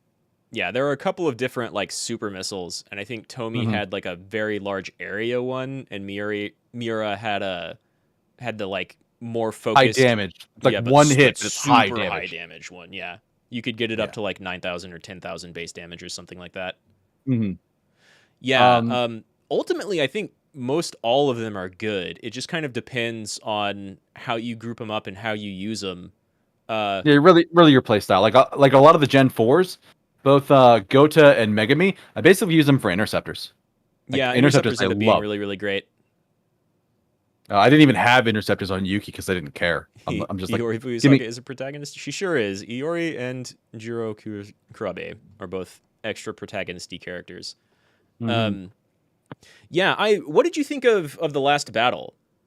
Because I went in and kind of struggled with it, and in the middle of that, I was like, man, I could really use a different crew to kind of wreck this. And I think Tomi and Megami saved the day. Whereas if I had Ninji and I don't know, a couple of other characters, like maybe two of the Gen 3s or another Gen 4. But like I got my ass saved by Missile Rain and super extra large missile, and then Nice. Megami just raining anti-armor missiles. So I actually lost the last battle the first time I played it. That's understandable. It's huge. It's huge. It's a lot of waves. It also had my least favorite mechanic for enemies, which was you kill a group of them and another group just spawns in immediately, which is such bullshit. Like it's not that they drop from the sky; they just come up out of the ground. I'm like, no, I just killed them. I just took a turn and killed them. How dare you, bastards! I don't even know if they spawn after you kill a wave. I think literally just a new large group of enemies spawns like every 3 seconds, if not more frequently. I know it wasn't specific to just that map. It happened somewhere else too. Mm-hmm. But that is definitely my least favorite mechanic of where you go to take somebody out, take out a group of enemies, try and give yourself some breathing room, and they just spawn back in, and it sucks. Like I did lose my first one. I had made it to like where I was like 75% of the way done. If I had lasted a little bit longer, I probably would have been fine. Yeah. But I blew my EMPs too early, not realizing like how long it would take. So I lost the first one, then I came back in and I actually used Sekigahara and Ogata specifically for the anti-missile flares. Sure. Just to stop them. Really? Yeah, because I threw up like 2 rounds of flares just to protect myself, just to keep to give myself full coverage so that I couldn't get hit with missiles. Because that was really what was killing me. Is you blow enough EMPs and those missile launching guys are at the back corners of the map, like impossible to hit with a lot of range stuff. Yeah. And they just keep firing missiles, and it just became too problematic. Yeah, so I had them in there. Out, like, I had the Twin Tails, so their missiles were coming from outside of the area of the map that I could walk to. Yeah, which really sucked, and I hate that can actually happen. I had them in there. I had Ryoko putting down double turrets. I had Yuki in there dropping stuff for single target, and I don't remember who else I had. Probably Iori for her big hit because I liked it so much. And then I have no idea who the last person was. Maybe instead of Iori, I had like 2 range people doing shots. Probably Kisaragi and Miura. I think I had like Sekigahara, Megami Yakushiji, Iori, or Yuki Takamiya, and probably Ryoko for Sentinels. But there are a couple more. Maybe Hijiyama as well. I think Ninji was on Brain Overload for me. My viewer Shiro is asking if we fed the cat in Iori Fuyusaka's story. And I don't remember feeding a cat in Iori's story. Yes, there is in like her second memory, like the one right after the prologue. Her and her friends are sitting there talking about food and stuff, and the cat keeps coming in. Oh, And right. that was actually such a pain in the ass to figure out because On the side of you the see the screen? cat. Yeah, you see the cat on the side of the screen. You try to interact with it, and it runs away. And you actually have to have the cat show up and then interact with the cat food with Miwako Right. to get the scene done. I ended up having to look that up to get through that. I do 'Cause I'm just remember like, doing that. this is super frustrating. I do remember doing that because, yeah, I had the exact same thing of like having the cat run away, and like a couple of times before I figured out how to interact with Miwako, because she talked about cat food or like cat treats or something, but I didn't get exactly how to interact with her. And I that reminds me of like another almost annoying thing that was there where like you had to interact with Tomi, but it was during one of some specific part of her speech dialogue, and I couldn't line that up in my game for some reason for a while. But yeah, I do remember feeding the cat in Iori's story now because I was at the point where I was like, oh my god, it's Fluffy. I need to talk and interact with Fluffy because what the absolute hell is going on with Fluffy? And it's not Fluffy. It's not him. It's the regular cat, yeah. Reminder that Roots can end in daily life and are dead end runs. Yeah, I got a lot of those with Shiro. We both beat the game, so we're just talking over the entire thing, really. Yeah, I got several daily life ends in Jiro Karabe's story, and I think that's where most of mine were. Times... Sorry, I think that's where most of mine were. Jiro's. Yeah, and then I remember there being some others, or maybe I just didn't get all of the ones in Jiro Karabe's story, because I remember there being a couple of times where I would finish a chapter and then go back and look at someone's flowchart, because you can see there were still like some empty boxes you missed, and then like several different ends just filled in with daily life, and it's like, oh, okay, there's just nothing there. You follow this route and nothing happens, no progress. Jiro had 3 daily lives. Oh, I want to say there were more than that, but okay. You're looking at the game right now, right? Yeah, I got it up. I'm looking at it. Yeah, I wanted to check and see who all gets a daily life. And some people I know don't have one because it's like Ren Yagoto. I'm like, he doesn't have a daily life. He doesn't have a daily life. Some people, I don't even think like Natsuno Manami has one. And you see a lot of the flowcharts are like, they really kind of throw you off at first because it presents itself like, here's this character, you get to play their prologue, and that's just a straight 1-2 line, and then you get to the next section, and you're like, oh my god, I've got 5 or 6 different ways to go. Yeah, and sometimes they're branching paths. Sometimes they're like Tomi Kisaragi's thing, where she has that, just like straight up thing that she can do. She actually has like 3 options. Like she can go up to a bunch of different places, but in your playthrough, you went to the right one the first time, and all the rest of the ones filled in. Right, yeah, exactly. Yeah, she has like 3 different options that you can go to, and some characters, it looks like you have 4 or 5 different options, but it's actually literally just a straight line. You go down the line, 1, 2, 3, 4, 5. Some of them, you like do the first one, and then you find out some information, and you kind of have choices for like the next 2, and then the next one's like the last one, and then their final chapter story happens. So they look more open-ended than they actually are, but there's still a lot of like kind of player choice and how do you go through the story. Shiro asks, which story did we like the most? And we're kind of like, we've talked about the overall story and the ending, and we're kind of going through each character, just kind of like what our favorite thing is for each person. Yeah, right now we're kind of going through each character individually, and it's hard to say like which one individually I like the most. Maybe Megami, but Megami's probably pretty close. Yeah, I also thoroughly enjoyed playing through Tomi's and Natsuno's and Ninji's. For me, it's probably Megami the whole way through.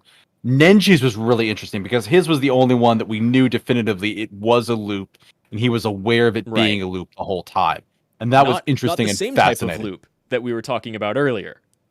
No, which is important distinction to make because again, the game is intentionally confusing, and you might be experiencing loops with Ninji at the same time you're only kind of basically sort of starting to learn loops with the other characters, but they're not the same thing. Yeah, Ninji's just in his own head. So like Nenji I liked, Megami I liked. Some with Natsuno. I like Natsuno as a character. Her story is good and bad. Yeah. Goto was not super great for me. Shinonome I didn't really like that much for her story because it's just like you're watching this very tragic character that I didn't care for as much. Yeah, Um, Ryoko's story was rough. Like, I playing through both Megami and Ryoko's storyline, I felt really bad for them for entirely different reasons. yeah, but Megami's story I really liked a lot. Yuki's story I liked a bunch of it, and then Nenji's probably was my other one, and Yeah. then everybody else just varying degrees of it. Ninjas was really cool and I liked it. I think I mentioned earlier that I disliked playing through some of Ryoko and like Yuki's storyline a little bit just because of how some of the mechanics going on, even though it was really interesting. I wasn't a fan of some of the mechanics. Ninji's story I really liked, but it's also like simultaneously probably where I used the fast forward button the most. You have to in his, yeah. You need to Yeah. kind of get through some of I it. think that's pretty understandable because his is a direct loop with like a little bit of a change at the end. Yeah, and you have to kind of like that's all you kind of struggle with, like where do I go? What do I do? Who do I talk with for some of these things? And you went back and fought Wajime a couple of times and got stuck in that loop Yeah. where they just would reset you and you had to kind of figure it out. Yeah, But yeah, he has a reset in there. And similarly with Hijiyama's storyline, I was conflicted because I felt because the character is so obsessed with yakisoba pan, he has to have a yakisoba pan every time. But hunting down the cat was kind of annoying when you didn't know before you knew yeah, exactly where it was going to be. But also, he's the only character to get like a dedicated hobo button. Where's the change? I need the change. yeah, exactly. And that's really funny. Um, I like that. the otherwise, in addition to like our favorite characters, we're going through like each character and our favorite scenes with them. So I think we just done Yuki, so the next one would have been Natsuno. Yeah. Not So Natsuno, hands down favorite scene, Exterminator. Because not Yeah. because I enjoy the scene, but just like how it's filmed and how it's done. Like she runs away from the robot. She gets to the bathroom and tries to leave, and it's like, oh no, it's right outside. I have to hide. Oh yeah. And she hides, and you just hear this knockdown, drag out fight between the two cyborgs. Yeah. And Natsuno's just in the bathroom, hiding in the stall, curled up in a ball. And it's one of the scenes which is very visceral to me. Very, Yeah. because it's just like this cute, sweet girl that I've just been rooting for this whole time, and she just wants to go off and play with aliens and have an adventure. Right. And she's just hearing two people viciously and brutally murder each other. Two people outside made of the metal door. and flesh, both. Yeah, Brutalize and just each like other. She looks terrified. she does, and it's a very emotional scene that's very evocative Yeah. of that, and like also your vantage point of it is like through like this like spyglass almost. Yeah, it's like you're Like, looking it's- through it's- a crack in the bathroom door, which is weird. But yeah, like a it's- crack or like a keyhole or something. Yeah. So like it has this like really dark framing around it too.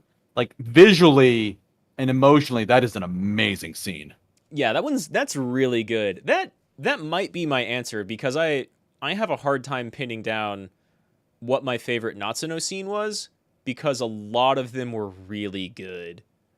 I mean, some of them, I'm conflicted because that scene is really well done. She also has cool ET stuff that's very obviously ET, coupled with her just being like, "Oh my god, I read sci-fi. I'm gonna geek out about what's going on right now," and being totally wrong and totally right about what's going on in the situation at the same time. Yeah, she has a great personality, so it's very easy to root for her for every scene. Yeah. And she has the scene with BJ. I mean, there's a bunch of those. She has the scene with BJ where he like gives one of the biggest reveals in the game of time travel's not fucking real, and you are the alien clone that the humans from 2188 set out to make. And that really goes a long way towards setting up the world and giving you real answers. Yeah, but I don't know. It's hard for me. I really liked a lot of Natsuno's scenes. Nah. Her and BJ, For me, and eventually her easy. and Mira Easy are great. exterminator for me. Yeah. Megami Yakushiji, favorite scenes. I don't know. I really like when she's finally arguing with Fluffy, and then they get like he. There's clearly like design and animation constraints going on, but she basically like he kind of tricks her into shooting herself, sort of. Yeah.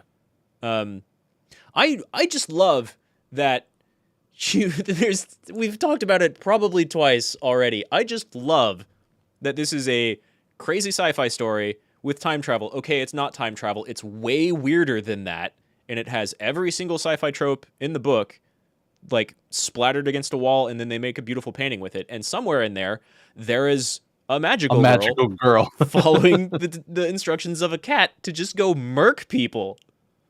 Yeah, that's Her great. whole plotline is must shoot the witches, and she does it, and it takes so long for her to start questioning Fluffy at all. Yeah.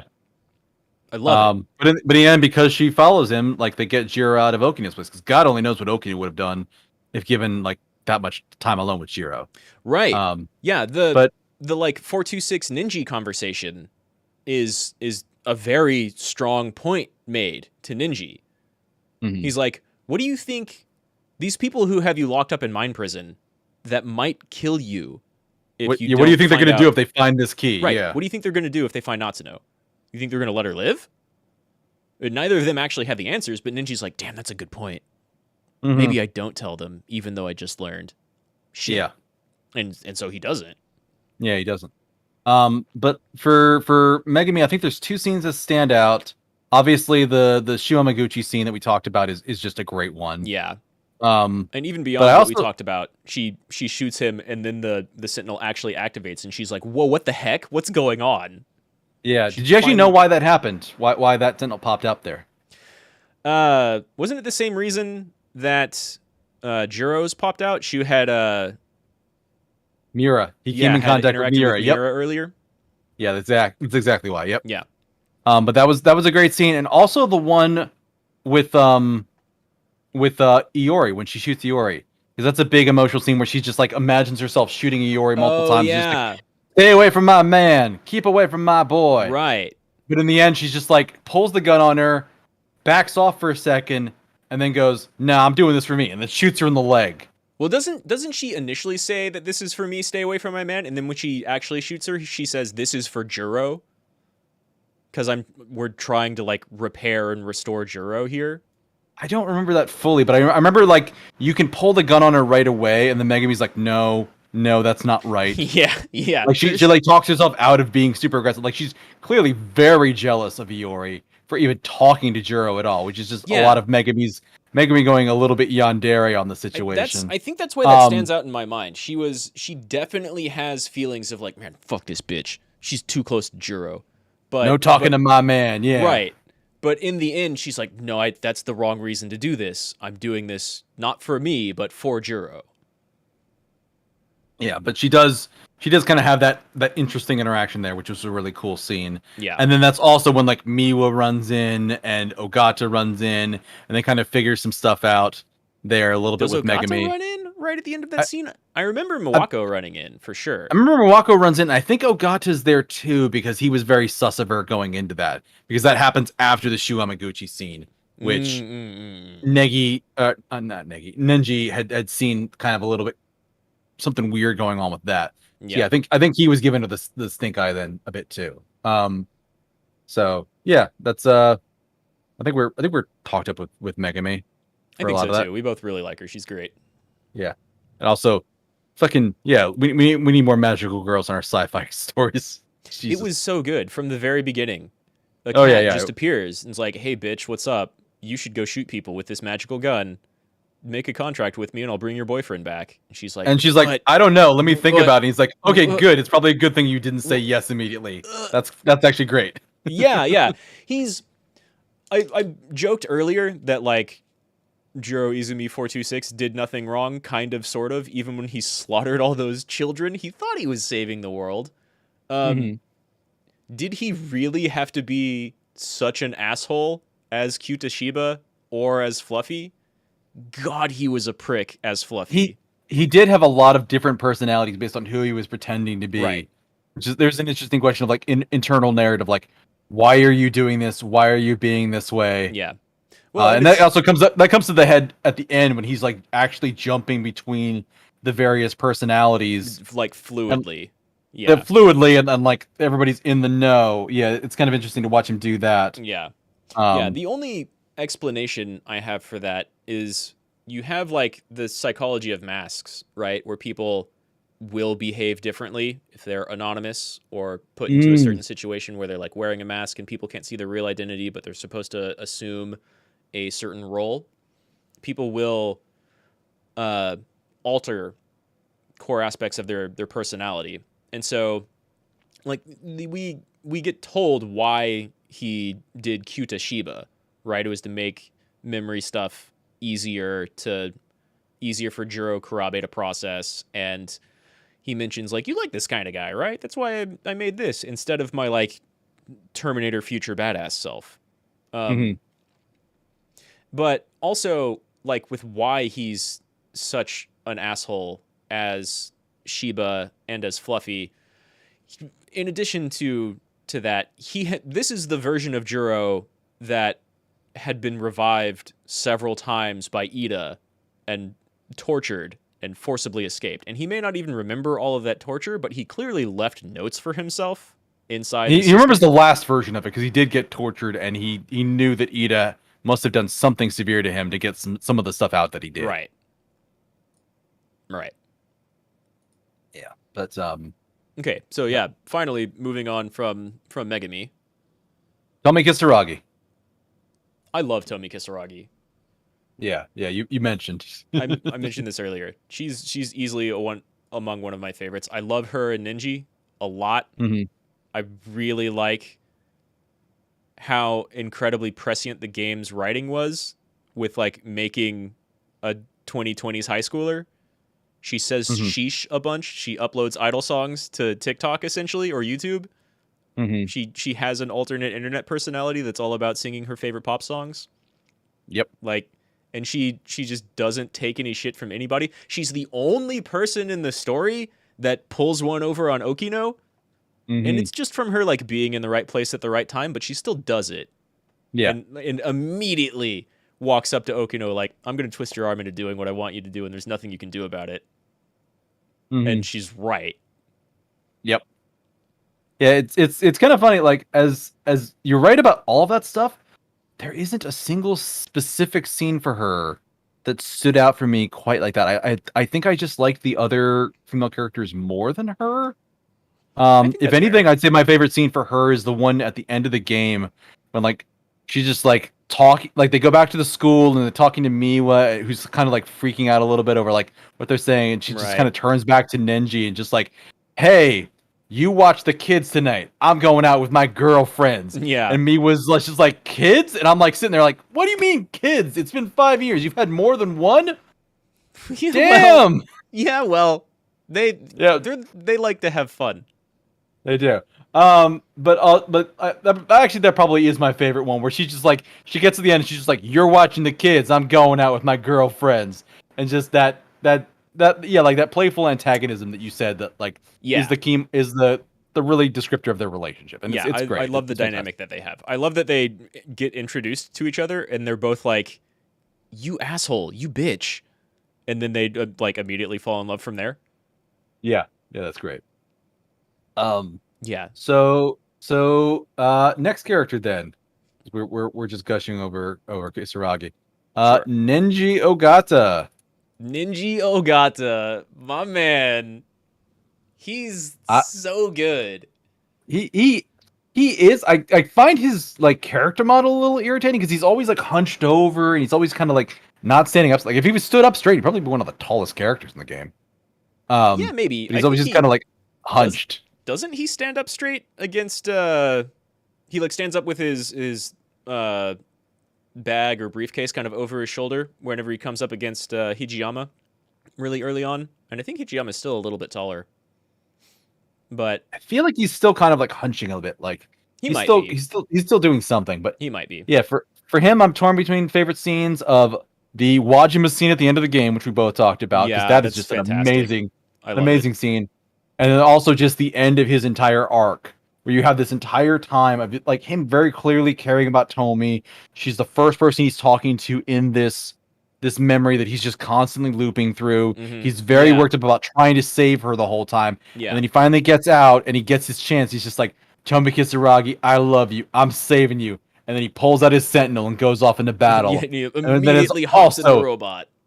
and that Yeah. is that is just an amazing scene. Both of I those are really great. like, from like a comedy perspective of stuff we haven't really talked about yet, uh, the scene that's very similar to that in Combat, where he confesses his love to Tomi, and then he builds himself up and he says, "I love you, Tomi Kisaragi," and then she like kind of gets offended and cuts comms, and then like Natsuno comes in and he's like, "Hey, you know you did that. We're all on broadcast, right? Like literally all of us can hear that." And then Juro comes in being like, "Hey, Ninji, for what it's worth, I thought that was pretty cool." Yeah. And Ninji just turns around being like, "Man, now I feel worse about it when you put it like that. Juro, please shut up." Like Yeah, that was a cute fun scene too. Yeah. that was really good. Really good. Uh I love yeah. his character. He's not the sharpest boy here. He's very quick to anger, but hmm he's great because of that in combat. He's like emotionally intelligent, I feel. Yeah. Like his scenes with Wajime in the loop. Where like the first time he goes up to Wajime and Wajime's like, "Oh, you dated an elementary schooler now?" And he's just like, "What the fuck did you say? Right. You talk to my girl that way?" And You then like can't the you can't second misalign my like, character like you that. You date an can't. elementary Yeah. schooler, and he's just like, "Man, you think you wouldn't piss me off all the times I've heard it, but you'd be wrong." He just beats him up again. Yeah. Beats the shit out of him again. Every single time for hearing the same line of dialogue over and over again. He's so good. Yeah. Yeah, So he's like, I wish that Ninji had more to do in the story, but the bits we do get with him are really great, and all of his stuff in Destruction and there at the end of his story are really great. yeah, and then he shows up a lot in Kisaragi's story too. So we get a lot of it. He does show up a fair amount in other people's stories. Like we've just talked about, he's great in Tomi's story, he's great in Shu's story. He's pretty okay in like Yuki's story. I think a couple of other characters run into him in the hallway every once in a while. Juro runs into him and he's like kind of a pretty all right guy, even though he's still got the like gruff, almost Japanese punk attitude. Yeah, I don't know. I like Ninji a lot. Yeah. I wish we got more time with him, but he's great even with the time we do get. Hijiyama. I really like our primary himbo here. He's the Yakisoba Pawn Angel, and he's almost one note. He's like 3 note, right? He's Yakisoba Pawn and Yakisoba Pawn Angel, and I am a true son of Japan, and I will destroy all of Japan's enemies. Japan doesn't exist. That doesn't matter. It doesn't matter. I'm still going to defend all of my friends. Fuck you. Yeah, Then, yeah, I know. Like stupid, sexy Okino. Yeah, I think actually both of my favorite scenes with him are stupid, sexy Okino scenes because it's putting him because he's very competent in a fight. He shows that because he beats Wajima every time they come across, which I think is only the one. He beats Ogata, which is a tough fight because Ogata beats them a bunch of times. Right, and you kind of extremely the competent game in a kind fight. of uses him as beating up Ninji as like establishing how strong and confident and able Ninja Takatoshi Hijiyama is. Yeah, but then like you compare it and you put him in a fish out of water situation like with Okino, and he's just completely lost. So my favorite scenes were the one I mentioned earlier, which is him remembering his first interaction with Okino, but painting himself in just a much better light, where he's significantly more confident, he's smoother, he's fancier, and he said he has just such a better introduction in his own mind when he met Okino as Kirikadoji the first time. And then that slowly fades into Okino actually being there. Yeah. And just like teases him then. And then also just the scene at the end of the game with Hijiyama. Where he's like Okino tries to tease him. God damn Okino. And Hijiyama's just like, Okino, I'm not the same person I was before. You're not gonna be able to get to me with that. And Okino's just like, you realize that now we're back in a simulation and I know it's a simulation. I can do all kinds of things to the body I'm Yeah, in. And he's just like, all kinds of things? Oh, yeah. oh. You say And he just, and tries he, to and he tease. literally runs away. Exactly. You say tries to tease. Okino successfully teases. Yeah. There's no trying. Okino loves playing with Oh, yeah. Hijiyama, and I love that they're already definitely together. Oh, Like yeah. after getting out of the pods. Yeah. But I just that scene of him like trying to talk shit to Okino and be like, "You're not gonna be able to get to me anymore. I've grown up. I'm matured. You're not gonna get me flustered. Oh, I did this to my cybernetic body." Oh, and he immediately crumbles at Okino putting the least amount of effort He's into like, actually doing that's it. too We don't much. we don't even know if Okino actually did anything. We just know that No. they implied that they could, Right. truthfully or otherwise, and he just crumbles immediately, and it's great. Right. Yeah. Uh, The big and strong himbo Takatoshi Hijiyama is pretty much always going to be the bottom of that relationship, except for when Okino wants to be the bottom. mm-hmm, Okino is in control, mm-hmm, very much so. and Hijiyama loves it. Yeah, we definitively scientifically. Yeah, yeah. Okino states that very definitively, Yeah, even though there was no consent in that scene, but still, yeah. yeah, they're still great. Miura, we're up to next. Favorite scenes with Miura. So I'm actually gonna admit something. I found Miura's character design a little irritating with the whole whenever he ran, he held his cap. And I just wanted to sit there and just yell at him like, put your hat on right. I don't know why that bothered me so much. I don't It think it did. was really I don't think it was really a threat of it falling off because that was like a style. The cap was Yeah. designed to be worn like that. I think that's just further showcasing him being really self-conscious about the About scar the on his scars. forehead. Possibly. But I just remember that driving me nuts a little bit. And I wanted to address that here because it made more sense to bring up here than anywhere else. Yeah, But sure. the Um, favorite scenes with Miura. I don't kind of like with Natsuno. I don't know if I have a favorite scene with Miura. There's several really good like revelatory scenes, but I think that might Mhm. even happen in Natsuno's story. I forget. Um, I just really like Keitaro Miura for kind of similar reasons that I like Hijiyama and Rinya Goto. Kitaro is also a fish out of water, being from the Mhm. 1940s, sort of, and Mhm. he's also uh, like he's a very thoughtful character. Every single one of his scenes, for the most part at least, begins with him kind of collecting his thoughts out by the riverside and being like, well, why did this happen in the 1940s? Okay, what about why are the Sentinels really like this? Okay, I know about time travel. So what does that mean when the 40s are decimated and the 80s are fine? And so I really liked the perspective and the way he handles himself that he brought to the story. But I'm struggling to think of like a favorite scene. I think he's just overall pretty good. Yeah, like as you were like describing him and what he was going through, I was thinking about my scenes, and I think all of my favorite scenes with him were actually pairing scenes he did with somebody else. Like his original meeting Sure. with Natsuno is great because he's just like, you're do all the girls from 1985 show that much like, and he's just Yeah. bashful and shy. The scene at the end where they're just like, yeah, our parents aren't real, but I'm taking him home to introduce him to my mom and dad, Oh my and god. it's Or this cute, sweet scene like that where they're like super wholesome, or even the scene you yeah, mentioned earlier where they're like the hamburger's better, no the yakisoba the plot. Yeah. Yakisoba, they have that body. It's always his interaction with somebody else that I find very good, as opposed to anything he does individually on his own. I think that's pretty fair. Thinking about it, I think even the Mira scene that made me laugh, and it was maybe one of my biggest laughs outside of like some Hijiyama Okino stuff or Ninji finding Wajima after they rebooted everything in the very end. Mhm.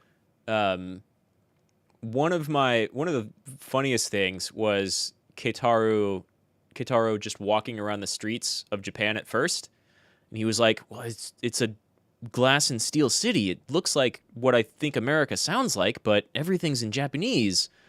And then he observes a couple of people and like all the cars, and then he like walks behind and sees Shu, and he's like, that's a normal high school student, but he has a girl's haircut. That's a male uniform, but he has a girl's haircut. Yeah.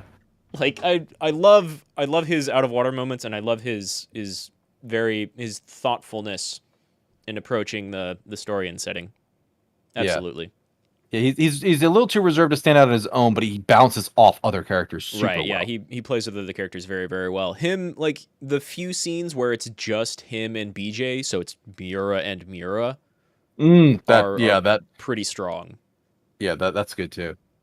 But yeah, okay, so that's where we are on Miura. Sekigahara. Yeah, that's about probably the strongest scene for him is just that opening one for me. Like, his story is interesting in a way that's fascinating, but he's just kind of genuinely like aloof and alone. Like, I remember seeing one of your VODs where like he goes, he meets Iori, he apologizes for lying to her about remembering her because he doesn't. Right. And then he just is like, oh, Natsuno went that way? And he goes off and he just leaves her alone to go off and do his own thing. Right. You're just immediately going to run away from Iori like that? Yeah. So he was more of just like an accessory character in other people's stories. So probably the most interesting thing for him is just that opening scene where he wakes up in an alley in a very memento moment of like, okay, I don't know who I am. I have pills. I don't know what for. I have a key. I don't know what for. There's a dead body over there. I guess I killed them with this gun, maybe. Right. I think he's a character. I totally agree. I think he's a character that has a very strong opening, and he has really good reveals throughout the story, and he shines most when he just kind of shows up in other people's stories. I think the end of his story is pretty good, but it's like trying to be very impactful and serious in this moment between Iori and A, but I don't think it's as impactful as his opening. Yeah, his opening is just so good that whenever I think of him, that's really the scene that comes to mind. Yeah. And it's that promise of a lot from him that you don't really get anything better than the start, but it is an extremely good start. And he's the person that just sinks you into the rest of the story and gets you invested in all of it. Right. The start of his story is really great, and most of the other really great stuff that revolves around Sekigahara is either a memory of before he started having memory problems or him showing up in someone else's story. Yeah. The rest of his story and putting everything together it's good. It's pretty okay. It's good. They've got some nice moments. But I think that opening is the strongest thing about his story. Just with everything we've had set up so far. Yeah. All right. Next one would be Ryoko, actually. I think for me, there's a really easy section to say like which part is my favorite of Ryoko's stories, and that's just when she kills Tetsuya Ida. Like fair enough. Just before that, it's not in the same scene because I think it's in like Shu's scene is where she tricks she kind of tricks Ida into thinking she's being submissive when he's got Yuki and Shu at gunpoint. And then when he's not looking, she does something with the mainframe transfer bit, and they like her and Yuki and Ida teleport back to the science room. They shift back to the science room is the word I was looking for. And so you when you play her, if you haven't seen that, and I don't know if you can see that because it's like near the end of Shu's story, but this is also close to kind of near the end of hers. It's most of the way through her story, at least. You just get a scene where all three of them pop out in the science room, and she's like, nope, not this time. You're going to tell me about my pills? Fuck you, bam, bam. You're dead. Yeah, And so like the one scene where she finally stands up for herself, and she gets like a really rough ending too. Yeah, her ending is the probably the thing that stands out to me the most. So it's less about a favorite scene and just that impactful one where Yeah. they realized that she was the one who installed DD-426, who spread it to the Sentinels, Right. so that now anybody who rides the Sentinels risks getting infected with it. Yeah. And the only reason they were handling her the way that they did was were hoping to God she would get back that memory with the passcode she used to Yeah. unlock DD-426, and so they could turn it the fuck off and Right. save everybody. Right. That's And really why. they didn't succeed. So she's just really just a tragic character, and it's hard to root Yeah. for any of her scenes. Yeah. So yeah, she ends up like not having memories or barely being the character that you play by the end of her storyline.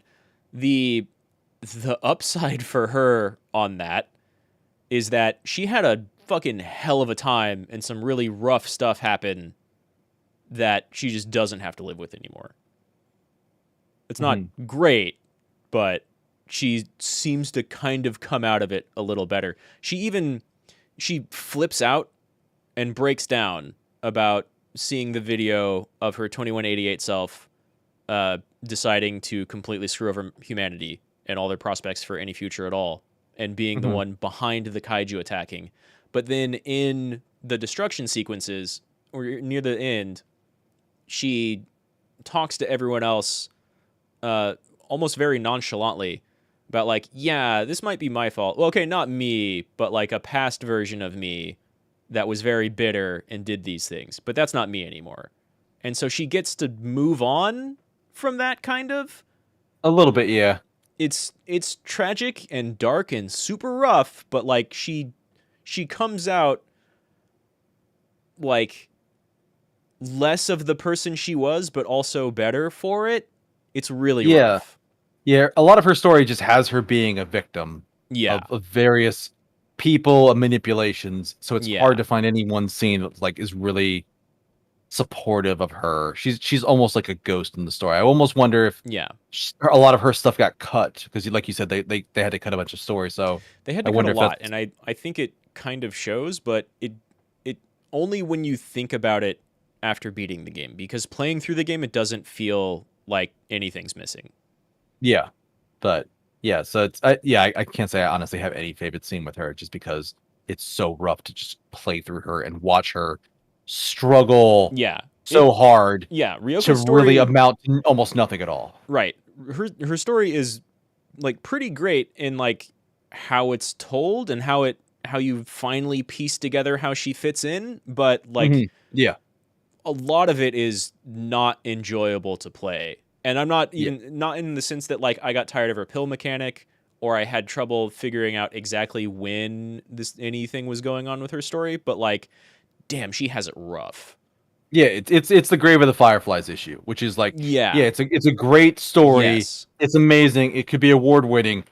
I do not want to watch this again. Like it is just painful to watch somebody struggle to do well and survive, knowing full well that they're gonna fail.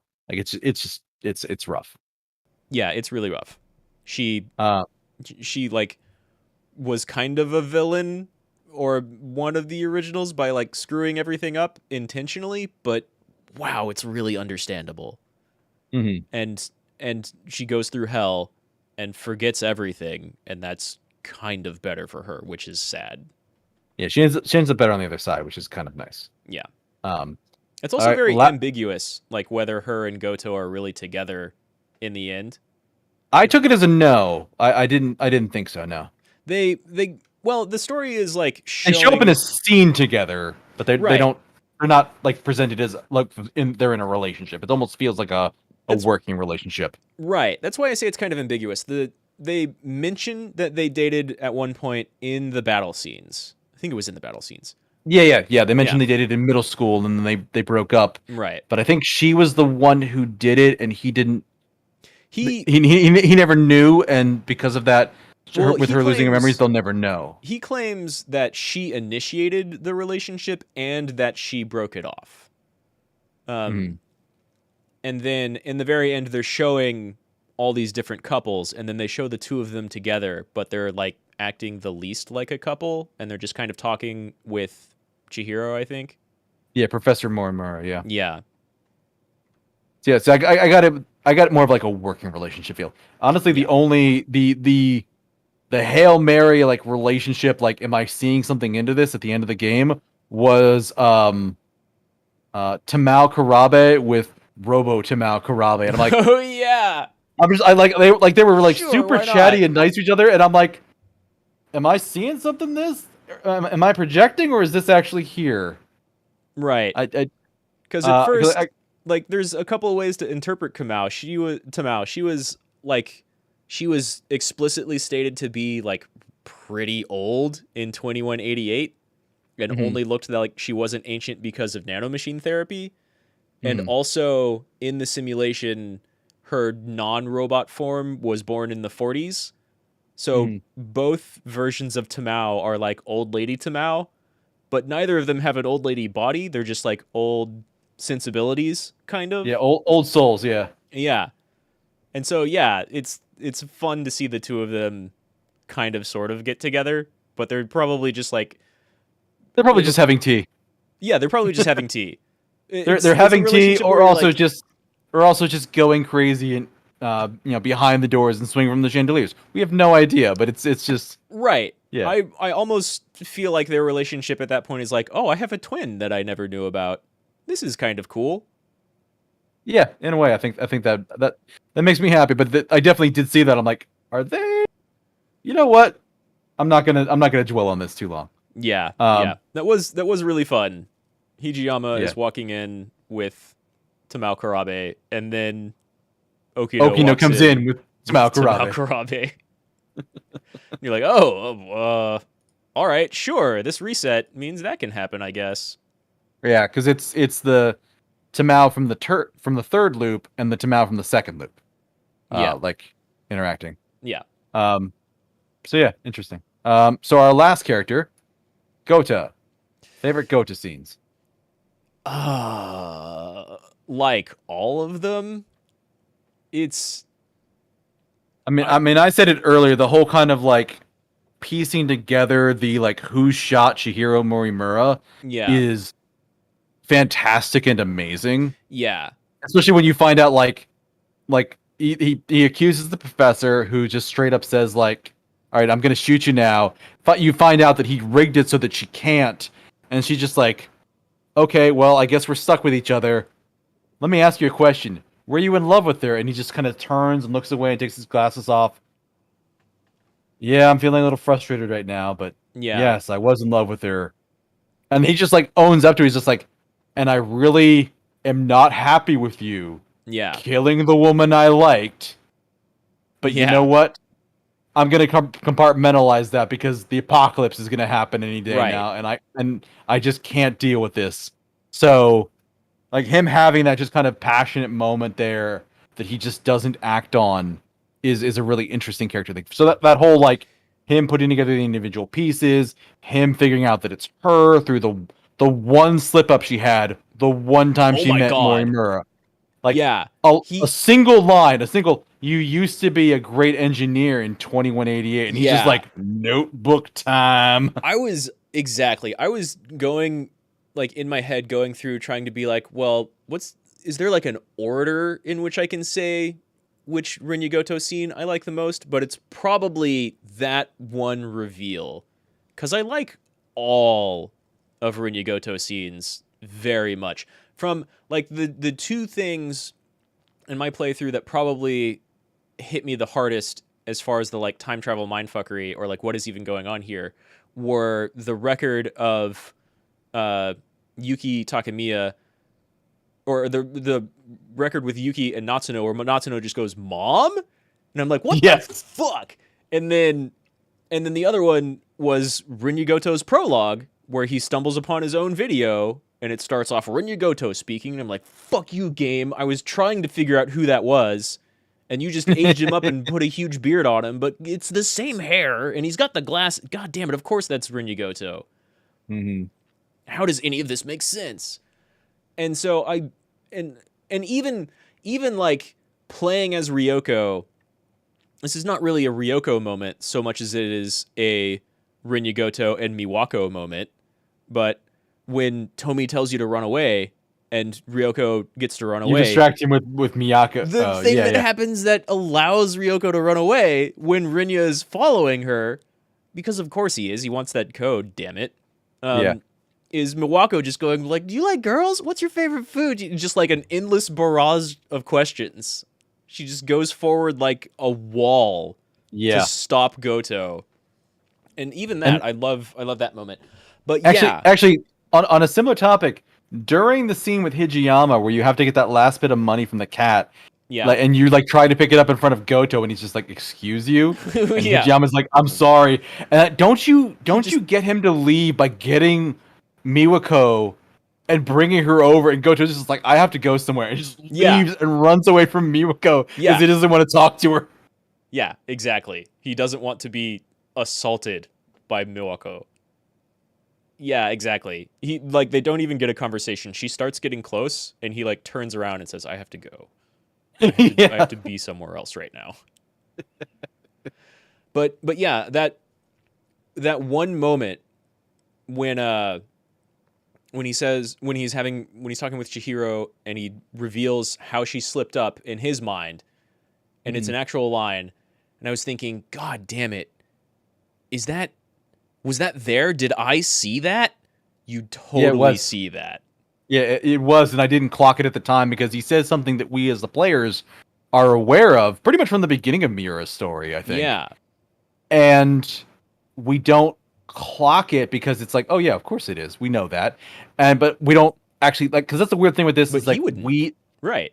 He wouldn't, and that's that point of like, we the audience ironically know this information that he the character should not, and he immediately clocks it, and we miss it because we're not. There's just so much happening in every scene.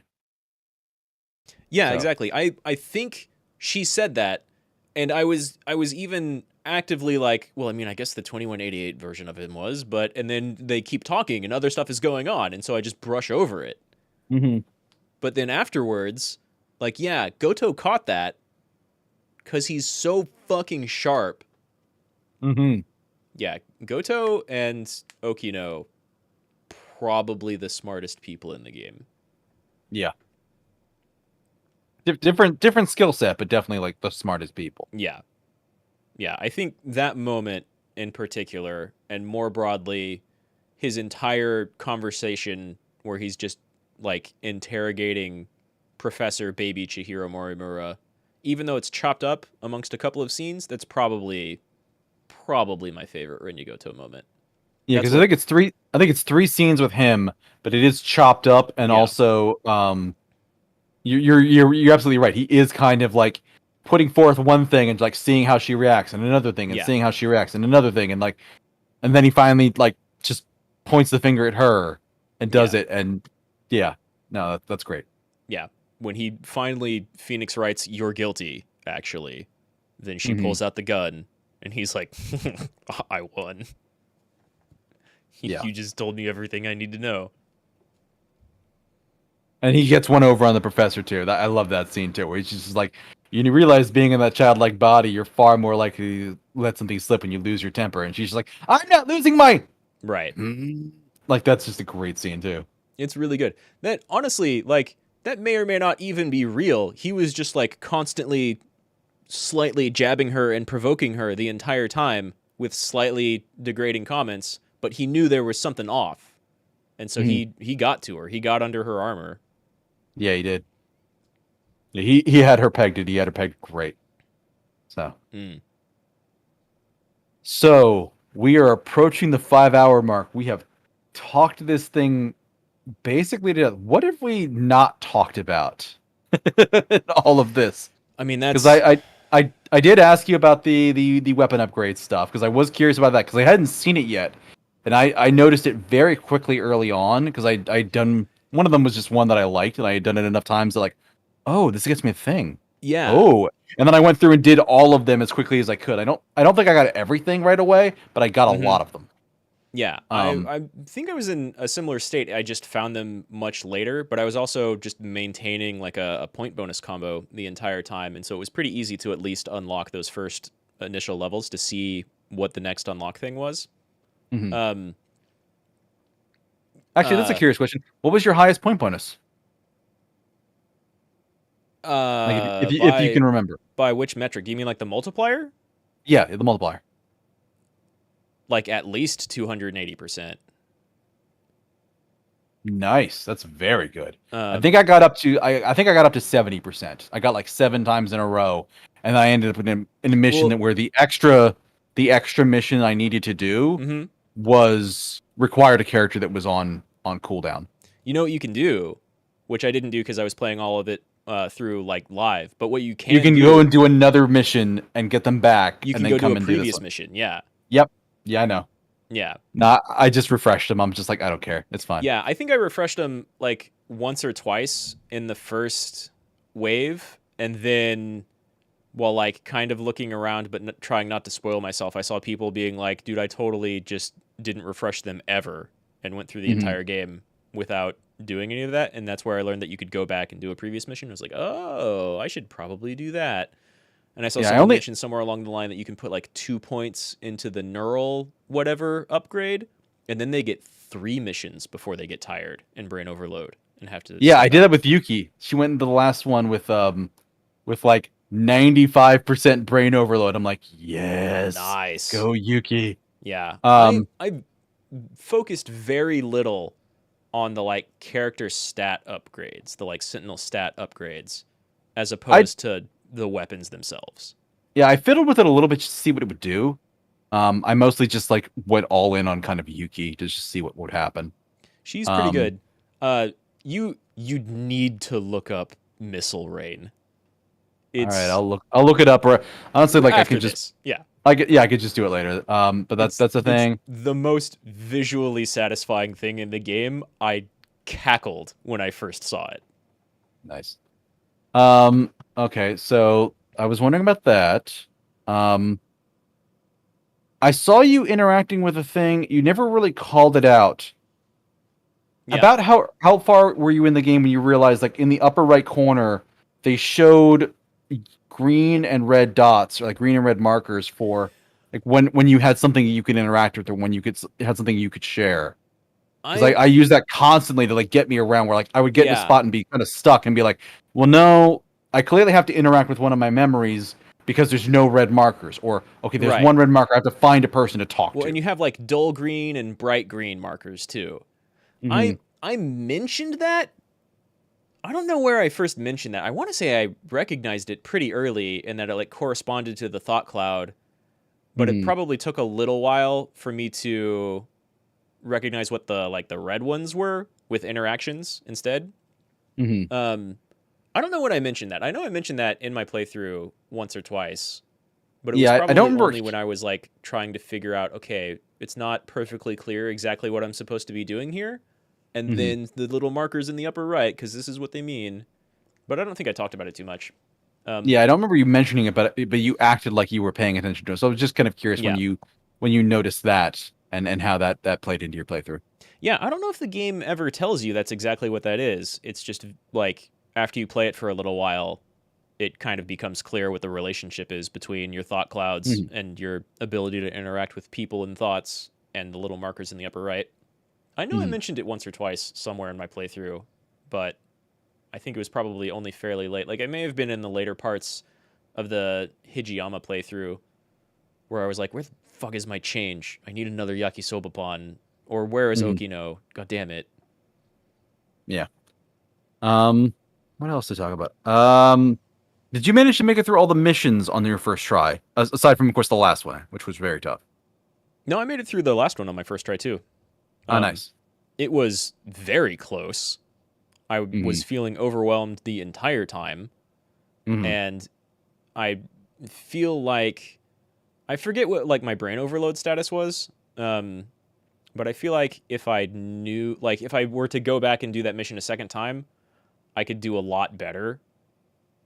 Which is, you know, you can say that about any of the different missions, but that one was clearly like the most overwhelming. There were 2 or 3 missions before that, mostly with like the really tough, huge health pool boss Mm. version enemies, the like large yellow versions of enemies that were fairly close, or that I was like kind of worried about for a little while. Like there was the one with the I think it's either a high quad or a production facility, and then the super armored high health bomb drum. Yeah, the drum one was that thing was just a damage sponge. Yeah. Yeah, they were both huge damage sponges, and so I was worried throughout almost that entire fight, because you can wipe out most of the rest of the map outside of those 2 pretty easily, Hmm. especially at that point. But like I was doing not enough damage for Hmm. what I felt like I should be doing against the bomb drum thing. And I killed it like halfway to the terminal, but it was feeling very harried that entire time. I was Yeah, I like, I've think got I to had to do. someone to focus on the other person so it doesn't like fill the screen with tiny flyers, but I've got to kill this thing. Yeah, I Um, think I think my I think I had to do that one twice because I don't think I brought the right people. yeah. So I had to repeat 2 levels because I messed up. That was one of them, I think. Because I think I messed up the extra mission. Hmm. And the other one was there was one, I think it's map 2-6, where it's like there will be many long range kaiju. Hmm. And that's Hmm. one where I blew too many EMPs and I took out the big enemies, but ignored the missile people, Yeah. and they were all just pushed to the edge of the map, and they just kept shelling. I ended up getting a D rank on that one the first time running through, Nasty. and I had to redo that, and I did a lot much better the next time because I intelligently fought the map. Yeah. But Once you know what to expect and how to kind of arrange your forces, it becomes a lot easier. I think the lowest I got was like a C, and I forget on which one, but there was like a moderate amount of terminal damage and a lot of city damage, and 1 or 2 of my Sentinels took a pretty big hit. yeah, Um, in that one specifically, one of my Sentinels got disabled. yeah, I think it was Not Snow because she just sat back and just I had her shelling the whole time, sure. and just all that missile splash damage. So she had to like get away from the terminal just so she didn't die in a missile attack. Yeah. I And don't I know think if I maybe ever had a Sentinel actually go down, but I definitely put 1 or 2 into repair mode a couple of times. mhm. I think I had 2 go down. I had Natsuno's there, and in another map.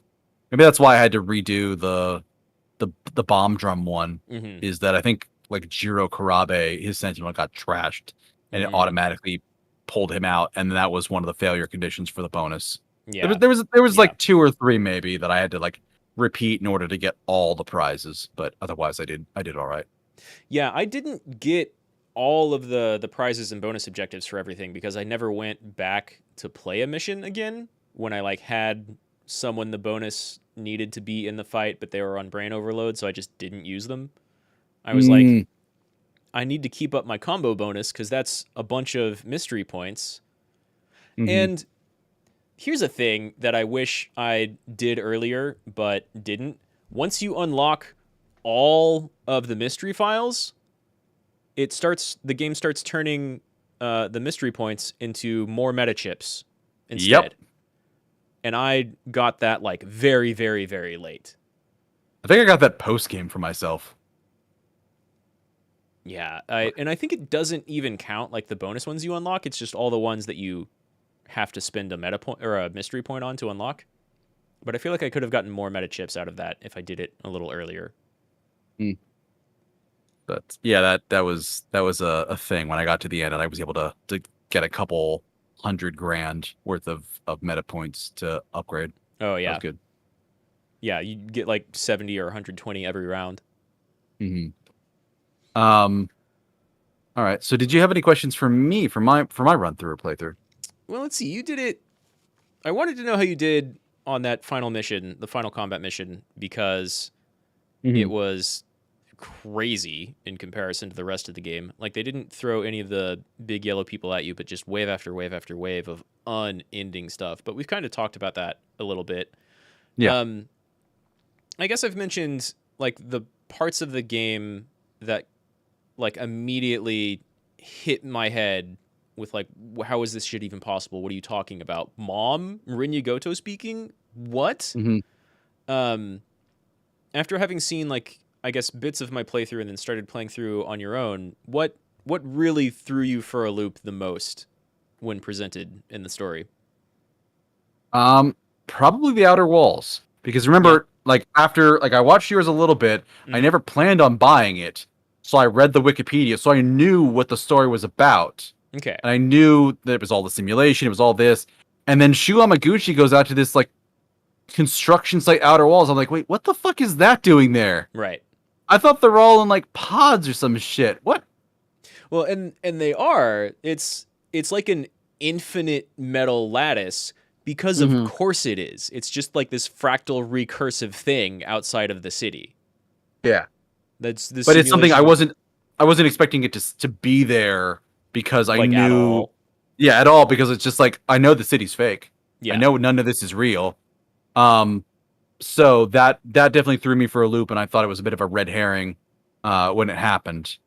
Um, so that threw I me. mean, it kind of is. When that happened to me, I was like, oh, these are all dome cities. These are definitely Mhm. 100% dome cities. So we're either still on a space colony somewhere, and these are all different sectors on a space colony, or we're on a planet that's terraformed or in the process of being terraformed, and these are like the pre-exposure to the outside environment dome cities, and this is just like the outside structure of whatever is housing the cities.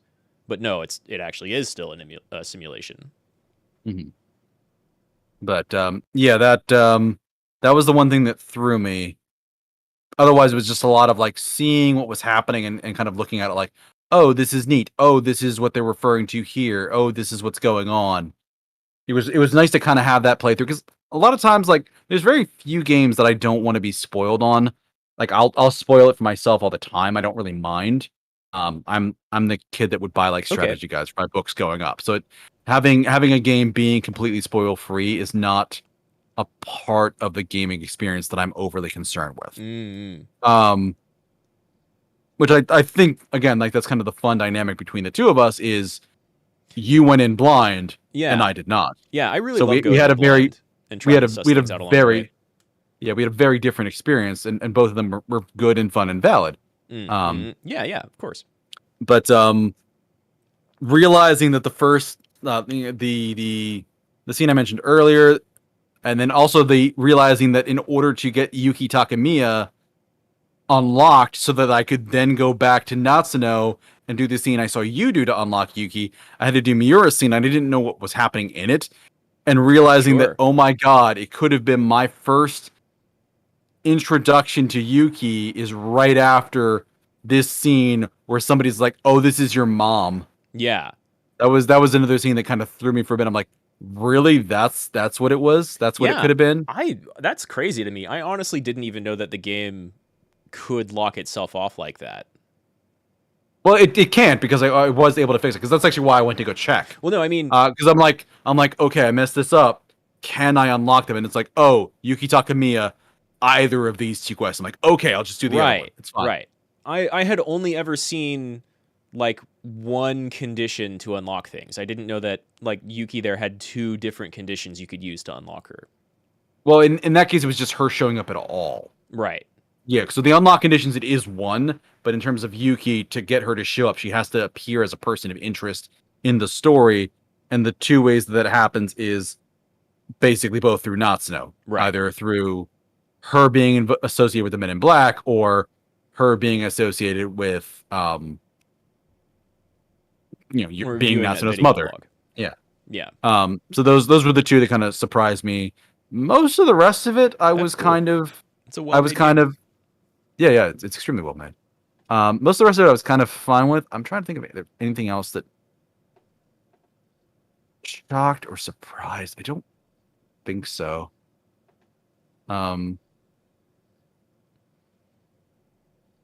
Yeah, because I definitely like caught up to you at one point, Mm-hmm. which is actually funny. Your play style got me a little flustered at one point, because Yeah. you're trying to like level up everybody evenly, whereas I would just heavily sort of, invest yeah. in a character, and like I would go through and I did like all of the Minami, all of the Megami, all of the Yuki, And then I would like try and like watch yours as I'm playing, and you're like, "Oh, let me go do Shu Yamaguchi." I'm like, "Oh, no, shit! All I did was his prologue. Let me go back in." And I would do like one of him, and then you're like, "Okay, now let's do Ryoko Shinonome." I'm like, "Damn it, I haven't done hers at all yet." Ah! Yeah. That's kind of what I was experiencing with that other streamer I watched, and Yeah. why I think like it's like this is such a weird game. It must have been such a weird game to advertise because you can't show anything, and it must have been such a weird game to talk about with anybody else who was like a buddy and playing it right as it came out, because you could do things in almost a totally different order. Mm-hmm. And so if someone were to ask you like, well, how far are you into the game? You could even say, well, I'm this percent through Remembrance, but you would have to go Have an entirely character different by experience. character. Yeah. Yeah. It's super hard for anyone to say exactly how far they are in this game while just chatting with somebody else. And like if you wanted to remain completely unspoiled about this game, you just have to not talk about it with anyone at all and Until you're both done. Yeah. not look up anything, because it's crazy. Mm-hmm. Hello, free range dog meat. Thanks for dropping by. Howdy. I don't know. I think we're probably getting close to the end. We've talked to this game to death at this point. It's Yeah. brilliant and huge. So let's anything else. I did save a couple of extra things that I Yeah. wanted to mention. You saw one of them, which Yeah. was I saw you like the tweet I had on Twitter that I retweeted of somebody doing keychains for the characters. And I thought those were super cute. Yeah, that's super cute. Yeah, I retweeted it earlier this week. I think you retweeted it today. Mm-hmm. May have. Possibly. But that was really cute. And then I also did a search. I don't know where I looked originally, but eventually, like, I went back trying to find it, and on Amazon, there's actually 2 statues for characters from this story. One is Natsuno Minami with BJ, Mm-hmm. and she's doing like the swipe on her face to bring up the start logo. Mm-hmm. And then the other one I saw was Megami Yakashiji with Fluffy. Yeah. So basically, like two of the girl characters, both the ones that have a companion with them. Yeah. There's a really great series of. Well, I mentioned one earlier. I think if you just Google, let me see if I can get it over in this tab. If you just like Google image search, is anyone else Juro Karabe? I'll check it on my phone quick. Over in images. Oh, maybe that's not it. If I just type in SpongeBob, there's a really great SpongeBob meme with Juro Karabe. And if I find it, I'll send it to you. There's also a lot of really good, like Megumi Yakashiji John Wick edits. Literally just him murking people, but with her face over it. My God. Because it's so crazy that her whole storyline is just like, Cat says go shoot a person. Okay, I'm gonna go shoot this guy. It's for my love, so this person's getting shot. No questions. Yeah, I don't know. This game's crazy. I love it. It was definitely a great experience. Thank you for recommending it. Yeah. I don't know. I almost feel like we should trade off games now that I did one of yours. I don't know. I did mention Road 96. If it's still on Game Pass, I recommend you give it a try. You probably can finish it in a week or two, taking it slowly. A week if you're doing it fast. Okay. I'm kind of curious what you think about that. Okay. But otherwise, we still did talk about like doing a Xenogears collab, which will probably be as long, if not longer, than this one. Yeah, it might be just as long as this one pretty easily. Xenogears is also dense and nuts. I think 13 Sentinels might be more dense, but Xenogears like takes its time and has almost, if not just as many like big revelation moments about who characters are and what they're doing and what their actual motivations are and like the state of the world and how things came to be that way. That one might be easier to talk through in just like a kind of story chronological manner. Yeah, because this one had like, okay, here's our explanation of each character. Okay, here's our favorite scene with each character. Right. Like, Let's talk about the setup for the entire world. Let's talk about how everything ended up because it's a winding story in between those 2 points. yeah. So this one just has a lot of moving parts, but Yeah. yeah, it'd be fun to do another one of these again sometime. Yeah, And I think just it'd be fun to do as talk interviews. ourselves hoarse. I don't know if I But then have, and we could maybe talk about this off stream on Discord or something. I don't know if I have too many like story centric games that you may have not played, because I think we've both played a lot of kind of older PS1, PS2 RPGs and such. Have you ever yeah, played Final Fantasy Tactics? oh yeah, definitely. Okay. Then yeah, I'll think about it. Because it's really hard for me to think of any story games that approach Xenogears and 13 Sentinels. I know I was playing oh, it's not Octopath Strategy. Triangle Strategy, Yeah, which is another game by the same people that did Octopath Traveler, yeah. which is like a tactics clone with a lot of story. I did that earlier this year. That one's also very good.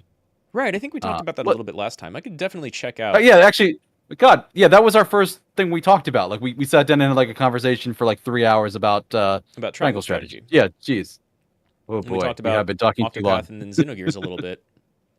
Um, uh, I'm thinking about picking up the Live Alive remake that came out recently, because that's like an old like Super Nintendo or maybe PlayStation 1 RPG that kind of, I think, I haven't looked into it, but I hear it got the kind of like Octopath Triangle Strategy treatment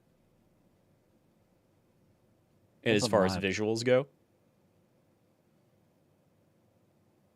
oh yeah, I see the photo here, and it definitely does look like it. It has the similar visuals. Yeah, that's a really, Uh, really old RPG that kind of, I've never played it, but I've heard people talk about it for years.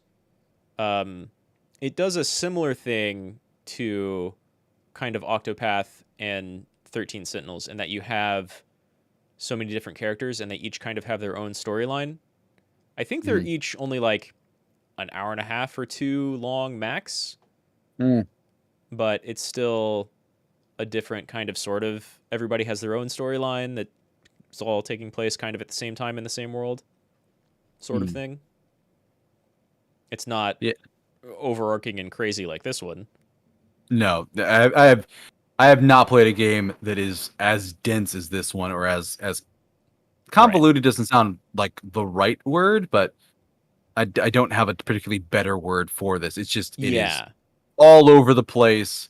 Again, our one of our favorite characters is just our favorite because it's like, okay, it's time travel and space and nanomachines and giant mechs and I guess a magical girl.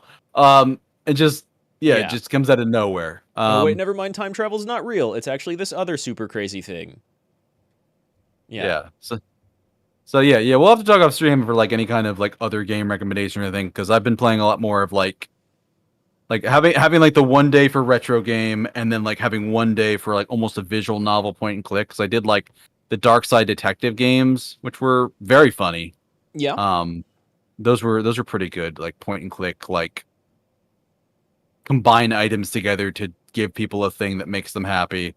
Um, Mm-hmm. and then I mentioned Road 96 is very good.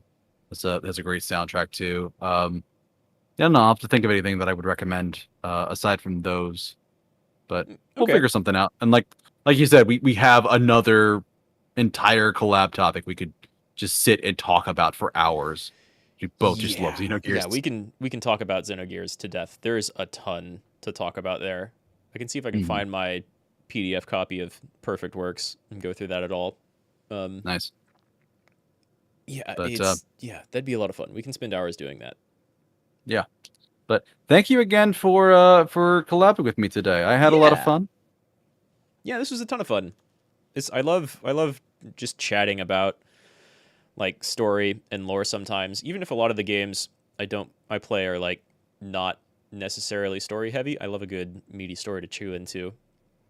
Mm-hmm. Like there's nothing to talk about with Monster Hunter story, and Devil May Cry story is pretty straightforward.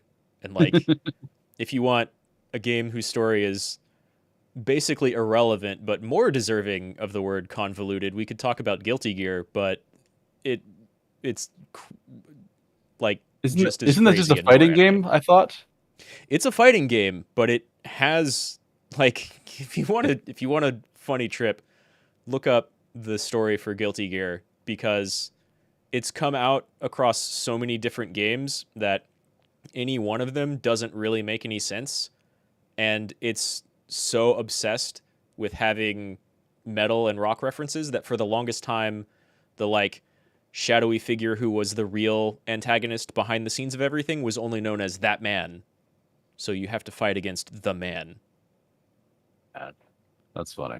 But it's a story that like begins with humans creating an infinite energy source which allows them to essentially create magic, and suddenly they outlaw technology because what was it? Because Y2K happened and it scared everybody. Like Oh my goodness. Guilty Gear story is wild and almost makes no sense because it doesn't have to. But it's pretty funny. Nice. But yeah, But- yeah, I definitely enjoyed this. Thanks for the collab as well.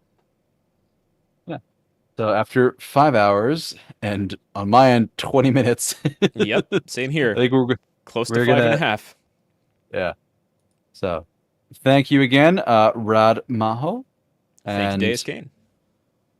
All right, I will talk to you later, probably after a good night of sleep. Yeah, man, for sure. I will see you around. Yep, see you around. Take care. You as well. Talk to you next time. Bye. Bye-bye.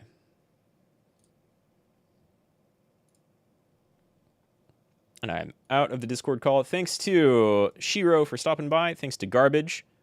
Thanks to Super Sexy Boing Boing Big Opai Nakomimi Oni-chan. That's a fun name. Thanks to Free Range Dog Meat. I appreciate everybody dropping by. Jesus Christ, if you made it through this conversation, I hope you've already played 13 Sentinels. If you haven't, and anything we said sounded interesting at all, like here's a cool visual. She's a pretty crazy character. Here's the person we were constantly referring to as stupid sexy Okino, and he can't stop toying with people. Here's a person who doesn't exist. Here's Best Girl. She's so fucking cute. Here, I mean, this dude obviously looks like a villain. This person does not look like a villain, but they kind of are. But actually, they're the hero who did nothing wrong, even though they slaughtered a bunch of kids. Like, this game is... There's so much. There's so much. And it's got a Puella Magi Madoka voice actress in it. It's got... Where'd he go? It's got Jotaro, Josuke. Josuke Joestar, rather. Like, it's so good. It's so good. I'm over here scratching my head, being like, I don't have words to describe it. We just talked for 5.5 hours. And I feel like we touched on a lot of it and most of it, but there's so many little scenes in between that build everything up to a really satisfying conclusion and really satisfying reveals. Go buy and play 13 Sentinels. Vanillaware needs your love. They're kind of a small studio, and they disappear and pop back out with a really cool game every once in a while. They all look immaculately beautiful. Like, just go look up a trailer. There's no... I mean, hell, look at this background screen. The whole game looks like that, in motion. It's anime, but painterly. Okay, combat is a little different, and they clearly didn't have as much money there as they put towards everything else. But they still did really cool stuff with combat. And go look up Missile Rain. Cause fucking lol, Lamau, Missile Rain, what literally imagine a tactical RPG, right? And you have like an archer who lobs an arrow over at someone. Now imagine they get a skill that's like, well, here's an arrow that does 1/10 of the normal damage, but you fire 150 of them, and they overlap, and they all do AoE. It's one of the most visually satisfying attacks I've seen in a really long time. In a mode that is not very visually satisfying, even though it is kind of cool, and the rest of the game is gorgeous. And it's oh god, it's so good. It's so good. It's so good. I could keep ranting on about it for a while. But I really have to pee and make some food. So, I'm not going to. Go buy and play 13 Sentinels. It's available on PS5 and Switch and maybe PS4. I think it's PS4 and Switch. It's immaculate. Damn near immaculate. I really have to go and get some more water and drink and stuff and food. Atsumaho, everybody. Thanks for dropping by. I appreciated it. We're gonna do this again with DeusCain and probably talk about Xenogears, which I know everybody loves Xenosaga, but Xenogears has a better story. I said it. All right, Atsumaho, everybody. I will see you next time.